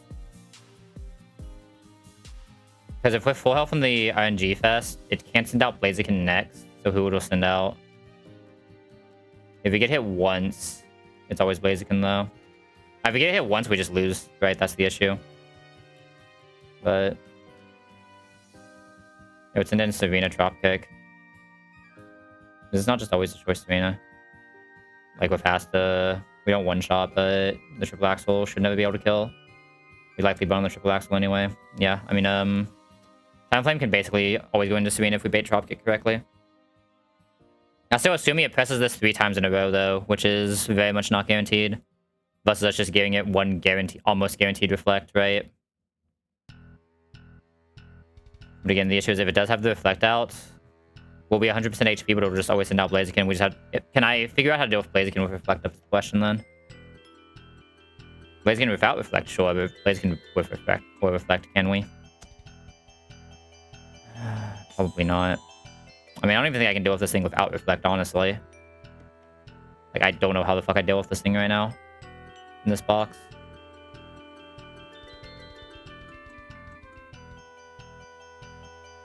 I don't even have like a prior move that I can just like make him overheat close combat, spam himself out until I can kill, right?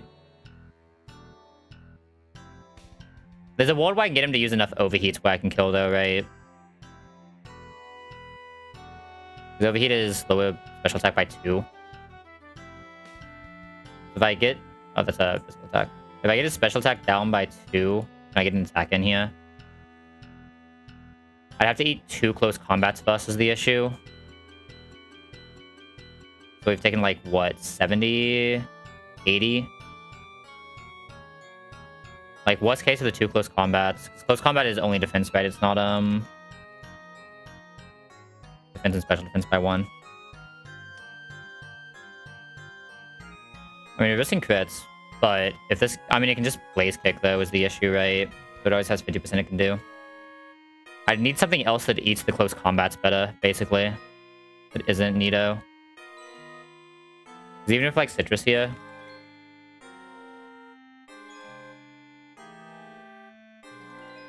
We eat 1 close combat, we eat the 2nd close combat, we've taken 80. Citrus heals us back 25, so we've taken 60. We just died to a Blaze Kick. In most cases.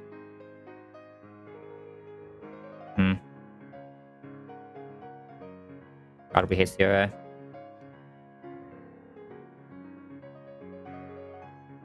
This coming in on a late overheat is the only... A late close combat after an overheat down is the only way we win, though, I think.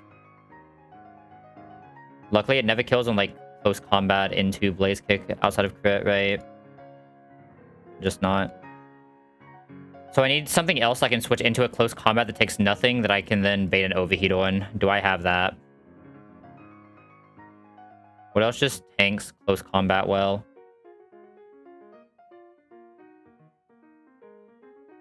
Probably nothing in this box. Quatera is the one who baits it the best or eats it the best. And he just goes into a really, really sus amount of HP with the Kingdra, which it probably needs to fight. This doesn't bait overheat, it baits Stone Edge. So I'd have to like triple pivot if I'm using Talonflame for this. And Talonflame really can't afford to take that much damage.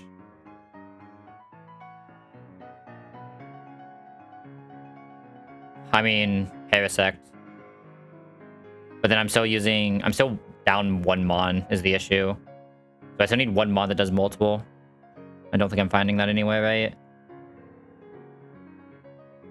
I think there's anywhere I'm finding one mon that does multiple here. In a focus sash. Ugh, disgusting. I mean, this... It's hard for this to even be Arcanine, right? Arcanine can just get one shot. Doesn't guarantee two shot with Flamethrower into extreme speed. I mean, Arcanine realistically wants to be Alchemy if possible anyway, right? Yeah, Arcanine wants to be Alchemy if possible.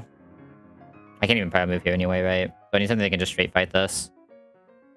Which kind of has to be Hariyama, right? It can kind of only be Hariyama.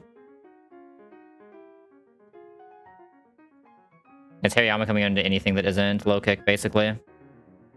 So Hariyama's already tied up here. Talonflame's already tied up here. My fight for this is probably just Torterra. Like, I know it can, like, we hope it sees one skill shot. Like, I know it can Dragon Dance, but Torterra usually still wins those. Another option is Ampharos. That's not so consistent here. Like, it's gotta be Torterra just winning those. We have our creamy counter, we have this counter, we have this counter. We have this counter. I guess I already do have the +1, right? If I'm taking 3 for this. We just break down this with this. I mean, this already baits close combat anyway. We could also still just kill with this, but I don't think I can let the Reflect be up, right? Yeah, I don't think I can actually let the Reflect ever be up. That's the issue. Oh, Talonflame doesn't actually one-shot. Wait a second. What do I do here, then?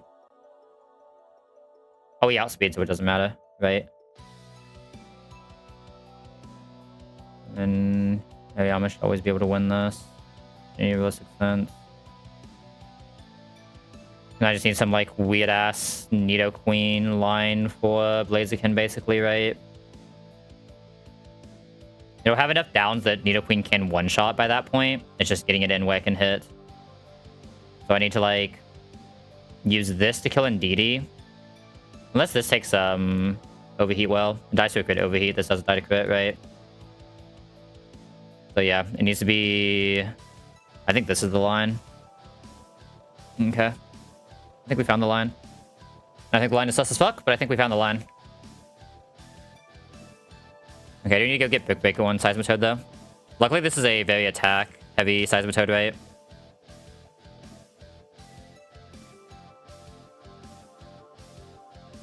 I mean, this line isn't, like, super consistent. We're definitely risking crits, but I think that's always the CRA.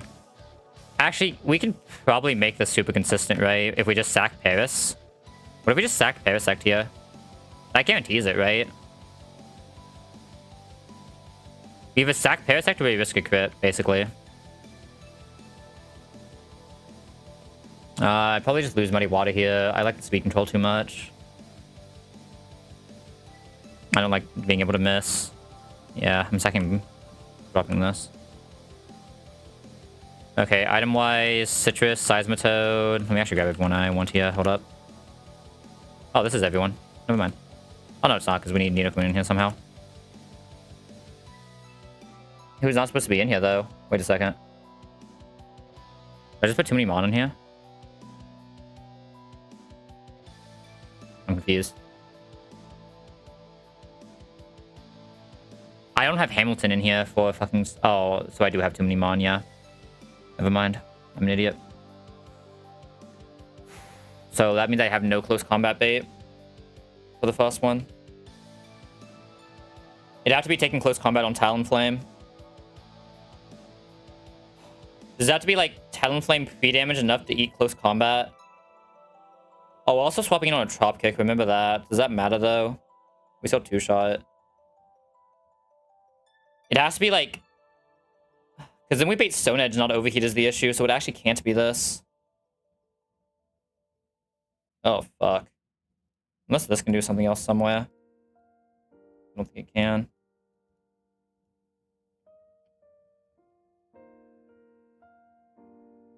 I mean... This always dies into close combat Overheat, right? I have to be able to bait the Overheat. Okay, never mind. Back to the drawing board. Don't have enough Mon for that. I'm an idiot. Unless something else in here can just also beat Weavile.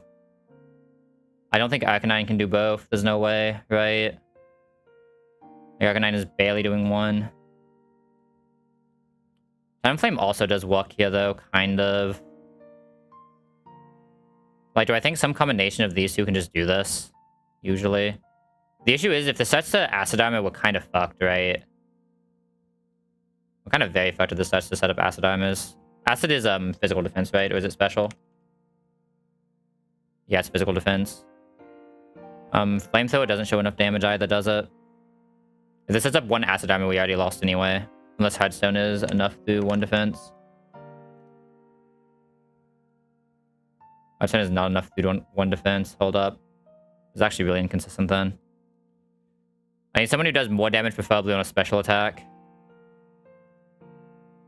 I don't think I'm finding that anywhere. Nito. Just takes too much Mistwood. I mean, we still have Seismitoad pretty healthy here, but he also doesn't do enough here.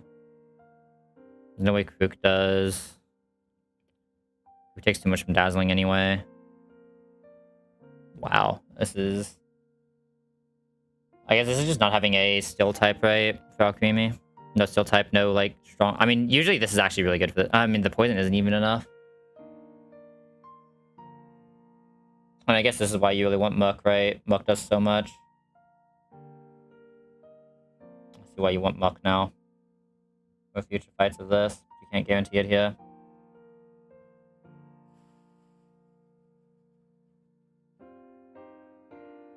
I have nothing that does enough to this Alchemy, do I? It really is just this. I mean, how many recovers will it have?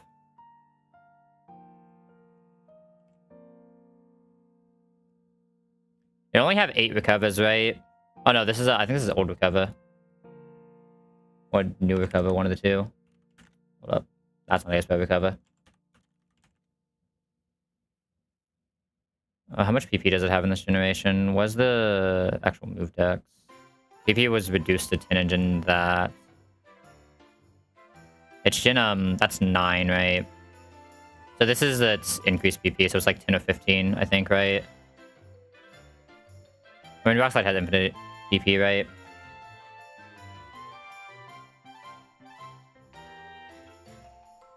And we have Flint Chance as well. We just come in with Hearthstone. We just hope it's enough, right? If it gets the 1 defense plus 1, it's really bad, but I don't know what else I can do. I don't know who else is actually doing this, right? I mean, if we 3-shot it through the defense -1, it likely doesn't see an opportunity to recover, right? Like, eventually it just has to miss the recover opportunity. So this does do it. It's literally just making sure we can Blaziken then. And the issue is this bait's Stone Edge. Stone Edge is a better swap-in for Nidoqueen, technically. If that makes the difference. We take 50% on this, so we just come so this always procs Citrus. Is that enough to only die to crit here? How much HP? How much pure HP do we need here on average? 1366. So we need 99. So we need 100 HP basically. So we need 85%. If we take 40, well, realistically we're trying to take 50 to 60 here, and heal back up, we should be good, right?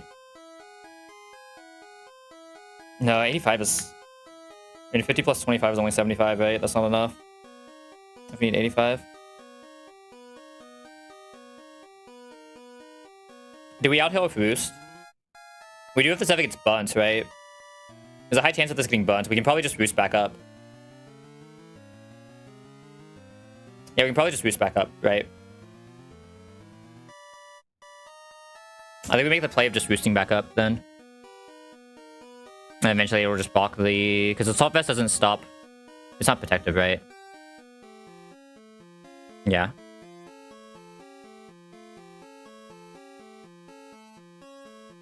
Yeah, on average, I can just boost back up here. Triple Axel should not see kill before we, on average, get a bun. If we don't get the bun, we just Acrobat Axel on the end, and then we just have, like, Arcanine finish it off, right? And that's fine. So we just use this to eat the first close combat. How much does a crit close combat do? 71. We come, like, 10% pre-damaged, so this always procs Citrus, right? We use this to get Stone Edge. We go into Nidoqueen on that. We go into Overheat. We go back into this. This will be -1 defense. -1 special defense. And we always see kill off Earth Power. Okay, that's fine. If we have to sack, we just sack Nidoqueen. And we can probably find a way to still do it, hopefully. Like Seismitoad, maybe. Alright, we have Brick Break on this guy, which is the only thing that was really required. Yeah,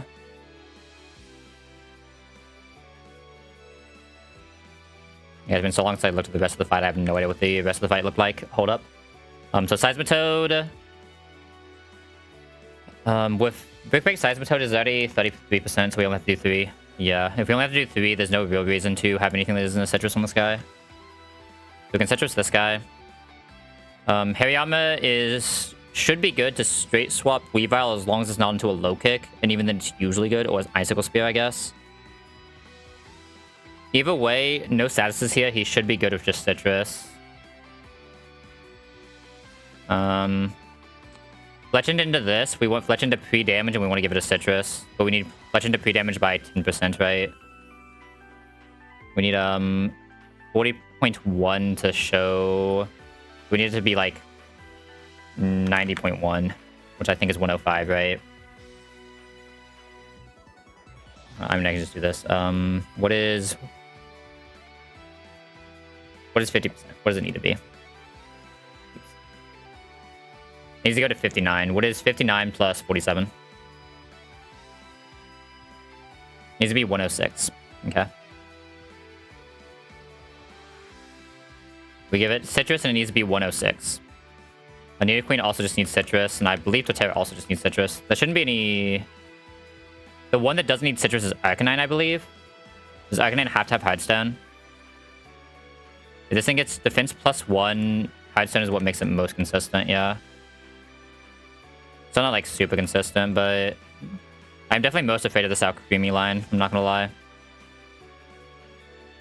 Like, as the Blaziken line is, if we get crit, it was just always over anyway, right?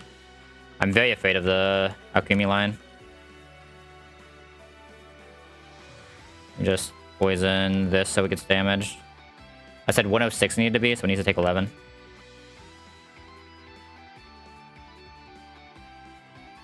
Four. Okay, make sure one more time that that is the correct amount. Blaziken should always see close combat. Correct? It's close combat, we'll see at most 40, or at least 47. And 47, we proc a Citrus at 59 HP, exactly, right? Is that even true? No, we don't. 59 plus 59 is 118. So we need to be 1 more damage to be safe. My bad. I gotta check that.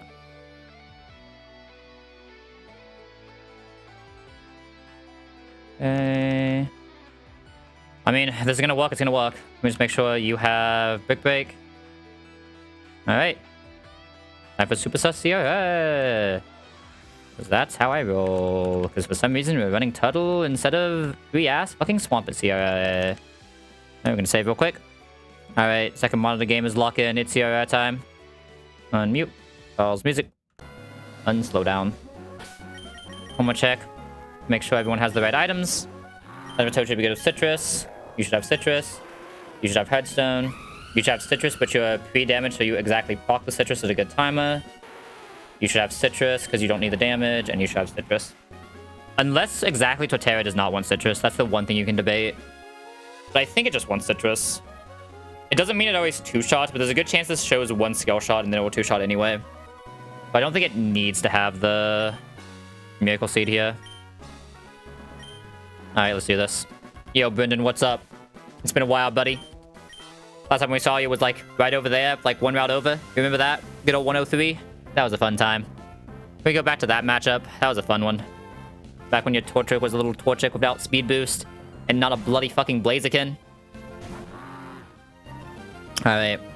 I mean, there's a lot of things that can go wrong here still. First and foremost being the Seismitoad versus Indeedee. It's not great for us. I'm not gonna lie. We press Brick Break every time. Because we have a special and a physical move, it almost always sees one of the screens. As long as it sees one of the screens 3 times in a row, Indeedee is free. Brick Break. The wall shatters. That's 33% of its HP. We press it again. It uses another screen. Beautiful. Wait, Brick Break. That is another 33% of its HP. Now, I haven't done math in a while, but I'm pretty sure that means if it does another screen, we press Brick Break, and we do the last 33% of its HP. This should now... Because we took no damage, this is always Serena. This is where things get a little bit weird. This will now always send out Serena, and we'll just go, oh. This is not the order we want Serena on, is it? It's always low kick, so we still just go straight Talonflame. Maybe I should have pre-damage to 74. No, because then we show expanding. I was kind of hoping we saw one attack. Up kick comes in. We can't one-shot this because we were attacked down anyway.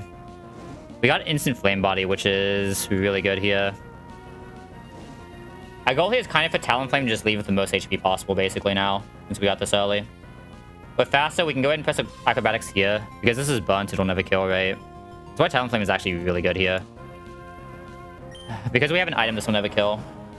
It will not actually do that much damage, even. I'm gonna try to not proc my thing here either. The Citrus Berry. Because I can still have some use later. We're gonna go ahead and boost here.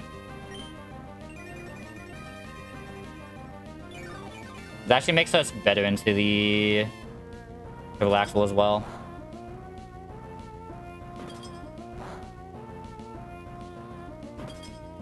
Alright, we Acrobatics next and then we boost again. Alright. So it's Bun. This Acrobatics still never kills. Unless it crits. That does not quite die to 2 buns, right? So we'll boost one more time and then use...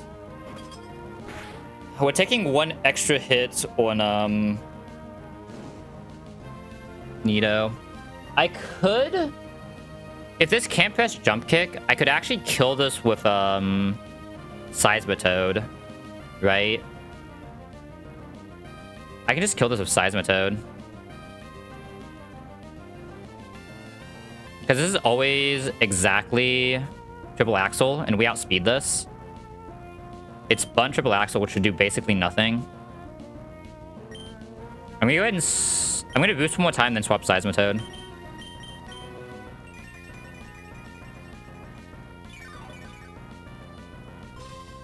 It's actually better than what I planned it for it to be, not gonna lie. This is much better than what I planned. Because it should still put us in range where we're proccing the Citrus in case we do want to use the Sora and Alchemy in the end. Okay, now dies to this next Bun tick. If it doesn't, we can still just kill with Seismitoad. We swap back into Seismitoad here. It should be Triple Axle, Triple Axle. Wait, what? It still doesn't kill, but...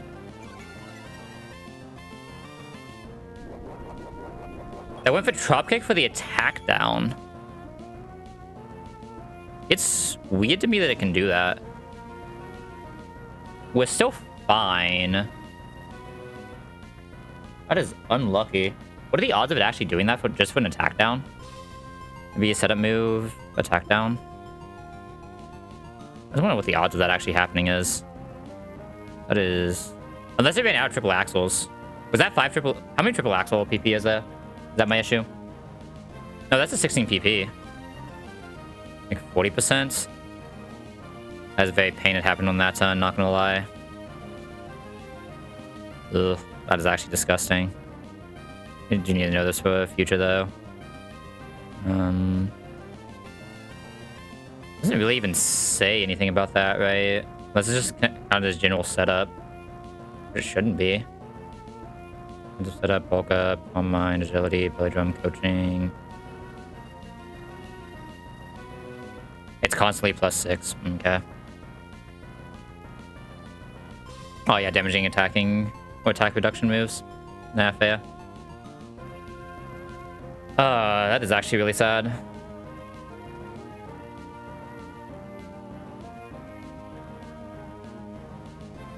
I mean, it's still fine. I said it's still fine. I mean, it's more than fine, right? It makes it so we might be in like a weird crit range later, but either way, this is still always blazing coming out, and still always using close combat, which is what we want. Like, as long as that is still true, we're fine. It makes it so can it's a weird crit range now. Well, overheat into blaze kick might be able to see kill instead of close combat, which would be bad. Either way, we just Talonflame here. I might just have to make like one extra pivot.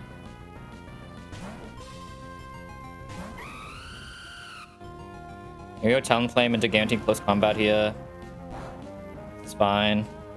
We proc the citrus here, so we have extra HP. We proc the wide up, so it doesn't actually lose the down. There should now always be a Stone Edge for us to pivot into Nidoqueen. Fine. Speed boost comes in because, of course, it does. Why wouldn't this thing have speed boost? All right. We go Nidoqueen, eating the Stone Edge.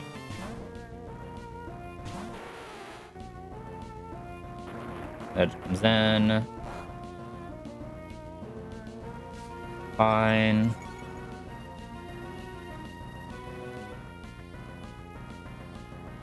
Okay, this is now guaranteed to be overheat. I could Talonflame into another Stone Edge here, actually, but then I don't get the -1 for our attack on the defense drop. That's the biggest issue. I don't think I can ever risk that, right? Like, I need to try to find a way to get the close combat down if I'm doing this line. Which realistically means, what if I go Hammy here? It's not guaranteed overheat for me to go Hammy, right? If I can guarantee Blaze Kick, I can go Hammy. And then guarantee a close combat. Okay, I think we Seismitoad and see what happens first. See what attack it wants to use after the stone, or after the overheat. Oh, yeah, this is the overheat. I should just went to Hammy. No, I should always go into Hammy there. Hammy wins that. That's a mistake. We're 34 now. There are 2 rolls of Blaze Kick that can show kill. Otherwise, it's always close combat. Now, if I go into Hammy there, Hammy takes basically nothing, guarantees a close combat, and then I can go Nidoqueen into close combat. I mean, if this is Blaze Kick or close combat, can I just go Talon and get another Stone Edge pivot? The issue is if this Blaze Kicks, then we just have to do something weird, right? But I think I can just go Talon here then. Hope for the close combat. Still have some line into this small chance of Blaze Kick. Okay, perfect. This is now -2 special attack, -1 defense, -1 special defense. It's actually a really good pivot as well, because now we're Stone Edge into Nido. Let me just confirm this has to be Stone Edge into this at 30. It can still see close combat technically. Oh, this can see Blaze Kick on 30 HP Talonflame. And it can still be close combat. It's 1 and 3. 2 of the options are really good. We should have swapped from the Seismitoad then. I didn't realize Blaze Kick actually did this much to Talon. That is insane to me.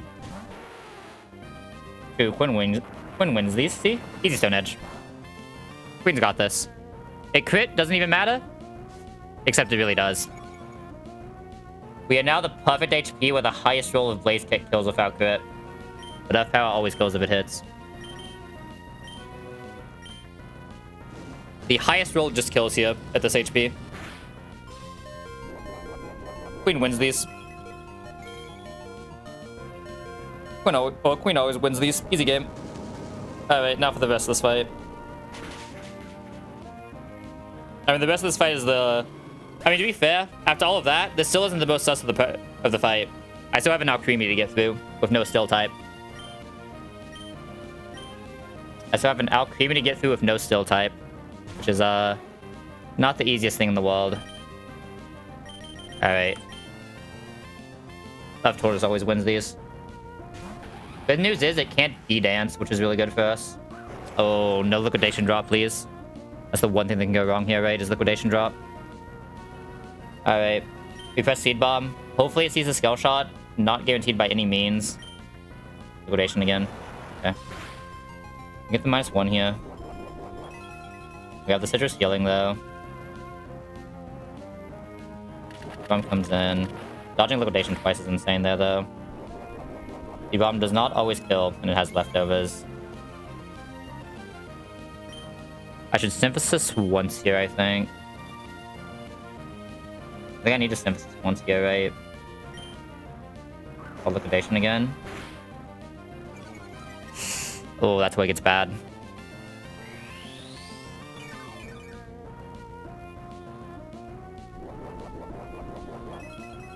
Rooting for the Tuttle to die. What the? What'd the Tuttle do?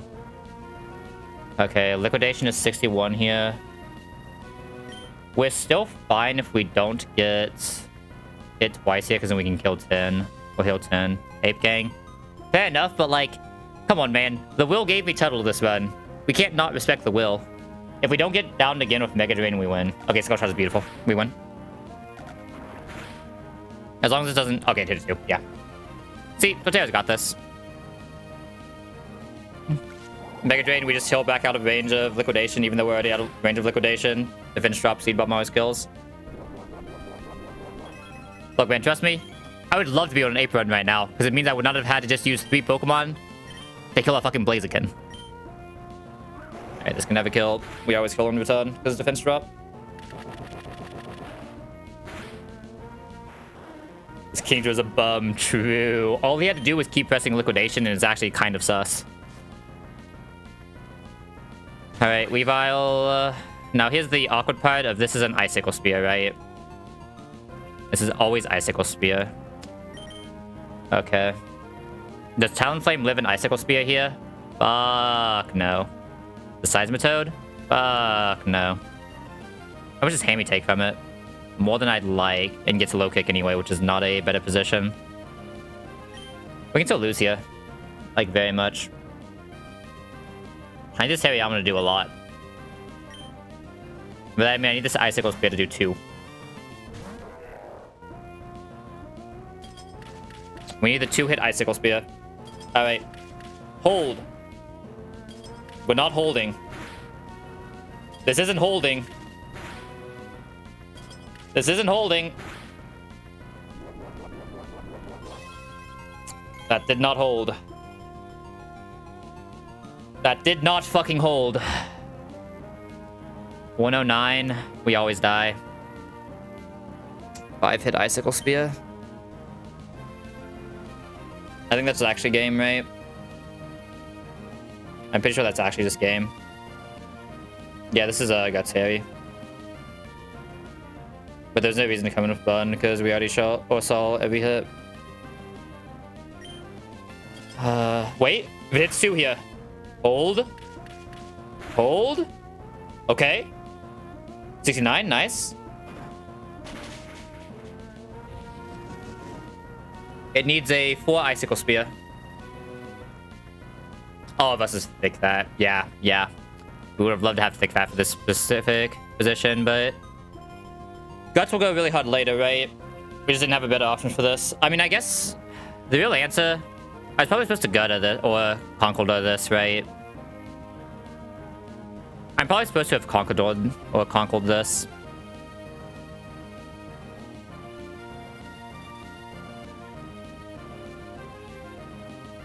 Guts does indeed go a little harder.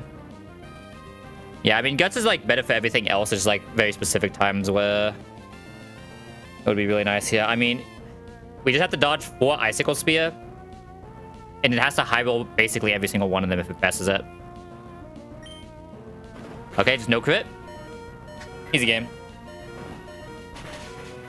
The Fight RG in this run, absolutely illegal, by the way. Let's fucking go, Harry. Man, the G. Alright. Alchemy now always sees kill for this pivot. And again, all of that, this is still the Pokemon that I'm pretty sure I lose to. Because I do not have an answer for this. I don't think Hamilton on average does this. Right? The good news is it can't acid armor here, though. That is best case. If it can't acid armor, I think we usually win. It can acid armor now. This defensive setup, right? But if it starts with cover spam... Oh my god. Easiest flinch of my life. Good shit, Hammy. Bestest boy you've ever seen. Definitely CRO. Get me out of here. Just typing flinch. I never had a doubt of my boy. You can't doubt the god Hammy. This man's insane. Alright. Easy CRO. Never worried. Not even close. I mean, I fucked up a little bit there, but I feel like the line that I saw wasn't that bad, right? Surely. But the fact I have nothing that's actually good against Blaziken, so I have to use a Nidoqueen for it. I have nothing that's good against Alcremie, so that's always going to be a risk. I feel like the line wasn't that bad. Like I said, I think the biggest problem with that line is definitely the Conkeldurr versus Hariyama. But I think Conkeldurr just makes that way safer, right? Let me look.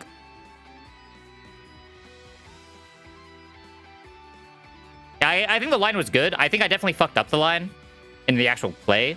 Like, there are definitely better in-fight play they could have done, but I think the planning was fine, right? Like, the Talonflame Blaziken situation, something better could have happened there. Like, it was supposed to be, like, into the overheat, I go Arcanine, that guarantees the close combat into Nidoqueen, and I just have to dodge the crit, but that's what the line was supposed to be, for sure, was go Arcanine instead of Talonflame there. But other than that, that felt decent. Also, like, obviously, Torterra's sus, but I think I need something that can 1v1 Kingdra with how many I have to bring for Blaziken here, right? Because Blaziken is Blaziken. Again, I think the only thing that's weird is what would have happened if I would have had this as a Gerda? Would have been 38 Gerda or Conkeldurr. Oh no, Conkeldurr's not until 40 anyway, so it would have just been a 38 Gerda. What does 38 Gerda do there against Weavile? Absolutely shit on as well, so it doesn't actually change anything, right? Unless this has like a arm thrust type move. Wait a second. Wait a fucking second. How many times did I actually get value from Force Palm?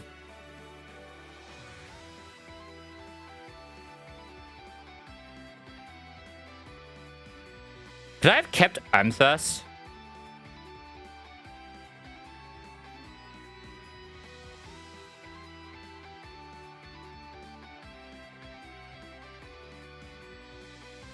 And just pre-button arm thrust?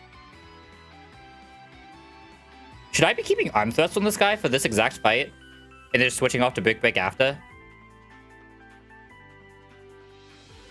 Huh. I never thought of this. Because when all did I actually press Force Palm? I think I used it... I potentially could have used it against Shell for the Rhydon if I get like a really bad Serena RNG. And I pressed it once against Probopass. I'm pretty sure if I get this guy again, I'm supposed to keep Arm Thrust always. We run into the issue of where the fuck is this guy getting move slots for it, but you can just replace it with Brick Break afterwards. I don't even know if you do that. Like, Vital Throw guarantee hitting is good, right? But, like, do I really need it? I mean, I guess, like, the damage difference usually won't matter anyway, right? Between this and Brick Break. If it does matter, I can just panic, run it whenever I need to. I should just start Arm Thrusting on this guy, for sure.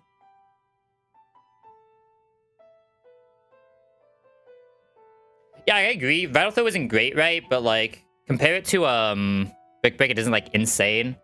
This guy's not outspeeding anything, let's be honest here. Because Brick Break is what, 75? Was it 80? Yeah, Brick Break is 75 power diff, or it's 5 power diff. I don't know, man. You kind of need the Vital Throw because that's what actually lets you one-shot, like, Lapras and stuff like that, right? Maybe I should get close combat anyway. I should definitely keep Arm Thrust on this guy somehow, though, going forward. If I'm playing a Turtle run, at least. Yeah, Weavile isn't in every run, right? But specifically for Turtle. My god. Why is Turtle CRR so fucking bad? Weavile and Blaziken? Bro, This guy gets to fight. I guess Lucha is a Lucha. Like, this guy gets to fight a fucking Swampert and a fucking Houndoom. What about me? I had to fight these two. Yeah, fair. You just place it afterwards. No, I mean, it makes sense, right? It's one of those weird things. Like, I could... Like, my issue is I don't know what all has Bright Powder, right? Because specifically, if there's something that you want to Vital Throw with Bright Powder, right? That's what makes it weird. That's just, I don't know fights past Vito right now, so... I don't know how many times it would come in any actual value. Alright, either way. We got past the thing. Let's fucking go. Accept all the levels, team. Poison jab. I can just reteach this if I ever need it. And I could have just got rid of, I mean, I can just reteach it if I need it, right? Oh, this guy probably wants Bullet Punch, right? Yeah, goodbye, Vital Throw. You did your job. You got us past the Lapis.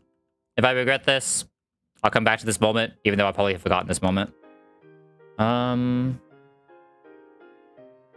Is this good on Talonflame? I could drop Natural, but that's also my only fire move right now. Boost is insane on this guy. There's no way this is ever actually used, right? Is there like a specific fight where this does something insane? Because the other issue is I have to be faster, right? This is kind of a slow Talonflame in GL.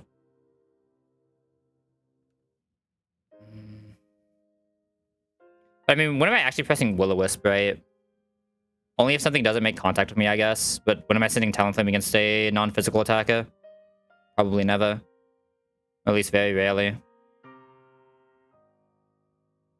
I don't think I'm letting me fast.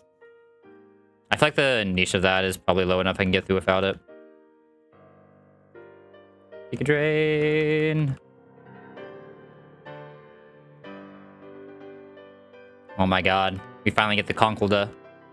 He's finally here. After all of this time. After all of this greed.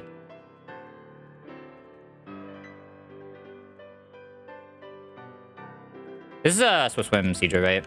I actually care about delaying this. Yes, this is Swift Swim. Okay.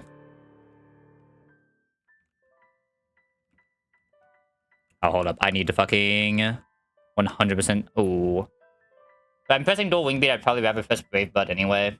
They should outspeed most spawn. I can't imagine there's a lot of situations where I'd press dual wing beat over Brave Bud. Have Talonflame as a backup anyway if I need to like slow fight with a flying type, right?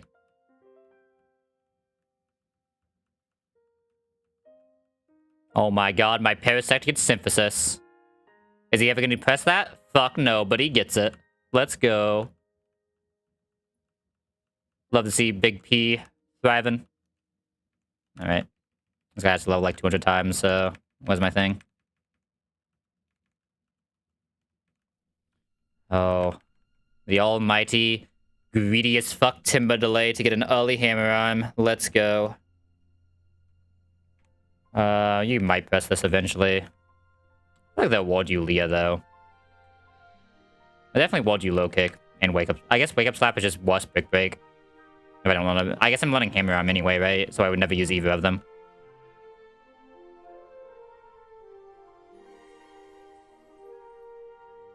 I can just teach Brick Break later if it somehow comes up. Doubt it will. Ooh, Scary Face. I mean, in what situation is this guy wanting to slow something over to just pressing a button that one-shots it?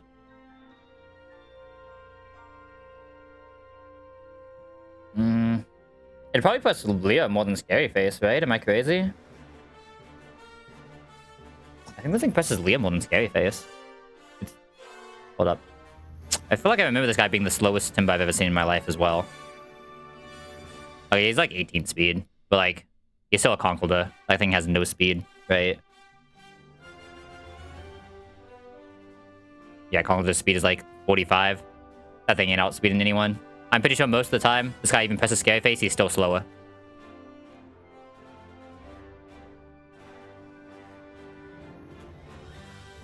Alright, buddy. We finally did it. Good delay. Good delay. Would I have payback with this guy? Who's bulkier between him and Hariyama? I think it's Conk, right? Is bulkier? Maybe not. Conk is 105.95. Hariyama is 144.60. We're both about the same. Did I even keep payback on Hariyama? I don't think I did. Knockoff. I don't know, man. Who am I rock sliding again? What typing am I rock sliding? Bug? Surely someone else on my team comes out better against Bug. Right? Flying? This man ain't saying against a flying type. Fucking high. He's slow as fuck. Fire? Surely I have someone else better against fire types. I mean, I guess this is the opportunity of that just showing a kill so it can't send out a flying type, but like, that also doesn't feel like it's gonna happen that often. Oh my god, you get scary face again. Let's go. Gotta is evolving. Huge conk. The magic conkla. Look at that man. With his cement pillars. He's ready. He's been training all this time in the box. Nothing else to do. Never seeing the light of day. But now, you'll destroy Norman. This is everyone. Looks like everyone. Oh, crap. I believe Trapinch is a 44, yes? Trapinch is a 44 first impression delay. Thank god I had 5,000 ground types anyway for that delay. Isn't Super Fang insane on this guy? Am I finally losing Charm, I guess? I don't have a lot of attack control, though. I guess I am finally losing Charm, though. Speed control is kind of nice. I don't have a lot of speed control left right now on bulky guys. Nature Power. What is the attack from Nature Power? Default is Try Attack. I don't think I'm ever pressing this, since I'm just missing something.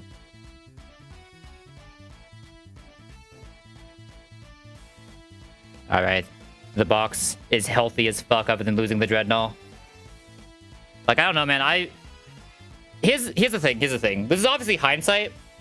But if we had a Dreadnought instead of a Nidoqueen there, there's no way in hell we're beating that Blaziken. That's all I'm gonna say. We would have to pull at 118, right? So can I complain that much about it? No, not really. How much longer is Seizure Delay, by the way? It's 52. Holy. God, that's why I hate having to actually evolve into Seedra and not just being able to go for the Horsey. 52 is what? Post Vito? Ugh. Is that even post Vito or is that post Maxi? Okay, yeah, it's just post Vito, but still, that's so long.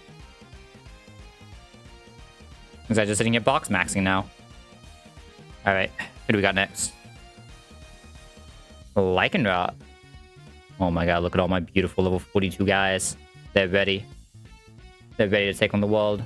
No more Psychic Terrain. Get that out of here. Oh, is next the double battle? Oh, next is the double battle. Fuck. I forget. Was this a true double or a non-true double? This is a true double, right? No, this is non-true double. Okay. Oh no, the true double is the guitarist guy, right? Okay, Lycanroc. None of the guys are faster, but like they just don't take damage from this guy. He has a Focus Sash though. It's probably Hariyama Fake Out into KO. Oh, focus. Yeah, it's probably just Hariyama Fake Out KO. Hariyama this. Silent Flame can probably just come in and destroy this guy. Darkberry doesn't matter. I think Talonflame likely lives better. They both live actually really well though. Doesn't really matter too much. Also let Arcanine get some more action. I do like Arcanine a lot. I'll let Arcanine do it. Can Harry Almond not just do this as well? I guess like I might as well bring someone else who can also do it. Like Guts, this guy doesn't even need the Guts. Oh my god, this guy's insane. Look at this fucking... Whose guy is this? What is that damage? That's without Guts. What is this guy's damage with Guts, by the way? Holy... Oh, the Fearow, however, is an issue. The Firo do be an issue. If this comes in on most moves, it's fine. Unless it crit returns. This is Sniper as well. Okay, this is where we need the Dreadnought instead of the NATO Queen. Oh, fuck.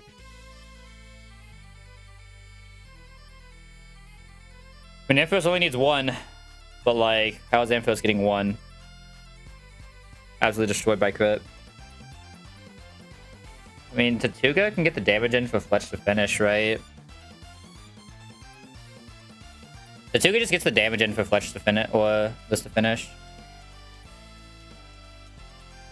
I should also always be able to get in with Fletch into, right? Unless it's exactly return, which this should never bait. So yeah, I mean, I can just find a way to get into Talonflame 160. Maybe like Miracle Seed +1 here, probably, right? Miracle Seed for 36. Into... Oh, this can have an item, though. That cannot have an item. I mean, this is 36 into 61. It usually kills, but not always. Slightly sus, though. Fuck. I try to, like, fake out pivot it as well, depending on what it's saying. Like, being someone who baits the drill peck well, pivot into this, fake out, and then use that fake out to get into this, and then kill it. That's probably the better play, right? So what eats everything except drill run well? You don't eat return well. There's a potential we're baiting return. You might be the only one, though. Has a chance of doing it. Yeah, this is the only one that has a chance of doing it. Alright. Let's see. Did Hemi need to be burnt? He didn't, right? Yeah, Hemi does not need to be burnt. He would just conk. Okay, so I don't have to do anything cringe here either.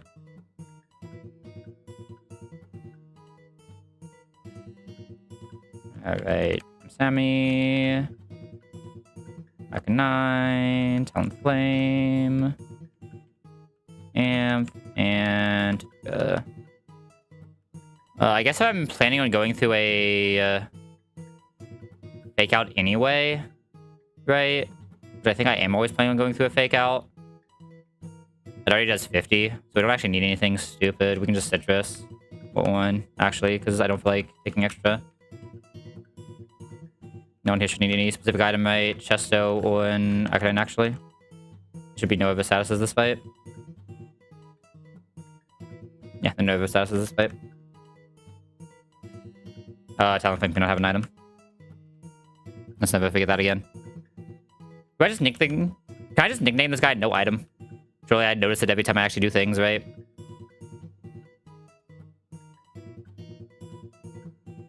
Alright, here I'm a lead. Let's go.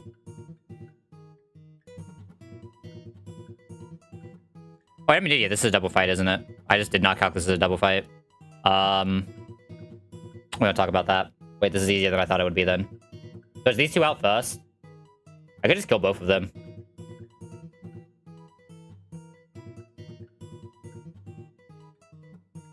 Alright, I don't... My brain just turned off there. Hold up. I literally looked to make sure that was a double battle and then just calculated this single battle like an idiot.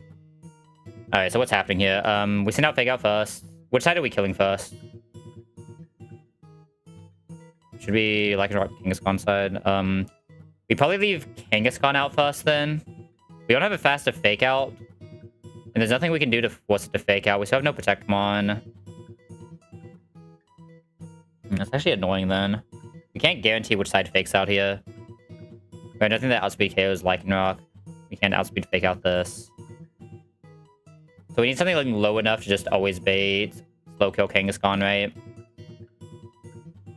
Or having this just fake out into kill Lightning Rock. No Protectmon is so weird, man, I swear. How do you play the game with no Protectmon? As I can somehow make one of these two CA one-shot. No, that's not even close. The fan types are way too slow. Bad. Alright, so... I need someone to bait... Ideally, like, Stomping Tantrum. This doesn't really damage Hariyama anyway. So I just realistically need to bait Kangaskhan, but I guess anything that baiting Kangaskhan will bait both. Probably just Paris, right? Parasect. We don't... I guess Accelerate Rock doesn't matter. We get a rock move plus... We can force it to be fake out. If fake out sees kill, it'll always be fake out here because it'll be a base +9. So low health this. Low enough to bait fake out. We'll always bait one of the rock moves. Or we fake out this. Next turn, we should never be in danger on Hariyama. We want to be able to swap once and then swap into Talonflame, right? Ideally. The Talonflame one-shot setup. So our swap into Fake Out plus Rock Slide is who? Probably this guy. This guy always takes everything well.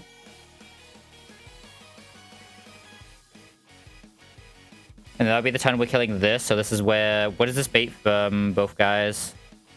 This bait's exactly stomping Healy. Right? No, I can still see one of the rock moves, so I can't actually go into Talon. Right? Do I have someone who eats everything well and doesn't bait a rock move out? It'd be you, right? Yeah, you never bait rock move. You eat both really well. So I can go Conkeldurr. Use that to get one of these. This will be the ton this is killing, though. No, this will be the first turn swap. And this will kill the ton that this is swapping out again on Stomping plus any random move. Or we can just go Talonflame. Is it always return? It's always return. I don't think I'm that afraid of a crit return, though, right? At least I shouldn't be. I need items to kill here always, right? Unless I want to swap into this.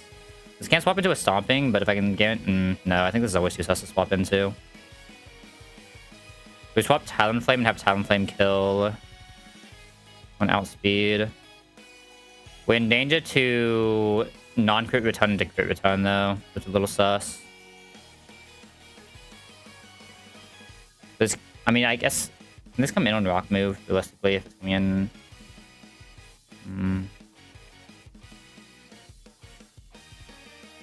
This is weird. What if I Pidgey out instead? So it takes nothing from Stomping. Can still get 2-shot, though. By some crit RNGs.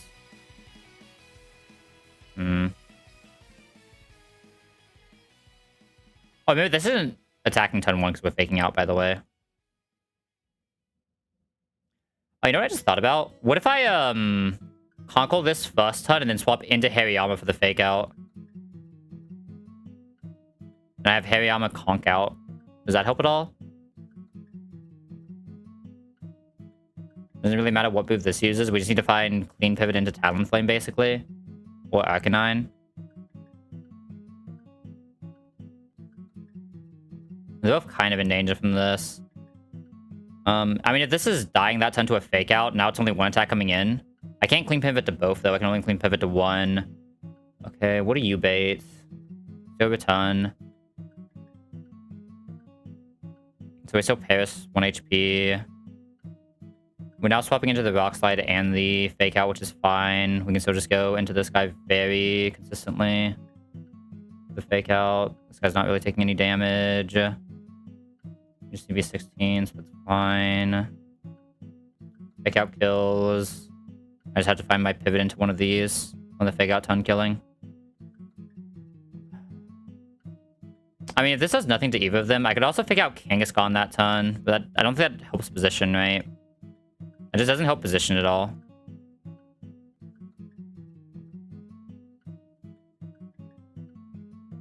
God, I wish I had a second Fake Out Mon. I mean, I could also just not go with the Fake Out there at all. And swap Fake Out on the same turn on Talonflaming, right? I just, like, double swap that turn.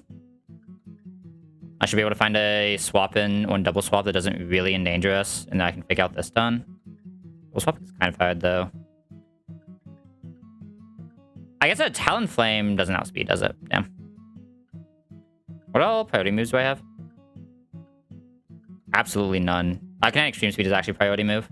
Hold up. That could be it. So I put this down to 1 on the swap turn. I'm eating Fake Out plus a rock move here. I use Extreme Speed to kill. And I can just always die to that. Let's have a citrus. Citrus should basically always proc.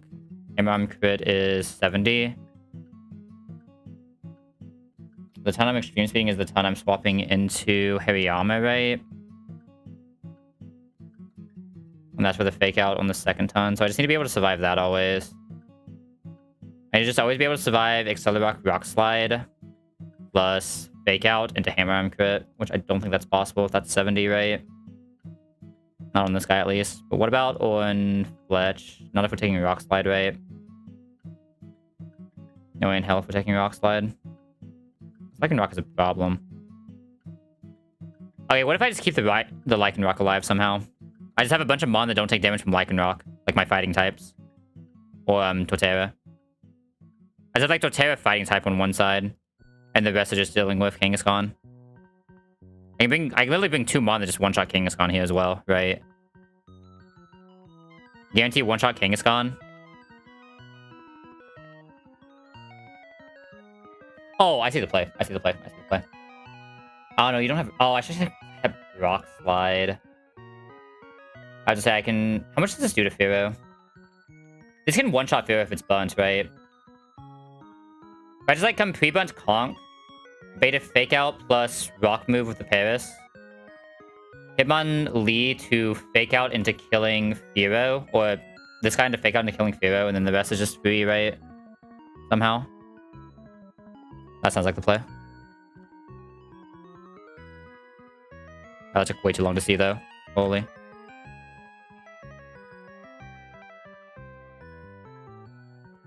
Alright, we need this guy, we need this guy. It's really just Parasect we need, right? We want this Parasect to be 1 HP, basically. Well, not 1 HP, but we want this Parasect to fake the Fake Out always. So Parasect needs to be 18.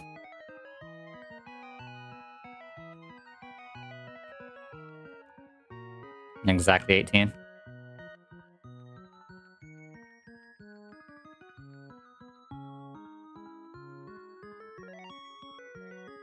Oh, because we're not one-shotting that ton. I just realized why that doesn't work. Because we're not... No, we're not attacking the Lycan Rock, right? We don't care about breaking the Lycan Rock. No, that's the answer. Yeah, we just need this to be 18 then.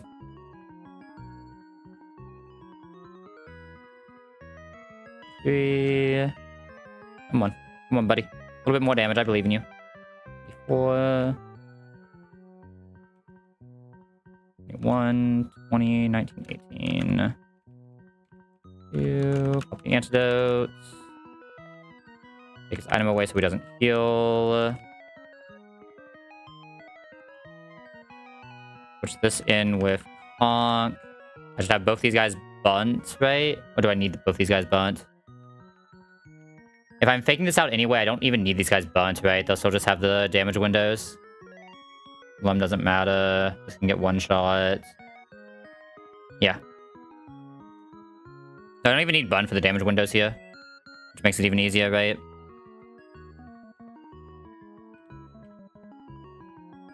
Shouldn't need any extra HP the way we're doing this either. Like maybe Hariyama takes enough to warrant a Citrus, but I don't think so. He should never actually be in danger, right? And the rest is just free, because I think everyone just has one shot on other guy, right? Just need to not give an item to Talonflame, and the rest is free, yeah. But just in case I need some, like, random pivot somewhere, for whatever reason.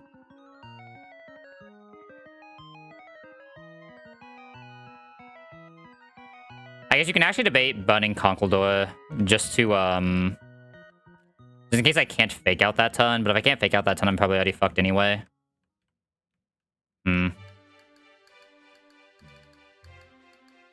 Just in case I somehow can't fake out that ton, I think I'm going to do it, just to be safe. I don't think it really changes anything. I think if a world where I get, like, double crit and I don't feel like actually doing the math on it right, but it shouldn't change anything. Okay, Talonflame, no item, everyone else item. Good. Alright, so we're going to press Hammer Arm to always heal Kangaskhan. We're going to swap Parasect out to Hariyama. This should always be a Rock-type move plus a Fake Out into Hariyama slot. Rock Slide hits both, obviously, but... Oh, we can get flinched! I didn't consider that. Oh, I didn't consider flinch. Right. That's not good. It's very not good. Let's just do this. I didn't consider they could see flinch there. I did not consider they could see flinch there. That is very bad. Okay, what's my answer then? What's my answer? What's my answer? What's my answer? There's always seeing a rock move exactly. But I can just stomping fucking Arcanine now.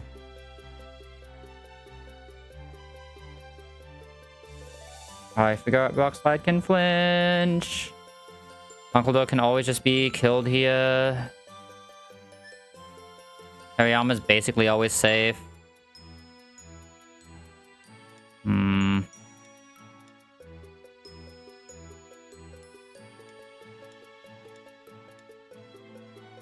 I have to conk into Torterra and attack with Hariyama, I think. That's probably best case, right?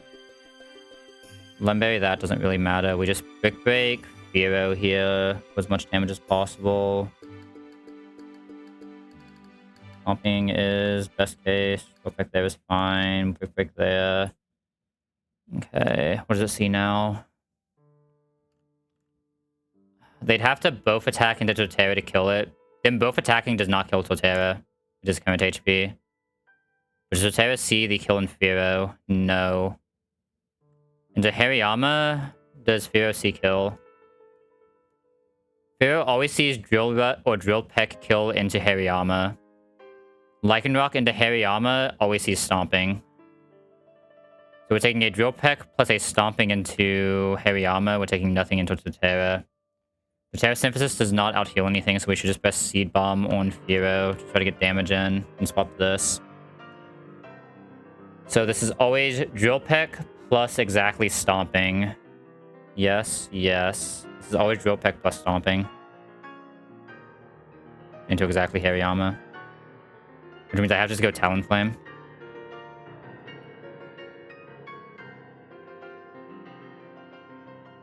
Like, it really sucks. Alright, good news is they both see kill in Talonflame now, so they're both attacking Talonflame. Talonflame is taking... Well, we should still actually be fine here. That crit sucks, but... This can Rock Slide is the worry again. We have to dodge flinch, but... Rock Slide or Accelerock on Lycanroc side. Can this be Return? It can. Return or Drill Peck. Return or Drill Peck, we can Hamilton. It has to be Hamilton, right? We can have a Drill Run. Yeah, it just has to be Hamilton here. Accelerock comes in. Accelerock is best case for us, though. Bomb kills. And now we just have to deal with one side Lycanroc. Okay, Lycanroc should always see Stomping here because it sees kill on Arcanine. So we can Seed Bomb into Talonflame pivot on guaranteed Stomping. Can this ever not see Stomping? 66, 68. It can never not see Stomping.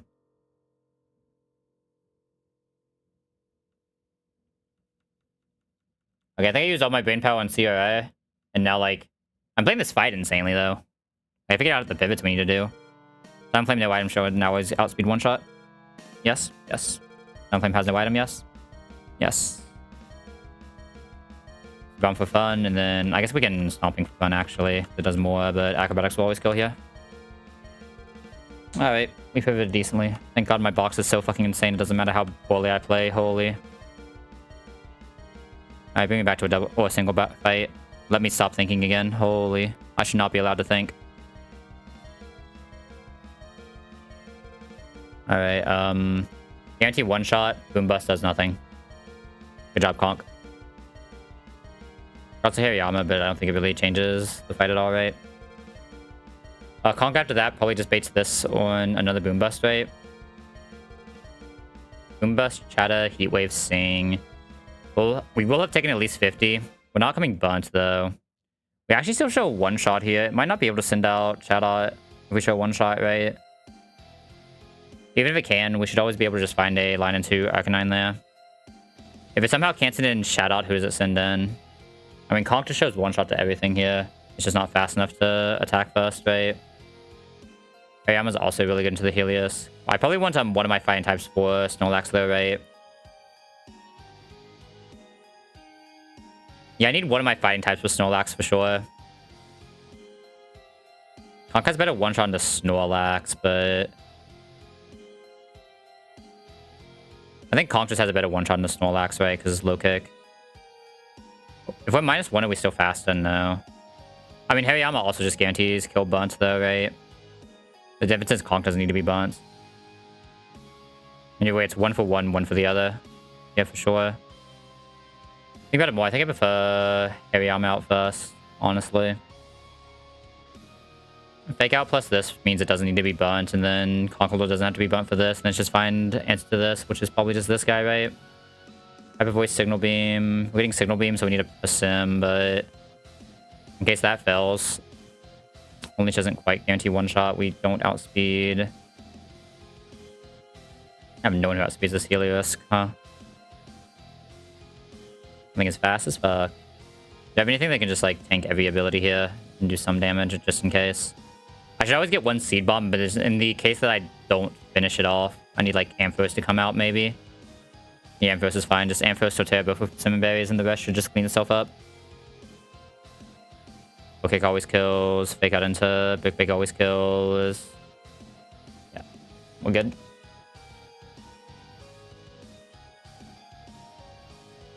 I think I still need to heal Hammy, so give me a second here. Grab this guy. Plus this. Honk. Hammy. Sports. Amp. Do I have any prior moves? I've got to find some prior moves somewhere, man. Where are my prior moves? I guess I have First Impression soon. That'll be my prior move. Is anyone else just willing to chat on in case some stupid shit happens? Walrus. We'll bring Walrus.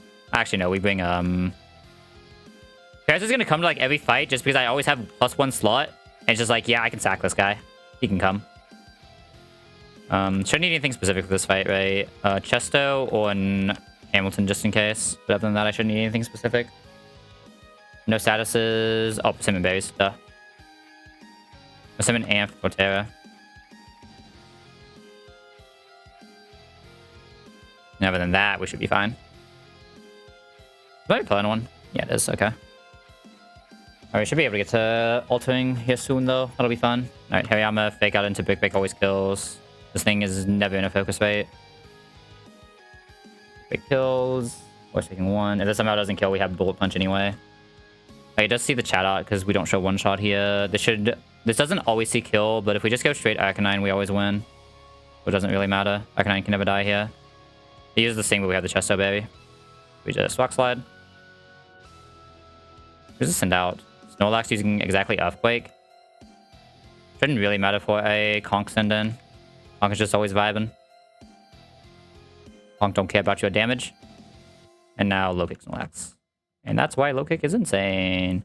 Oh, I guess Conk just wins this too, right? What is this thing doing to Conk? A 90 Thunderbolt? Yeah. Good luck with that, buddy. Didn't even see the Thunderbolt for the paralysis.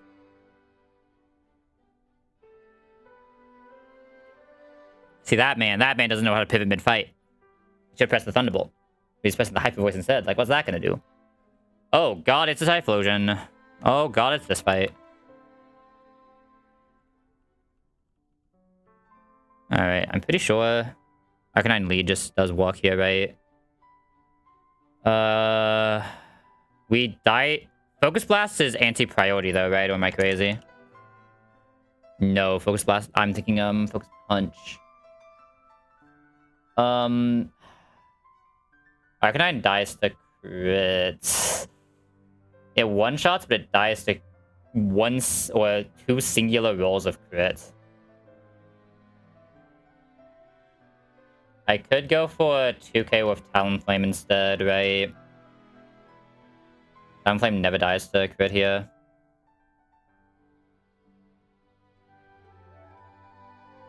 Is this fast or fast after -1? I could also Mud Shot into kill here. Mud Shot into Earth Power. Okay, so I have 2 lines that can go into this, but it's one of these 2 always. How's Ampharos here? Destroyed by Liquidation. Savina. Less destroyed by Liquidation. But still allows it to do some bad shit. Salzbuck is the one that's fast enough to stop it from swords dancing. And because it's fast enough, it's healing with the Horn Leech as well. Now, Salzbuck is insane here. We want to bait through Alligator out second, I think, using Liquidation, preferably. If this gets -1 in Liquidation, do we die to a crit? No. We should, on average, be able to heal back up to full as well, if we have a berry. Actually, do we just Miracle Seed this? Does Miracle Seed give us any breakpoints? It gives us a 30% heal instead. I think I'd rather just Citrus and 2-shot, right? Oh, this can't defense down because it has Sheer Force, right? That takes away the defense drop. Oh, this is Freeze Rock then, yeah. Okay, so I think I Talonflame just to bait in for Alligator with Salzbuck. And then what are we doing against this? You'd usually want Talonflame, but it's probably going to end up being Pidgeot with 2 Air Slashes. Has to have a Cherry Berry as well. This coming in, it can set up a Swords Dance, though. If this sets up Swords Dance, how fucked are we? Not really.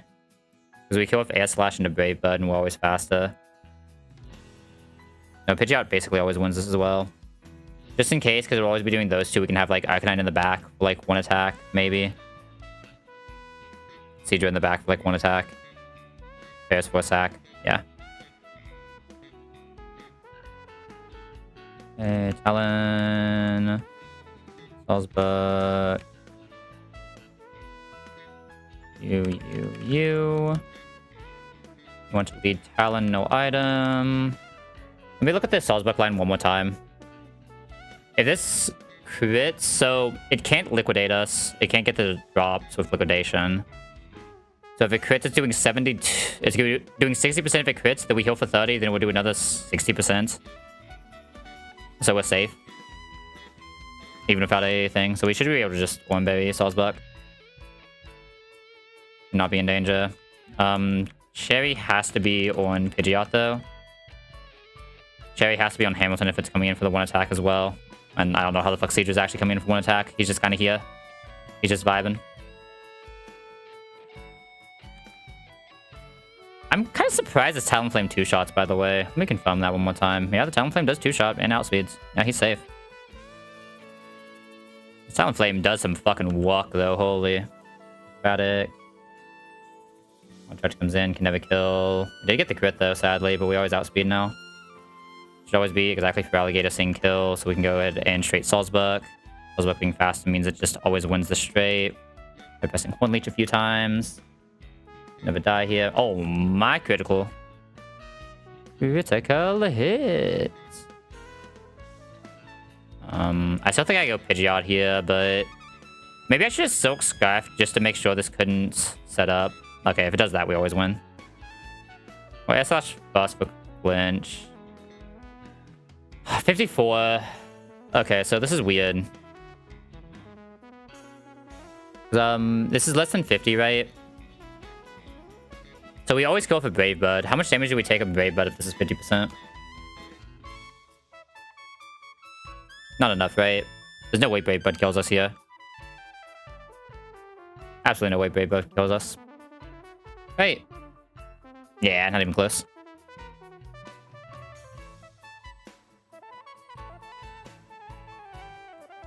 Alright. Oh, next is the Crabominable double fight. Okay. I mean, do I have the Crobat straight kill line?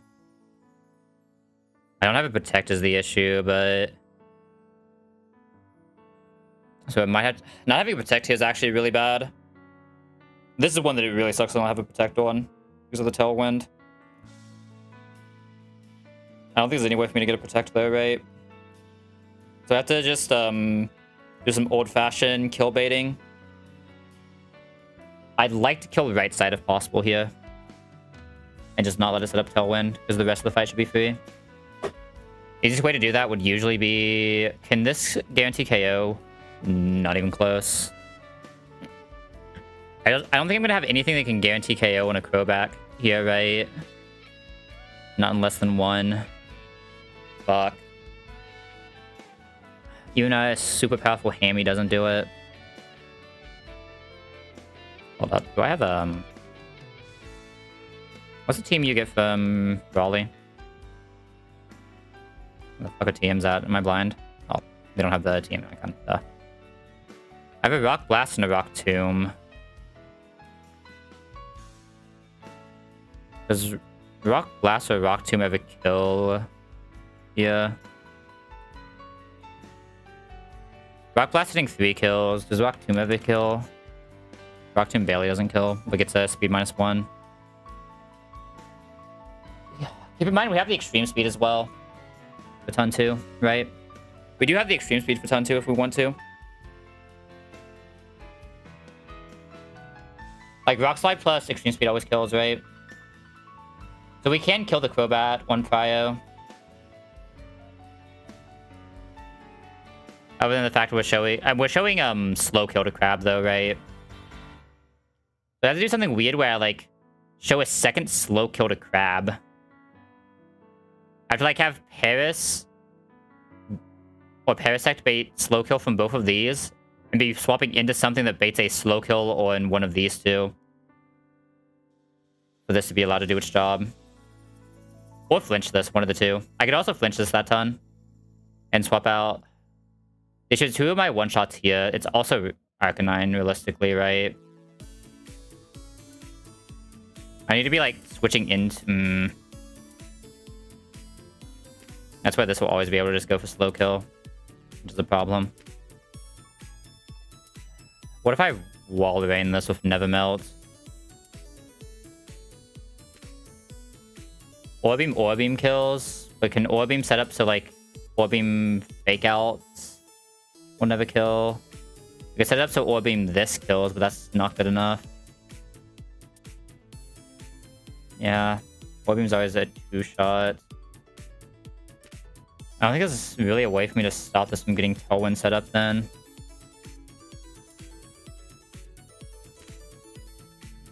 This just fighting is kind of what I want on the other side. I think this side is so much better usually, though. I just can't have Arcanine out unless I, like, find some super insane line. The fact that Arcanine doesn't one-shot this is insane. I mean, like, I think it's just the Rock Slide. While I bait slow right side with Parasect. And just go from there. I would have to, like, switch into Hariyama for the fake out, though. And I don't know how the fuck this doesn't just see... some kill somewhere. Again, unless I just want to let it Tailwind. Right? And this way, if I had to Protect, this would be so much fucking easier. Right? Not a single one of these Monolin Protect. That's why you hate not getting the Caracosta. Caracosta would go so hard here. Like, it's either I'm doing that, or do I have a Mon that just one-shots everything left side? This can't have an item, so it does not. This with a Muscle Band, does it just one-shot the entire left side? Not quite. I'm just trying to think if I just bait kill into right side the entire time and just have someone like pop, pop, pop on left side is the only other way I can do this. Talonflame can't do it though, because it has to not have an item, so it can have a increased acrobatics. Conk. Maybe Conk can do it. One-shots this. There's no way it's one-shotting a Heracross, though. If I'm swapping into Talonflame, this has Protect, though. This has Protect, though. I'll be slow after it. Gets the boost, right?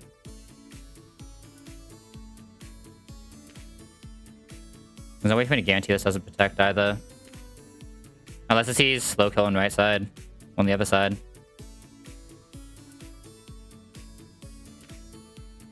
Also, as soon as I'm putting this into a dual wing beat, which cannot be right.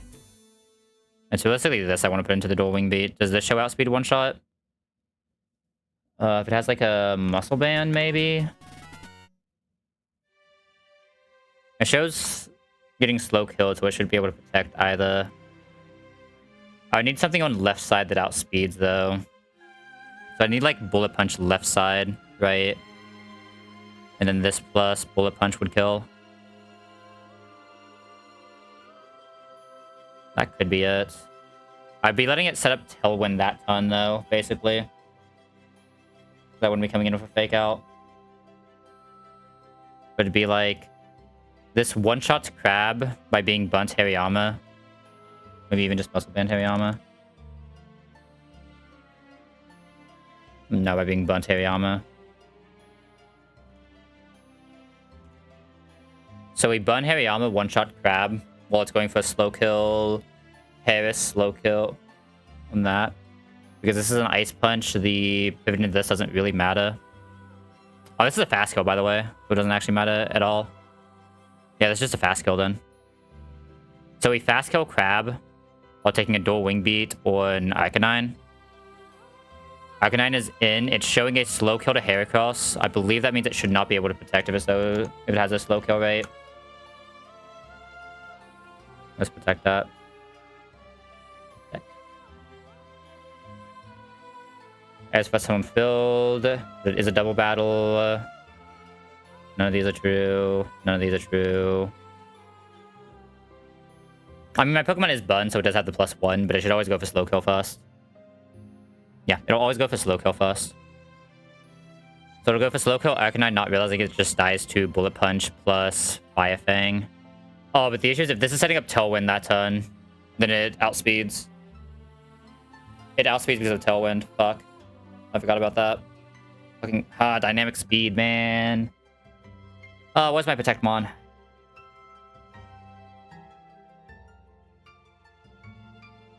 Yeah, there's no way to stop this from setting up there. So I need to one-shot this first time because it's going to at least be faked out. Right? Never Melt this never one-shots, does it?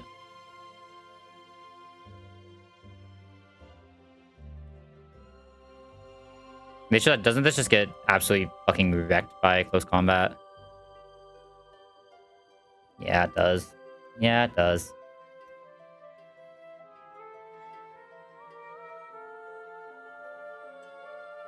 I mean, maybe I can just kill right side after letting this Tailwind. Thoughts?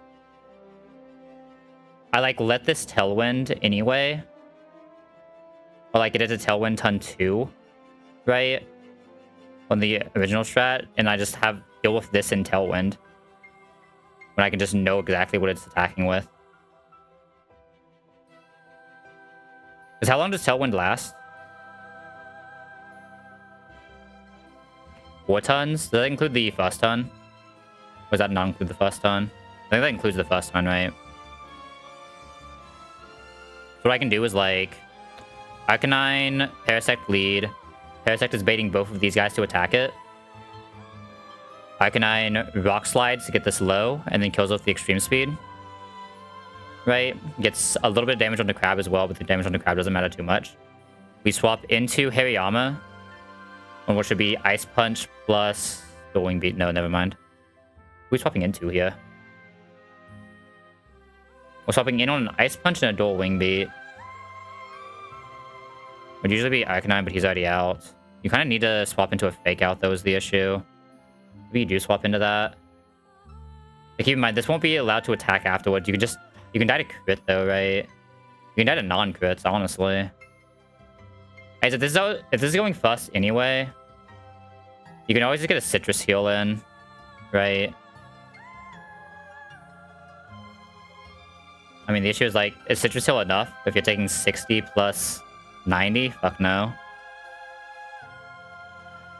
So I just have to swap into something that baits a guaranteed slow Crab Hammer, which is nothing in this box. This maybe to fuck by Ice, yeah. So just always go for Arcanine. I mean, I guess nothing's faster than Crobat, and I don't have a single mon for Prio move. God, I'm having... What are my Prio moves, man? Where are my Prio moves? Maybe like an Ice Shed. Making sure I'm not missing some random Prio move that I have, right? Any Prio move in the game will do infinite here. Ooh, wait a second.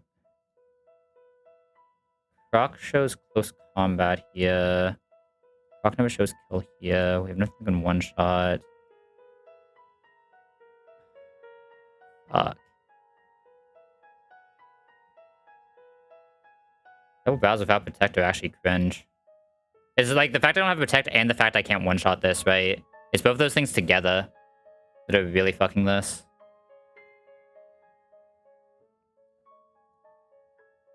I like Cotton Spore. Then go for kill on second turn. What if I like have Hariyama out?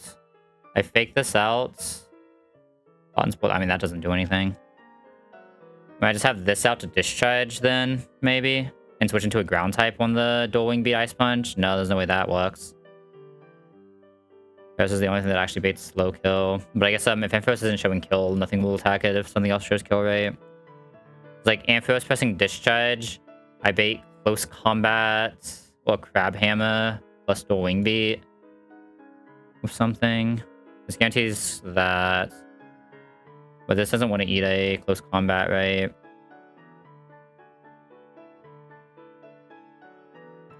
What about Nito? Nito eats the close combat really well. Eats the Dual Wing Beat pretty well. Maybe we just swap into Nito here, but on a discharge ton. And then just get absolutely fucked by Crobat. Pressing Tailwind. Am I just gonna have to play this with a Tailwind up? I think I just have to play this with a Tailwind up. Actually, I have Mon that just don't take damage to Crab. I can just like fake it out one ton, do something the next ton, something like that. I don't know, man. This is fucking rough. It's also mostly rough because this is special attack down, right? I think this wasn't special down. It might be able to see kill here. Nah, even that doesn't see kill wholly.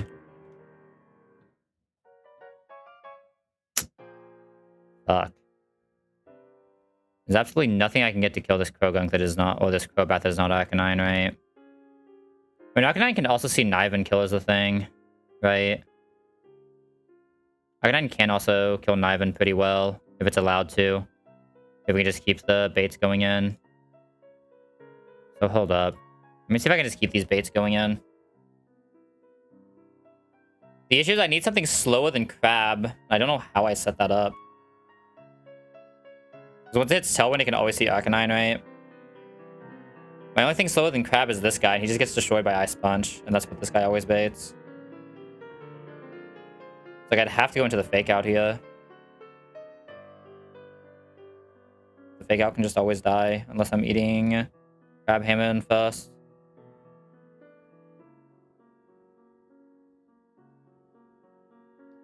I'm actually in a... Am I in a decent spot if I can do that? No, not really. I gotta be missing something here. There's gotta be something better here. Going in with the Fake Out doesn't help, because then this just sets up Tailwind. I mean, I guess that still lets me break. I can still kill this ton 1 Fake Out plus this, but then Crab gets an attack off. I can't let that happen. So I'm faking out this, setting this low. We then bait the Crab attacking fast, close combat, or Crab Hammer into this. Which means we can't swap this. I would need this out to... I need something out to kill Noivern still. How do you do double battles without protects, man? I don't get it. How the fuck do you double battle without a protect? Because the issue is I just can't stop this Crobat unless I just always show it slow kill. And just always go into left side. Right? But I can't really kill into left side.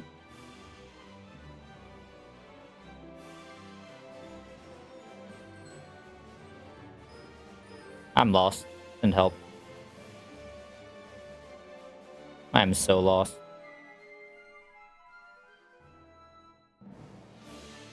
I feel like it has to have something to do with this Arcanine lead, though. I mean, fuck it. Paris is an eject button. I can just let Paris eat the hit. Why do you not one-shot? And Rock Tomb also doesn't one-shot. Rock Tomb would make me faster, though, Keely, but I guess that doesn't actually increase my... or help my position, right? Okay, so what if I just... Do I have anything left side that can guarantee kill everything? Is the next question. I don't, right? I mean, this with Muscle Band Can't guarantee a kill on Crab. I can guarantee kill on Heracross easily. I guess I'm also never guaranteeing a kill on Poliwrath, right?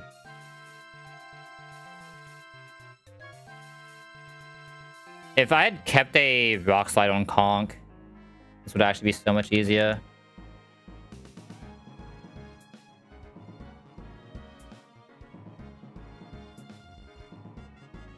Oh no, wait, never mind. This is a fighting type. It's fighting bug, right?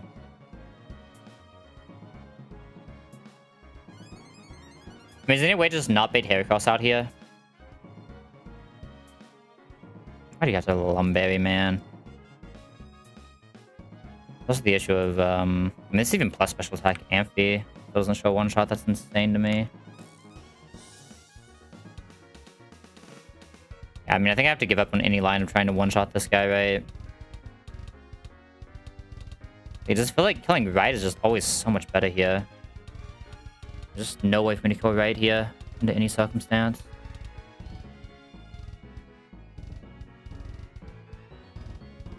I need Mon that is slower than this Crab all of a sudden. Honk is slower than Crab. Honk comes in, Ice Punch to Wing Beat. Then maybe just baits Crab for a second turn. Baits close combat Crab. Crobat will be dead. And if I can get Conk to just bait close combat Crab while Walrus is out, maybe there's a chance. It'd also be baiting dual Wing Beat though, so I'd have to take a close combat dual Wing Beat. Which is not easy, but surely I have someone who can. Probably you. No, you get destroyed by close combat.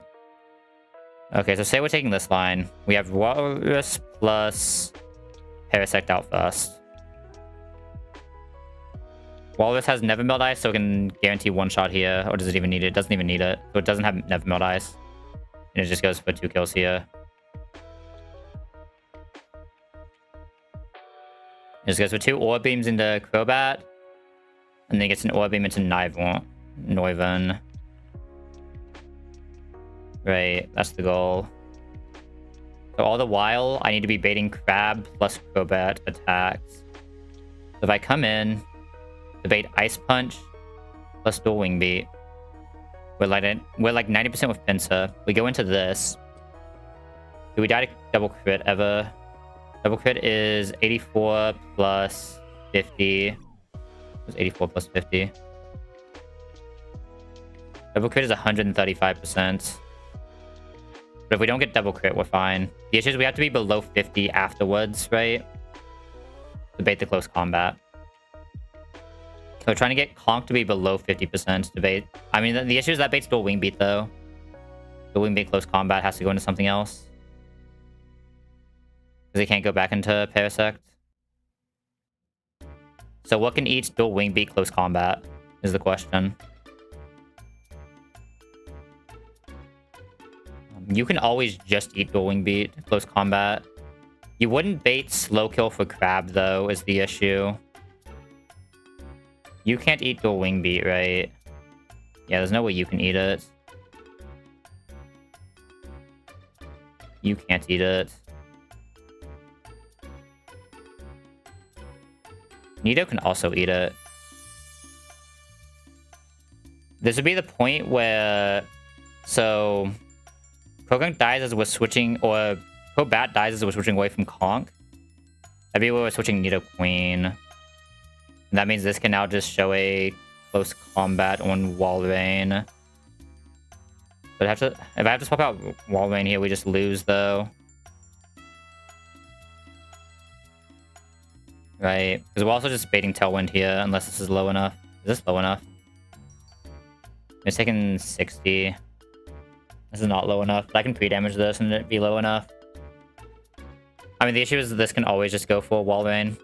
Walrein doesn't have enough bulk to survive close combat unless I can attack down this.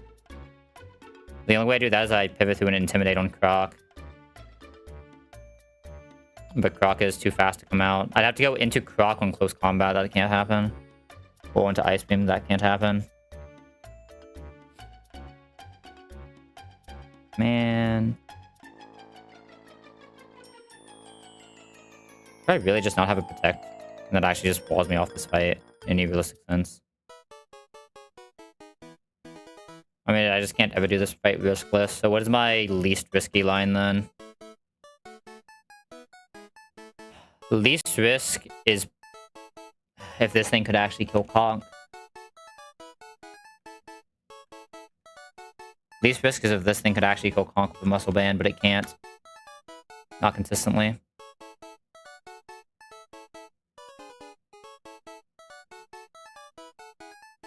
Or kill Crab. I mean, Conk is the one that can kill this. I just have to go from there, I guess. Can I bait Polywall in and just try to kill Polywall as well for Hammer Arm?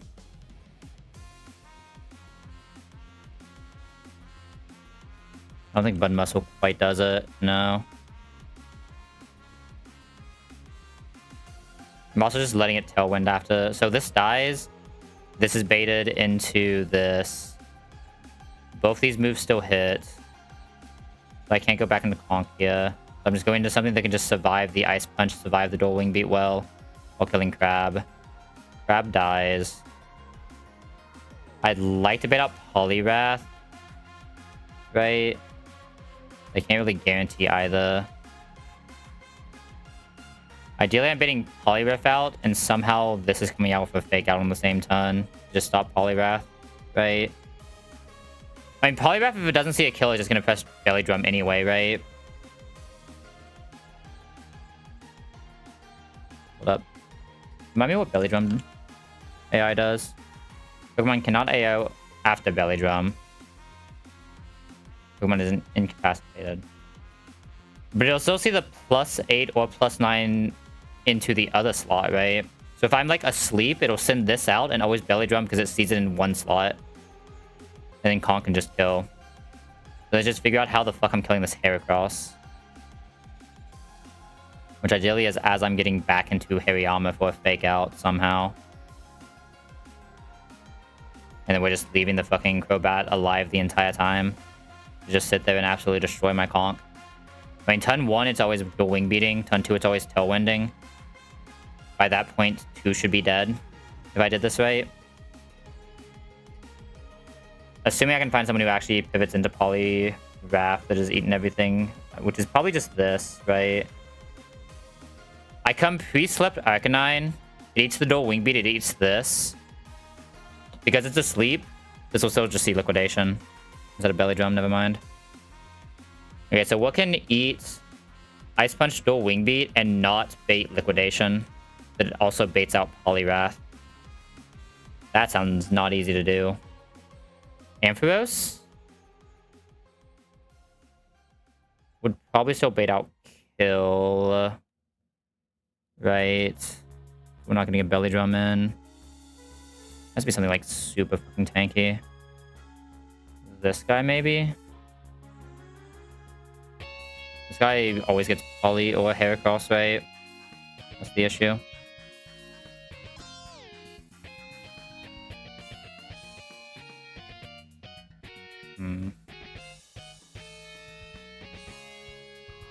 I mean, I can force the Liquidation and just get the damage in. Does the Liquidation let me actually swap to something better? Like a fake out or some shit? Not really, because we can still be taking a dual wing beat. Actually, we'd be taking a Super Fang. But then we just added the dual wing beat after. This gets destroyed by dual wing beat. So I guess in that case, I'd have to be going for a 2-shot. I don't... That's not bunt, is it? When you bunt in this slot. So in that case, I'd be going for a 2-shot, which Hammer does always 2-shot. Poliwrath specifically, right? So in that case, I would go into the Arcanine. It would eat the Drain Punch, or eat the Ice Beam. Eat the Dual Wing Beat. That's the point where Conkeldurr can take a Dual Wing Beat, though. Right, that's the issue. Conkeldurr can then take a Dual Wing Beat if I was doing that. There's not a lot I can do about that. And if Conk takes a Dual Wing Beat, it's just over. I mean, maybe not. I mean, if it takes one, it can It can still take a second if it doesn't get crit. There's also a high chance this Hypnosis is right. But I get Liquidation Super Fang into this slot. And something swap into Liquidation Super Fang. And preferably baits Polygraph still being able to kill. Ideally baits, this takes nothing from Liquidation. And if it takes the Super Fang, it also baits Polywrath. But the issue is if it doesn't take the Super Fang, it no longer baits Polywrath, right? It would still probably Belly Drum on Polywrath. No, we've done too much damage with the Belly Drum now. There has to be some way for me to knock it at Tailwind here, man. There has to be. I refuse to believe there's not. I have to be missing something. Like, my Ice type... I mean, Icy Wind for the slow. And debating a second ton for another Icy Wind. Then I can outspeed. Then Noivern comes out, but still just presses whatever, and we still just lose. The other option is to just say fucking and let it Tailwind ton 1, right? And just not have... Just like... The other option would be to fake out Crab and just let it Tailwind ton 1. So how would I ever play that line? Like, this guy fakes out while something does damage, but obviously can't kill Crobat. It'd just be this getting Crobat low, and then Crobat can do whatever the fuck it wants. I'm kind of fucked. This now guarantees close combat Crab Hammer. I'd rather guarantee the Ice Punch. There's no way... I guess if I can guarantee Crab Hammer or close combat, this is better. But, like, we haven't actually killed this. This is at 50%. We've Orb Beamed it once. This knockoff. And then C-kill after. You never die to crit. Crab will always attack into wall rain. So yeah, I can just, like, bun knockoff after. Guarantee the KO. I guess. This can't have taken the hit yet. This is always attacking into wall rain. Into exactly close combat. This is now dead. Niven is coming out against Hariyama plus something that wants to swap into close combat. Probably Talon. Probably Talon.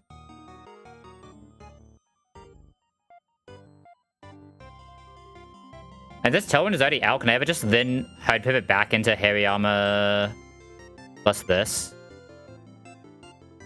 Like, hard pivot out of Hariyama after killing this while trying to bait this into something? Okay, okay. So if we... Because this can eat the close combat. I don't know what this has done yet is the issue. This could have dual wing beated Eva slot. It could have dual wing beated right slot, right? That's the real issue. It could have dual wing beated right slot.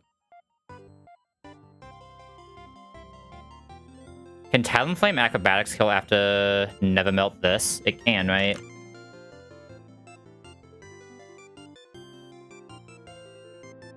I'd have to, like... Okay, so Fake Out Orb Beam. It sets up Tailwind. I then double swap, where we know this is close combat. So we can go into this. And we know this is only dual wing beat ever. So we can go into this. But Crab will probably see kill on Talonflame. So it becomes a 50-50. Crab will always see kill on Talonflame. Right. And also, like, this has Tailwind, so it's still slower. The Icy Wind did nothing, never mind. Like, Orb Beam. We just have to use the Fake Out to kill. I think that's set in stone. Yeah, I think that's just set in stone. It has to be that line. The Orb Beam, we use the knockoff to kill. We Fake Out this ton 1. Ton 2, this close combat's this. We swap into a close combat. Potential... It'd be close combat Super Fang. Super Fang hitting first. So Super Fang into close combat. This can die to that. Actually, no it can't, because it will... and guarantee heal. I can actually have citrus here because I'm not necessarily pressing that. It could also just be this with this dies to close combat. It could also be this. If 50-50's next move though, which is a little awkward. But always just survives well, right? At the point Crobat's dead. The knockoff. I don't know the HP of this is the issue. I don't know if this is allowed to stay out. Like, the idea here would be to try to find a repivot into a Celio Harryamaton to re-fake out this while killing Niven. Right? I just don't know how to get there. Especially, like, if this is taking one dual wing beat, it's super fucked, because this has to be burnt. It's taking 2 tons of burn already. What are we doing? We're doing some run and bun. I'm trying to plan for the, Neuven Crab Dominable double battle right after CRA. Like, a little bit after CRA.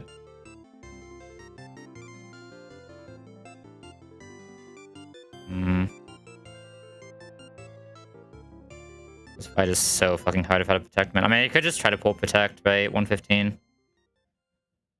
There's no protect on 117, right? Like, protect actually makes this super free. I just don't know how the fuck I get to protect.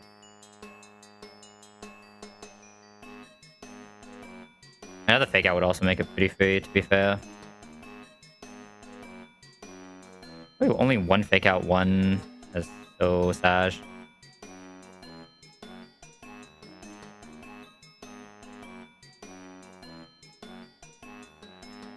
I mean, I think this line is going somewhere, right? It does that. We kill this with the knockoff. So if this dual wing beated, what happens? We've taken 2 tons of bun. We've killed back with citrus. Crobat is now dead. I need to find some way to switch back into Hariyama, but it has to have enough HP to never die to an air slash, and that's just not possible. No, I mean, this line just doesn't fucking work, man. I have to somehow just kill left side. I don't think I have another option. Can't be through Talonflame, though. Doesn't have the damage. What if I scale this? Scaled Muscle Band, this guy. Once we one-shot this, nothing else can one-shot it, right? It won't be faster than these two because of the Tailwind, though. We can delay the Tailwind 1 ton, and then try to take out Heracross as well, and just be left with Polyraft belly drumming. That's probably the play. If we one-shot this, and we just try to get the Polyraft belly drumming. After killing Heracross as well. Okay. Let's try planning for that. So, Conk can one-shot this. We can use the Paris Bait to get the dual wing beat Ice Punch. We use that to get into Arcanine. Who does Arcanine bait? This is not Bunch yet, Keely. Arcanine always gets Heracross, but the issue is this is always Liquidation Heracross. I can never press Extreme Speed here. This will always be able to liquidate before anything else happens. So we have to swap into something that can survive Liquidation after a Super Fang, potential Hypnosis. And hope the Conk doesn't take the damage here. Unless I do have something that can survive Ice Punch, Dual Wing Beat, and guarantee a Belly Drum. Let's look at that line again. What all survives Ice Punch well? Hydra obviously does at 24.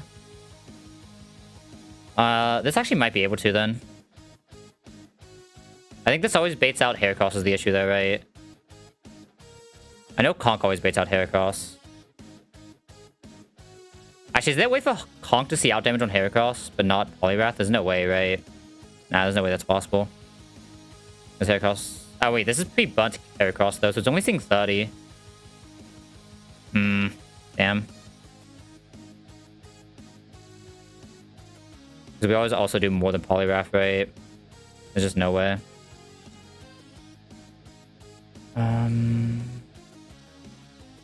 It doesn't see Tailwind on swap though, but I can't swap to any of my, well, even my buds. If I could somehow swap to even my buds, that'd be fine, right? Because they both just show one shot. They get this guy out, and if they're asleep. Like if I'm being Pidgeot, right? But I can't swap Pidgeot into Ice Punch.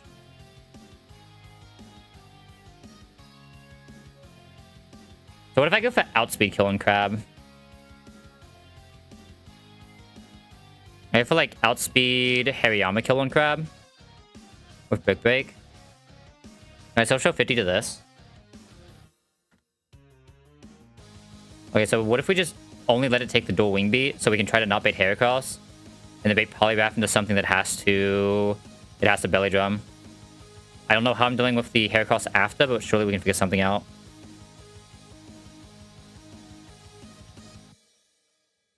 So pre-burn this. Guarantees a KO on Crab. If we Parasect out at that point, we've taken a dual wing beat, which we can use to just get into Pidgeot. This won't see Tailwind, so it'll see that Heracross is outsped OTK'd. So we'll never send Heracross out, and it'll send this out. Because it is not outsped OTK'd. Right? Its priority should be not sped OTK, right?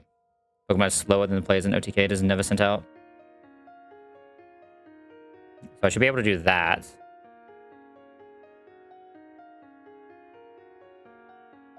Whereas if it sees slow kill, it might still send this out, right? I don't think it ever sees slow kill from just the wing beat if we're Citrus. No, it doesn't. So this can never see slow kill. It'll always send out exactly Poliwrath. If we are asleep, we should be enough HP where we can guarantee Belly Drum on a +9. Right. Oh, I guess the issue is we can KO after Belly Drum. Oh no, because it sees itself holding a Citrus, right? So it sees itself as 125. We cannot KO after... No, we can KO after that then. It effectively sees itself at 50%. I don't know if that guarantees Belly Drum then. That's the issue. It'll see us as faster this turn because Tailwind hasn't come in yet, right?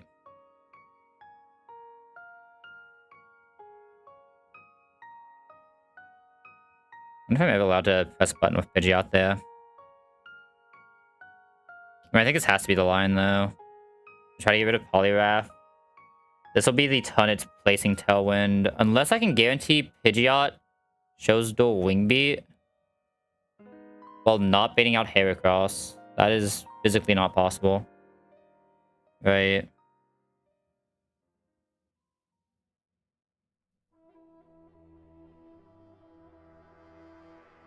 Oh no, because I'm pretty sure this should never be able to send out Heracross against Pidgeot because we outspeed OTK. Right. If it doesn't already have Tailwind out. So if we're just low enough that after the dual Wing Beat, we always bait that and just don't care what Poliwrath does. We just go for kill with like Brick Break.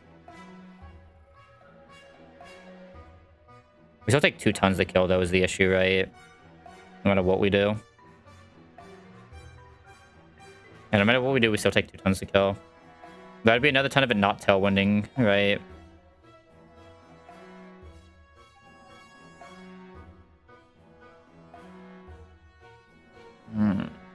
I hate double battles. Okay, passion. If I had to protect, this would already be over, by the way. I could just protect for 2 tons. I could like Parasect, switch into a Protect Mon, protect for 2 tons. All these are dead. It's just over. Not a single Tailwind. The Protectors gives me like plus fucking 4 tons. Or plus 3 tons. Well, plus 2 tons, but technically you can make it into plus 3 if you absolutely are desperate.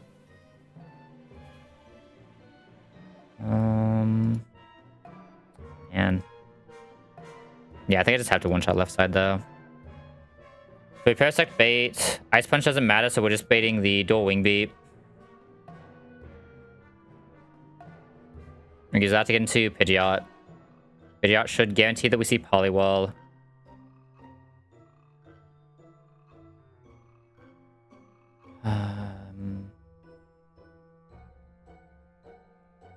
I could have this at the perfect HP. Wait a second. Wait a second. Because this also shows one-shot on Heracross, right? It doesn't show one-shot on Poliwrath. I have nothing that reasonably one-shots Poliwrath, right? Closest probably is this with a Muscle Band. But if this has only Belly Drum anyway... What if I make it so the bun is what lets this see a kill with dual wing beat?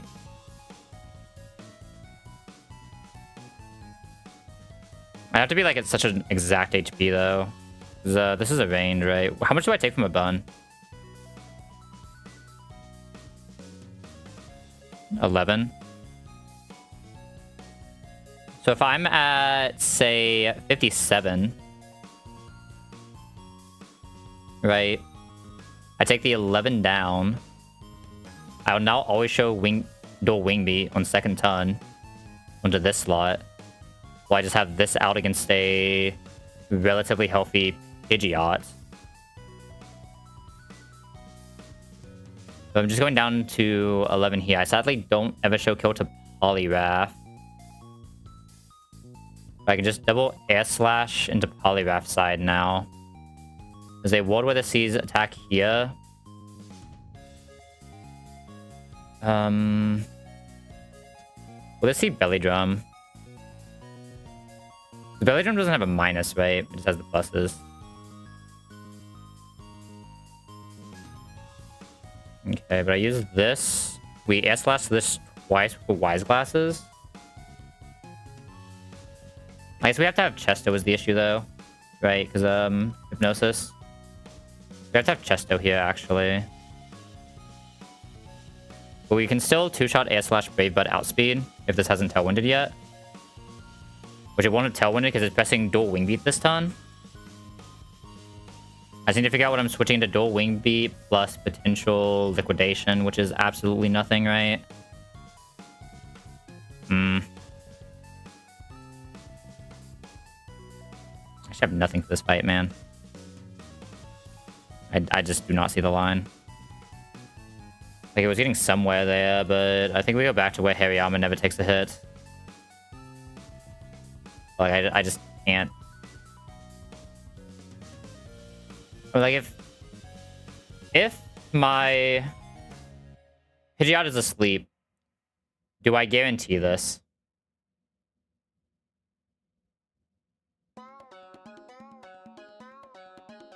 I do, right? If it doesn't see kill somewhere else. This is a +9.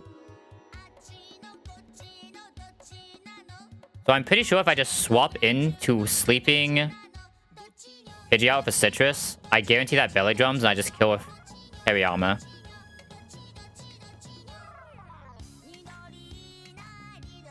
And then this sets up Tailwind, and then I don't know what the fuck I do after that. But we've at least gotten there.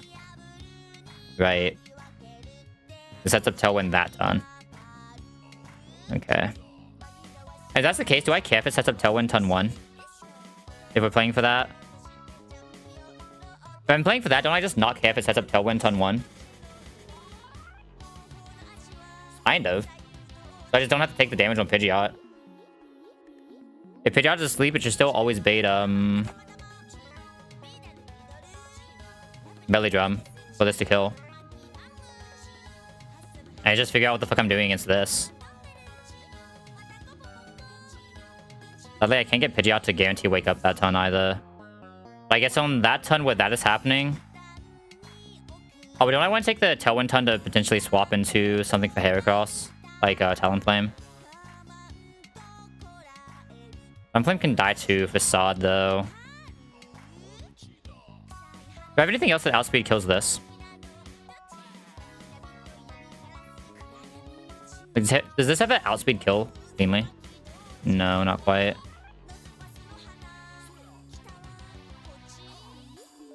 If I had something else that outspeed killed this, and I could switch into the fake out later, it would be much better, right? My highest chance is Talonflame, but it's not guaranteed. This is 31 attack Talonflame. I mean, if this actually had attack or a special attack, it actually could, huh? Damn. I don't think it's worth the skill for this, though. Damn. Damn. So my fake out is the only thing that can clean one-shot this that doesn't allow it to get an attack off. And I can't allow it to get an attack off when I'm doing this. So what if I just have these two out? I clean kill that. This just gets the Tailwind. I say fuck it. It sends out Poliwrath because Heracross doesn't see the Tailwind yet. Because AI doesn't see Tailwind for calculations. You'll never send in Heracross because we have one shot, so it's in Poliwall. Poliwall now sees itself as faster. But if we're sleeping Pidgeot, it'll go for Belly Drum and just die to Hariyama that is not in danger of dying to Crobat yet. These two are now dead.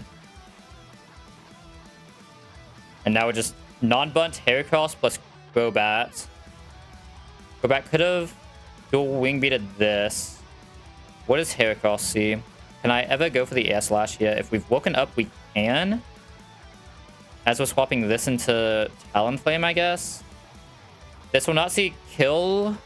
How likely is this to see Protect?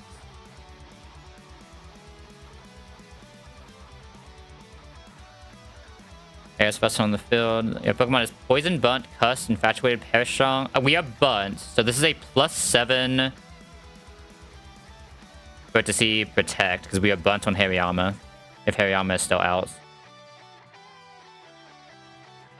So it very likely sees Protect, because we have a +7 on Hariyama. It should not see Kill on Hariyama if it's not Bunt yet. Unless Crobat did some disgusting shit. So if this just wastes a ton, or we can maybe get some pivoting back in. Maybe we can actually get Talonflame back in somehow. So how many tons of Tailwind has this been? First time we killed Crab. Does Tailwind include the first time it sends out? Hold up. If it does, this changes things. Look, I think I finally see a line. Took way too long, but... Because that's 3 tons, now lasted 4 tons. Does that include the ton it's sent out? Does Tailwind include the ton it's sent out or only the tons after? It should include the ton it's sent out, right?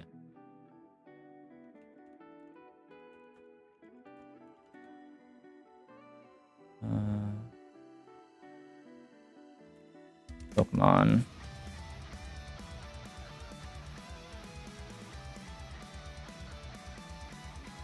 It says 4 tons, but does that 4 tons including the first ton?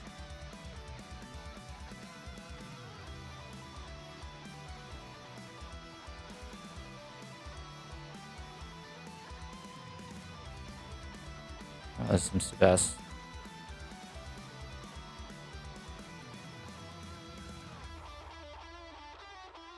So I think it sends the... I think it counts the ton you use it, right? If it counts the ton you use it, then ton 1, we kill Crab. Ton 2, we kill Poly. Which version of Tailwind is this? This is 4 ton Tailwind, right? I guess I need to check here, don't I? I believe this is 4 ton Tailwind in this gen. This is using Gen 8.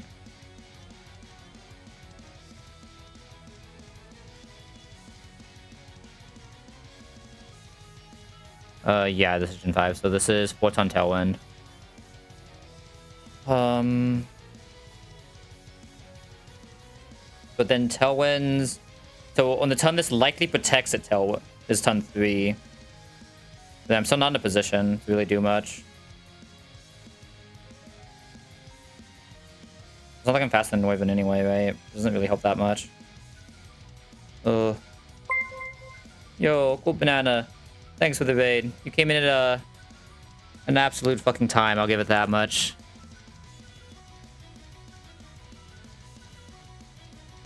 Yeah. I shout out, isn't it? Not just shout, I'm an idiot. Old. Shout out. There we go. Yo, what's up, buddy? What were we up to today? What were you doing over there? Oh, make sure I spelled this right. He's Rivals Extreme. Oh, God. Yeah, you came in at an interesting time, though. I have no idea how I'm doing this double battle. This is a hell of a double battle.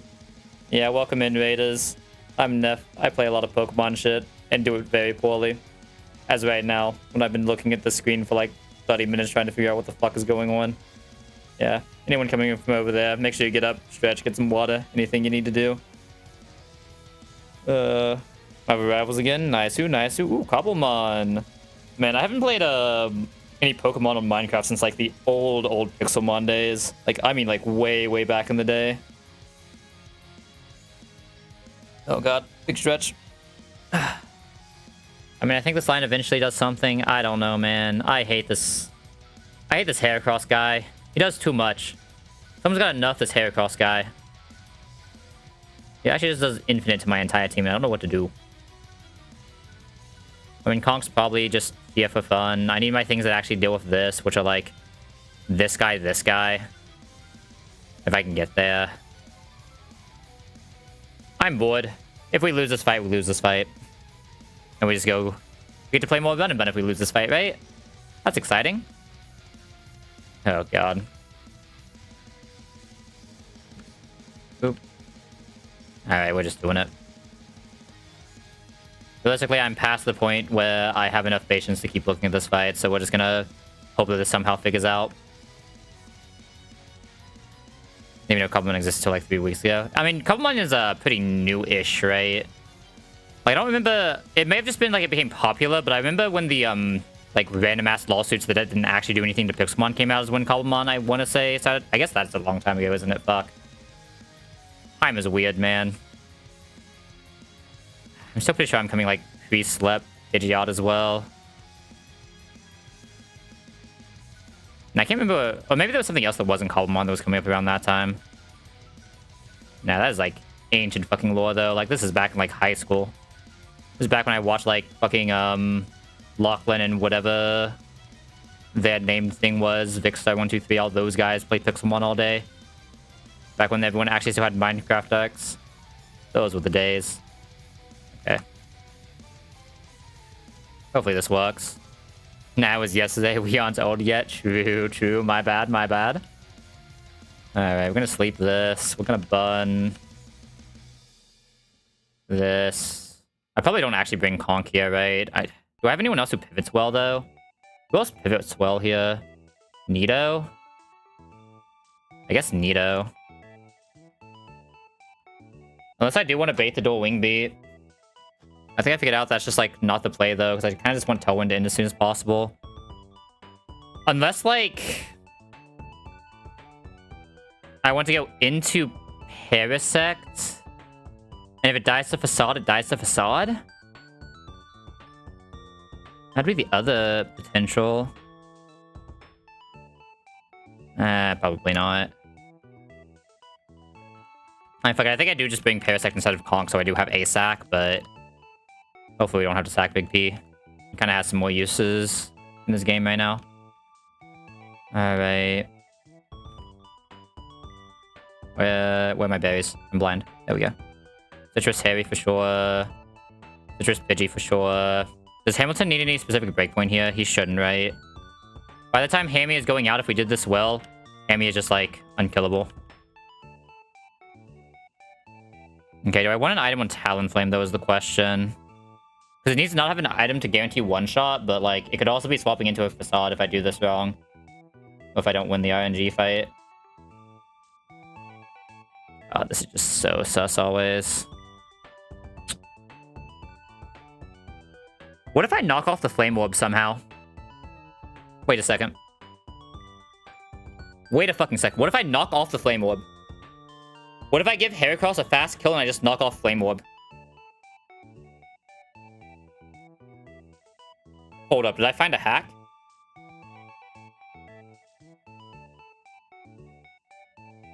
What if we... Does Heracross non-Flame Orb show a kill on anyone? It doesn't show... No, it shows kill on Salzbuck. But Salzbuck can't eat a dual wing beat, right? Needs to be someone who can eat a dual wing beat. I mean, how much does it need to show kill on Arcanine? 73? If I come pre-damaged Arcanine, I can have it show Brick Break there, use that to get into Talon, and on that turn, knock off Heracross. So it just doesn't have Flame Orb. If it doesn't get burnt, it does, like, no damage to Talon ever. The issue is Talon can get absolutely destroyed by Hypnosis or Wing Beats, though. That's the one awkward thing here.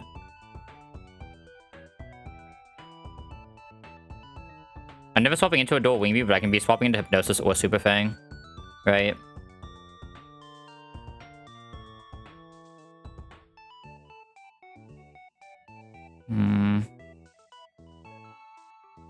I'm not guaranteed to be able to get the knockoff otherwise is the issue. I can't guarantee this just protects, but I guess I can go for the knockoff and just see what happens.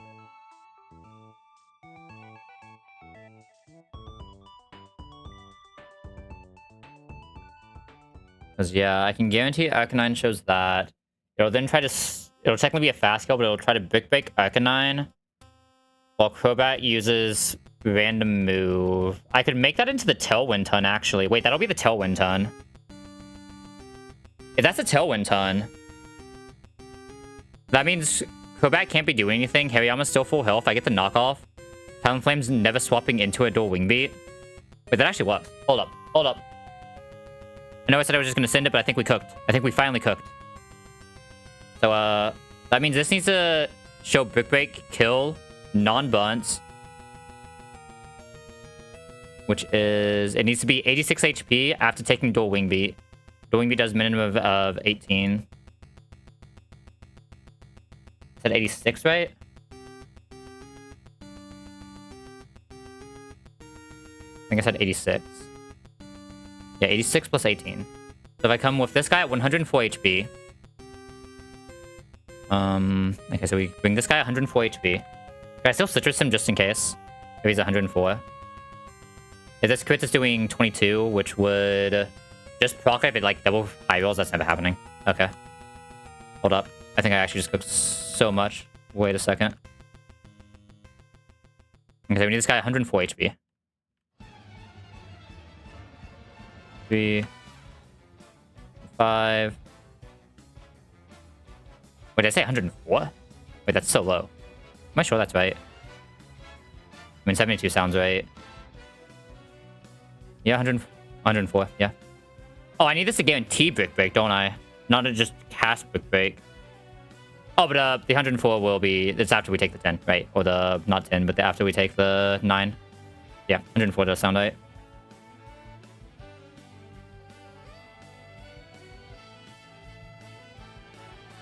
There's that 10... 8... 103. 103 is close enough. I don't think that 1 HP matters. Okay, so if we're 103... In most cases, the dual Wing Beat, even critting, should not put us below 50. It should only be doing like 32. 32 would put us like 71. Which that just procs the Citrus, which is fine. Right? It just procs the 72. So as long as this is like super high roll and we don't proc Citrus here, we guarantee Brick Break here, we knock off as we switch into Talonflame, and I think the fight just ends. Hold up.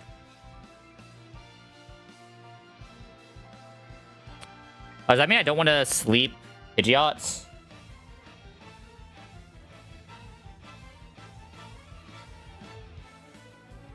Talonflame can still get slept by Crobat is the issue, right? So it's not like fully over.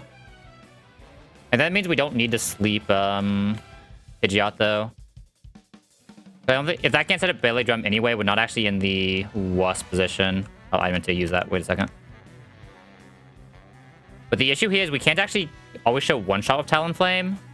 Oh no, Talonflame shows one-shot even without Acro. Hold up.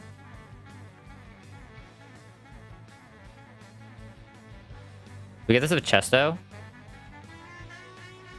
Give this a Chesto. We give Hammy Citrus because it actually needs the HP. We probably give Ampharos Citrus as well. We already guarantee that we get the dual Wing Beat on Parasect, right? We already have Citrus on Hariyama. Chesto, Citrus, Chesto, because this can still get frozen. Maybe I should just be... I think I need Citrus here, but I think I'm actually Chesto here. I think I'm more likely to use Ampharos on Crobat. I could just come pre-bunt No, I can come pre-bunt Ampharos, right? Nah, I think I'd rather just do Chesto. Chesto Ampharos. And if we get to Nivon, we no longer have to worry about visas anyway. So at that point, the game's just already over. Hold up. I think we've cooked. I mean, we've definitely cooked. We're about to find out how raw it is, but we've definitely cooked. Let's see. We want Parasect, Harry. This should always guarantee kill on Parasect. We swap into Hammy. Hammy should be able to get Heracross using Brick Break. If Heracross uses Brick Break, we win the game. That'll also be the ton it's setting up, so Talonflame doesn't feel bad about the pivots. Huge revive. Let's go. Lands it. That's like crit in a pinch, right? Up his Lepa. Who lands it? Alright, this is either about to go horribly or perfectly. No, I'm not entirely sure which. If I don't just like run in now, I'm gonna second guess myself again though, so we're just going. Alright, so we're gonna press Brick Break. Because we're burnt, we outspeed kill Crab. And this will always dueling beat Parasect so we can go Hammy. That didn't... Oh, I had to be low enough to go for slow kill. We lose now. Ha! All that just to lose, my bad. It's all that just to lose. My fucking bad. Yeah, Heracross comes out. Actually, Heracross comes out? Oh, maybe it does see Tailwind then. Oh no, because it's sending for slot 1, because I'm also in the wrong slots. That's why. I fucked this up about as much as I reasonably could. Heracross sees fast kill on both here, even not burnt. Actually, Heracross does not see fast kill on Hariyama. I think Hariyama just has to game it up. So press knockoff before it can get burnt. And this just has to... If it's attacking Talonflame, what's it attacking with at 31? It's not burnt yet. It cannot be Brick Break. It has to be exactly Facade. And we are not taking... We are taking a dual Wing Beat and a Facade right now. Non-bun Facade. We go back into Hammy here.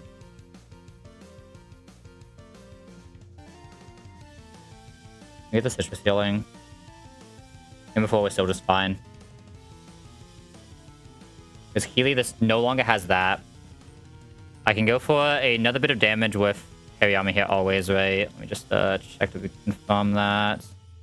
Because dual Wing Beat into Hariyama on crit can do 168, but like the odds of that are very low, and we should still have citrus. So we're gonna go ahead and go for another hit on the Heracross with Harry. This time we just want to go for highest damage, which will not be knockoff. It'll instead be Brick Break. So we Brick Break this. Into Hamilton, what would they see? Crobat could see Super Fang Hypnosis into Hammy. While we always guarantee a Brick Break from Heracross. Right? It is always exactly a Brick Break from Heracross. We're below 86, right? Talonflame on crit Brick Break, does it ever die? Very much so. So if it's not seeing a dual Wing Beat though, we can actually go into Parasect here. We'll go Parasect. Hypnosis is fine. This is Brick Break. Our Brick Break hits. Okay, can we kill here? This still does not see kill on Hariyama Keely, right? No. Brick Break doesn't always... Brick Break probably kills here. It depends on what the knockoff rolled, but Brick Break can usually kill here. Sleeping Parasect should always bait dual Wing Beat again. And what does it bait from Heracross? Leech Life? It could... This is non-bun, so it cannot be Facade, right? Hold up. Facade is max 35. So this has to be exactly Leech Life and can only be Leech Life. But I should be able to re... Hamilton here? Into dual Wing Beat Leech Life?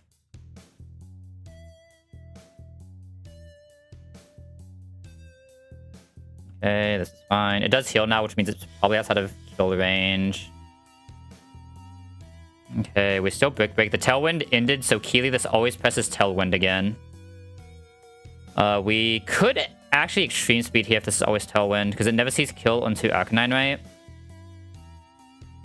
So we could actually stay out here, or even try to pivot out of Hariyama. I could parry... Or pivot out of Hariyama here. And just go for Extreme Speed Heracross.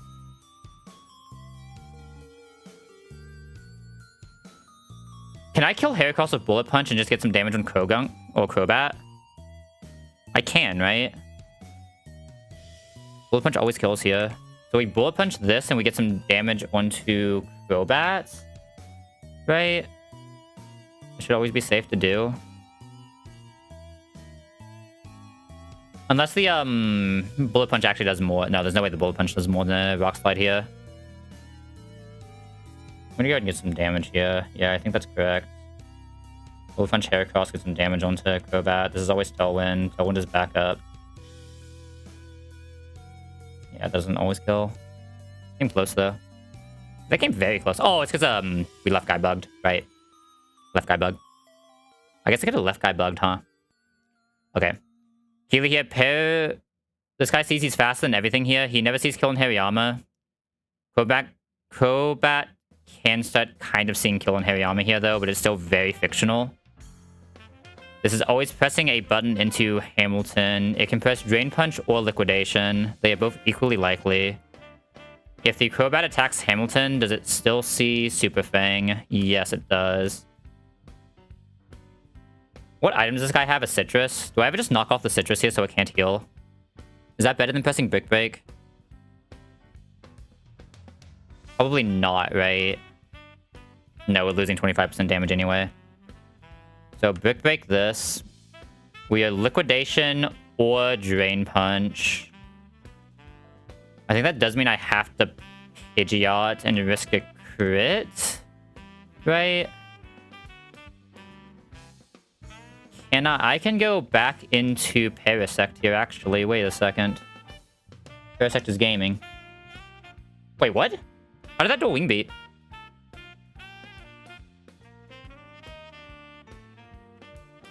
I mean, it's fine. Wait, what? That didn't go for kill? I'm so confused. None of that should have been possible. That had fast kill. Excuse you?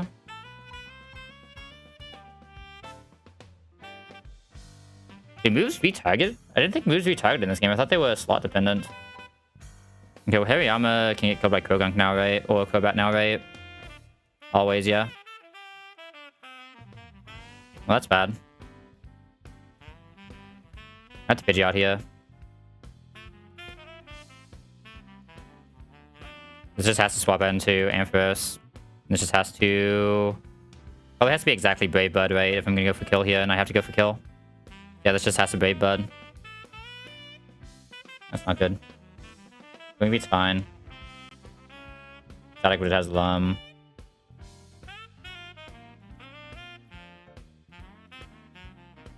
Why does this Polygraph hates going for kills for some reason? It's confusing me. Alright.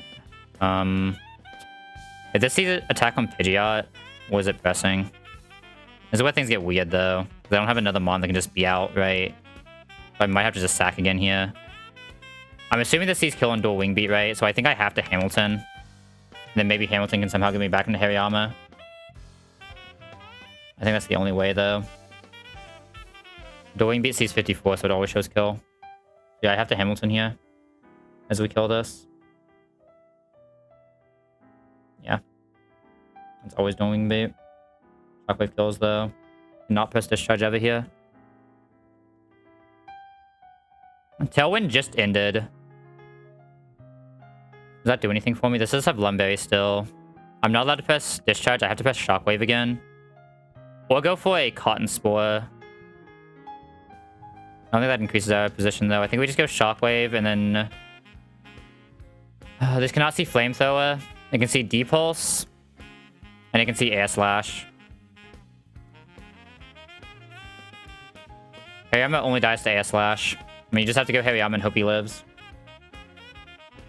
D-Pulse is the best case. I got crit anyway. Okay. That means I always have to sack one more as well. So I think this run is just over. Nah, I played this poorly. Might be. If I have to sack one more, it has to be Pidgeot in this box, right? If I'm sacking anyway, I can just press Discharge. Which Extreme Speed afterwards will be enough.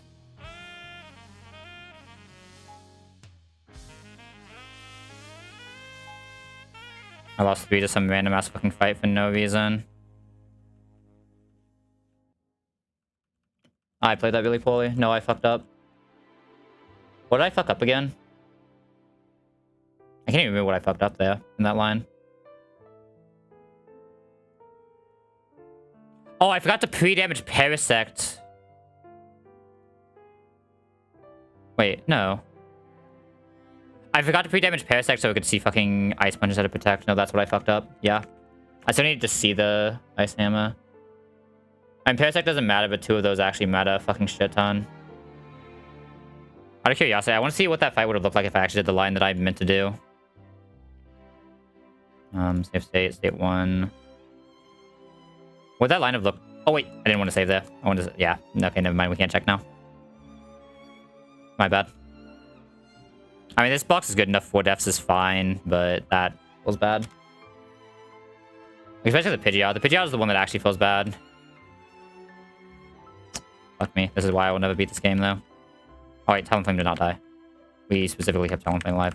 Get him out of that box. Parasect is fine. Pidgeot sucks. Amy sucks, but it's still playable.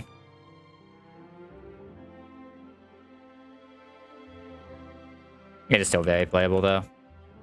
I think it's one more fight before... Yeah, there's one more fight before encounter. Probably am just stacking that encounter, by the way. Let me just kill this real quick before I forget. Oh, that's super bad, though. That is super fucking bad. Okay, we're starting to Dini. Basically, always focus sash into electric terrain. My only faster Pokemon is Talonflame, which really doesn't do anything. So this is basically always setting up electric terrain. There's nothing I can really do about it. After -1, Palpito can just outspeed if I just want to send that out. I just smudge shot into Earth Power Kill. It will not send out Token of Mario, so it sends out this in electric terrain. The issue is I don't have a good way to break his thing, right? And it just sets up a Swords Dance.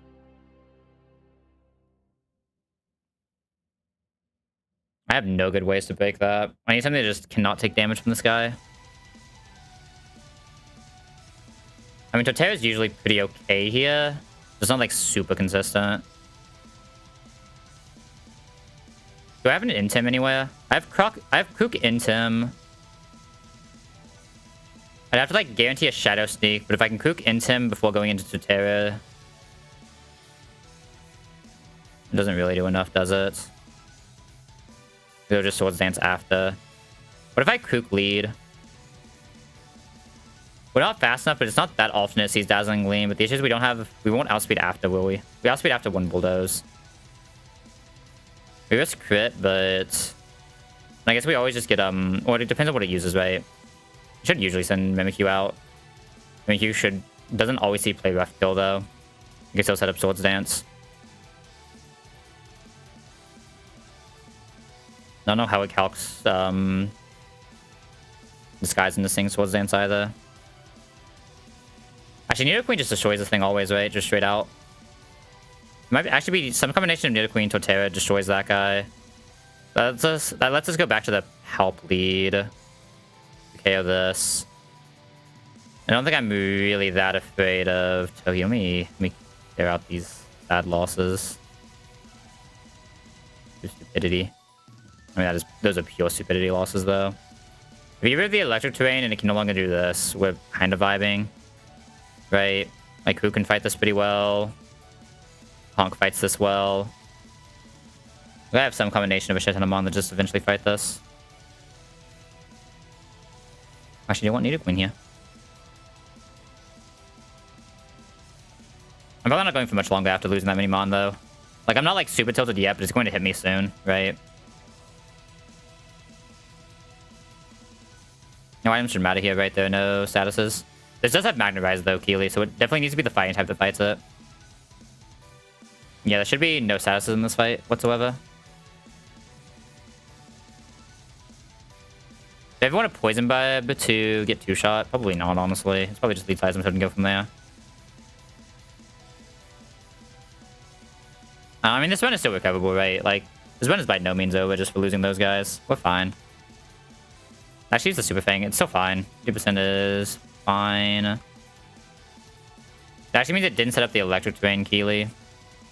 I think we just go straight. Nidoqueen. Nidoqueen absolutely bodies this thing. Use a play buff for us as well, which is nice. Ooh, poison. Oh, it has a Lumberry to prevent that. Feels bad. Right, Touch bomb still. Like, we reasonably just always win this almost. It's not a good way for this to kill us, right? At this point, play ref is highest damage is only 34. Oh, I finally set up Swords Dance. For a long time. Okay, it can actually kill us with crits now. But it dies to poison this time, so we can just head pivot Torterra. Torterra just always vibes. Okay, this is going to press Magnet Rise more than likely here, so we just use this ton to get into Conk. Yep. And then we can always go for Hammer Arm. It can never kill us. It can flinch us, I guess, but...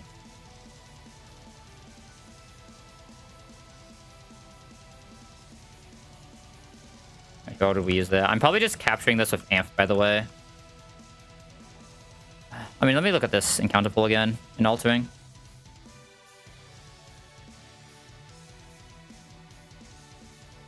So if we run Amp, it's 50%, it's just Magnemite, which is not a bad encounter, right? Magnemite is always pretty solid. Like, you're never gonna say no to having a Magneton, right? The thing you lose by doing that is, like, I don't think you even lose anything like that insane by doing that, right? Like, I don't really care about Torkoal in this box. Sand Slash has some specific uses, but I'm fine not having it. Camerupt is obviously, like, pretty fucking good, but that's mostly a, E4 thing, right? Bugamites, whatever. Riolu would be nice for Norman, but, like, not necessary. But I think I think it just always Amp lead here. We're trying to catch that, it should be pretty free. Oh, we lost our Capture Mon. It was bad. A bunch of fucking random grass types, I guess. Need Amp. Oh, I never got that TM. I'm an idiot. Oh, we're not running into anything here. I might just do this encounter and call it now, actually. Like, if I'm missing that much, like, I'm feeding the fucking pre-damage fucking Parasect. Like, I'm missing way too much to keep going right now, right? Okay. All deactivated. Ampharos out. We are hoping to see one still little dude with all of his magnets. That is a repeat. We missed the 50-50 static for that one, though. Okay, nice. This is exactly what we want to see. Low-level Magnemite is pretty good here. We have no statuses for it, so we'll just switch into this so it can't really do damage and we just catch it. Yeah, I will always take a Magnezone here, though. I'm fine with this. Alright, let's go look at this guy. What do you got, buddy? Okay, we have Magnepool in it as well. Honestly, there's a debate to be made for going back to 117 now. And just getting either... We have 50-50 for Berserker, Magnemite, or Berserker, Magnemite, Togedemaru, right? But Magnemite's repeat. There's like a pretty high chance to get a Togedemaru if we wanted to. Quiet this guy is fine. Pretty decent bulk. This is actually a pretty fucking solid Magnemite, other than just only 8 special attack, low HP. This is still pretty solid. This guy's not bad in the slightest. He's a, he's New Mauville, so you can't get Magnezone until way later, but I think moves you miss by not delaying this guy. Recycle, Discharge, Try Attack, Mirror Shot, Electro Web, Signal Beam, Thunderbolt, Flash Cannon, Metal Sound, Explosion. So yeah, he always gets the same stuff. I can give Thunderbolt on him right now, which is kind of insane, right? Flash Cannon is 43. That would require Candy. I get Flash Cannon for next split anyway. Yeah, so I can go ahead and I want to get Thunderbolt before I level this guy, but I want to get this guy to 41 and then make a Magnemite or Magneton. Find the stone.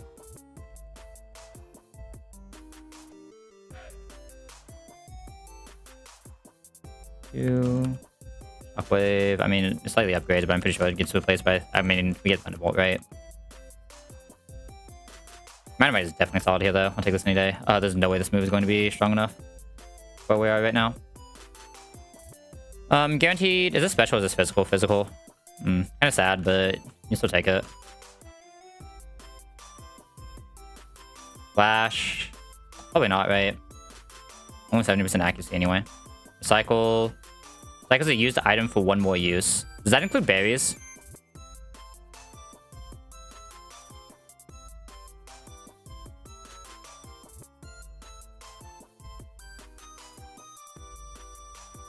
Huh. I mean, Sweet is kind of good, though. Thunderwave is kind of good. This just gives us a free citrus on a relatively bulky mon.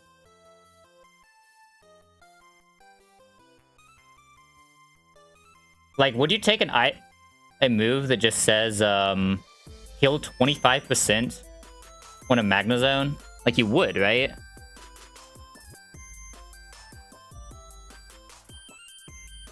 I'm losing, like, Thunderwave Screech for it, though. Screech is kind of good, especially on this bulky of a mon.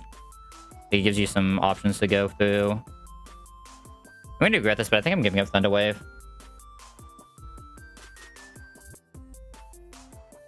Discharge is better than Shockwave. I think I might just replace that with Mirror Shot. That's better than Magna Bomb for sure.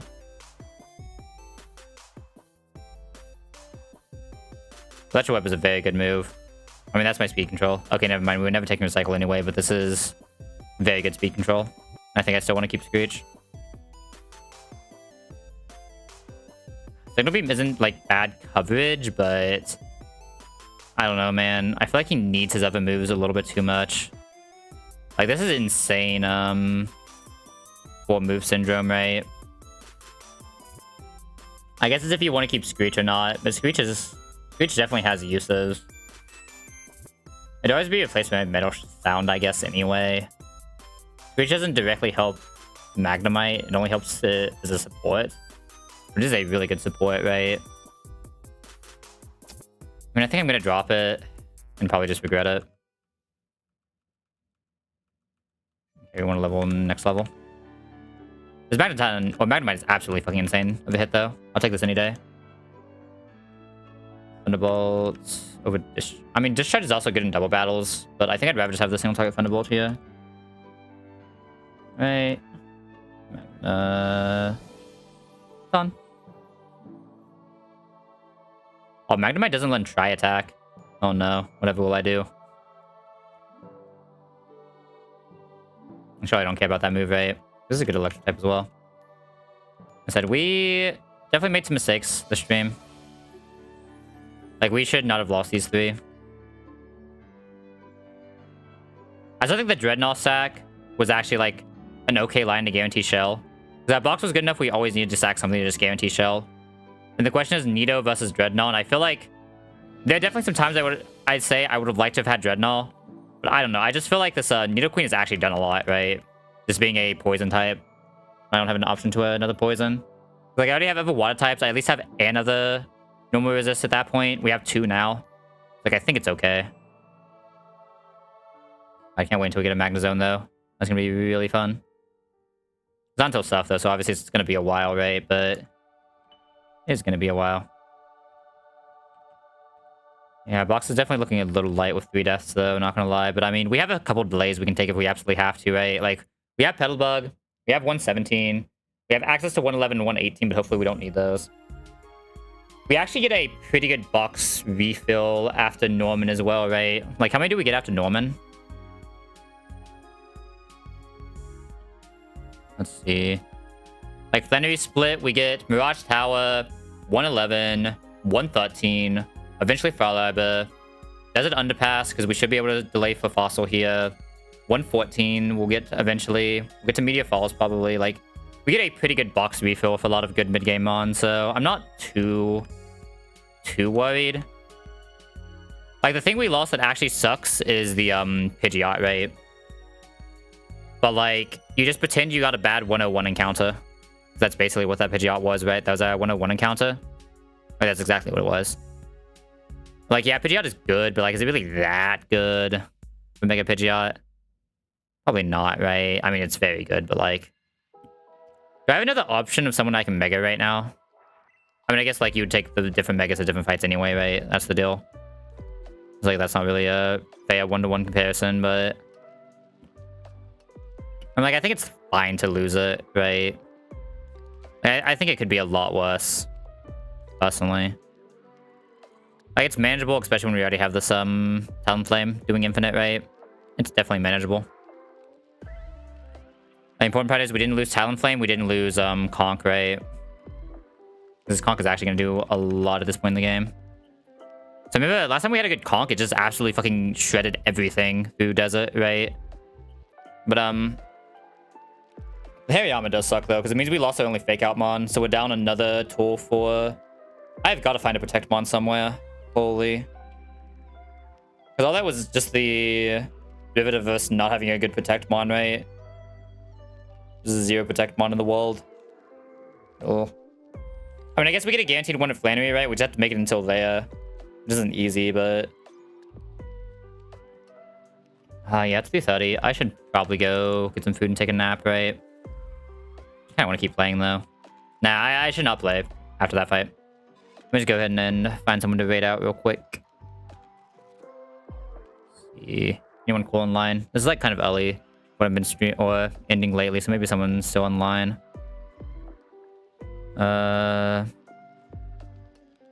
Let's see. How good game dev is still on? Maybe I'll send you guys over there. He's doing some run and bun, right? This is like a small run and bun stream. I've also never raided. Run and bun.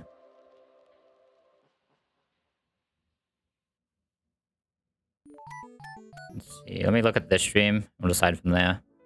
See, for this stream, I'll send you guys over to Head Good Game Dev. That guy's pretty cool.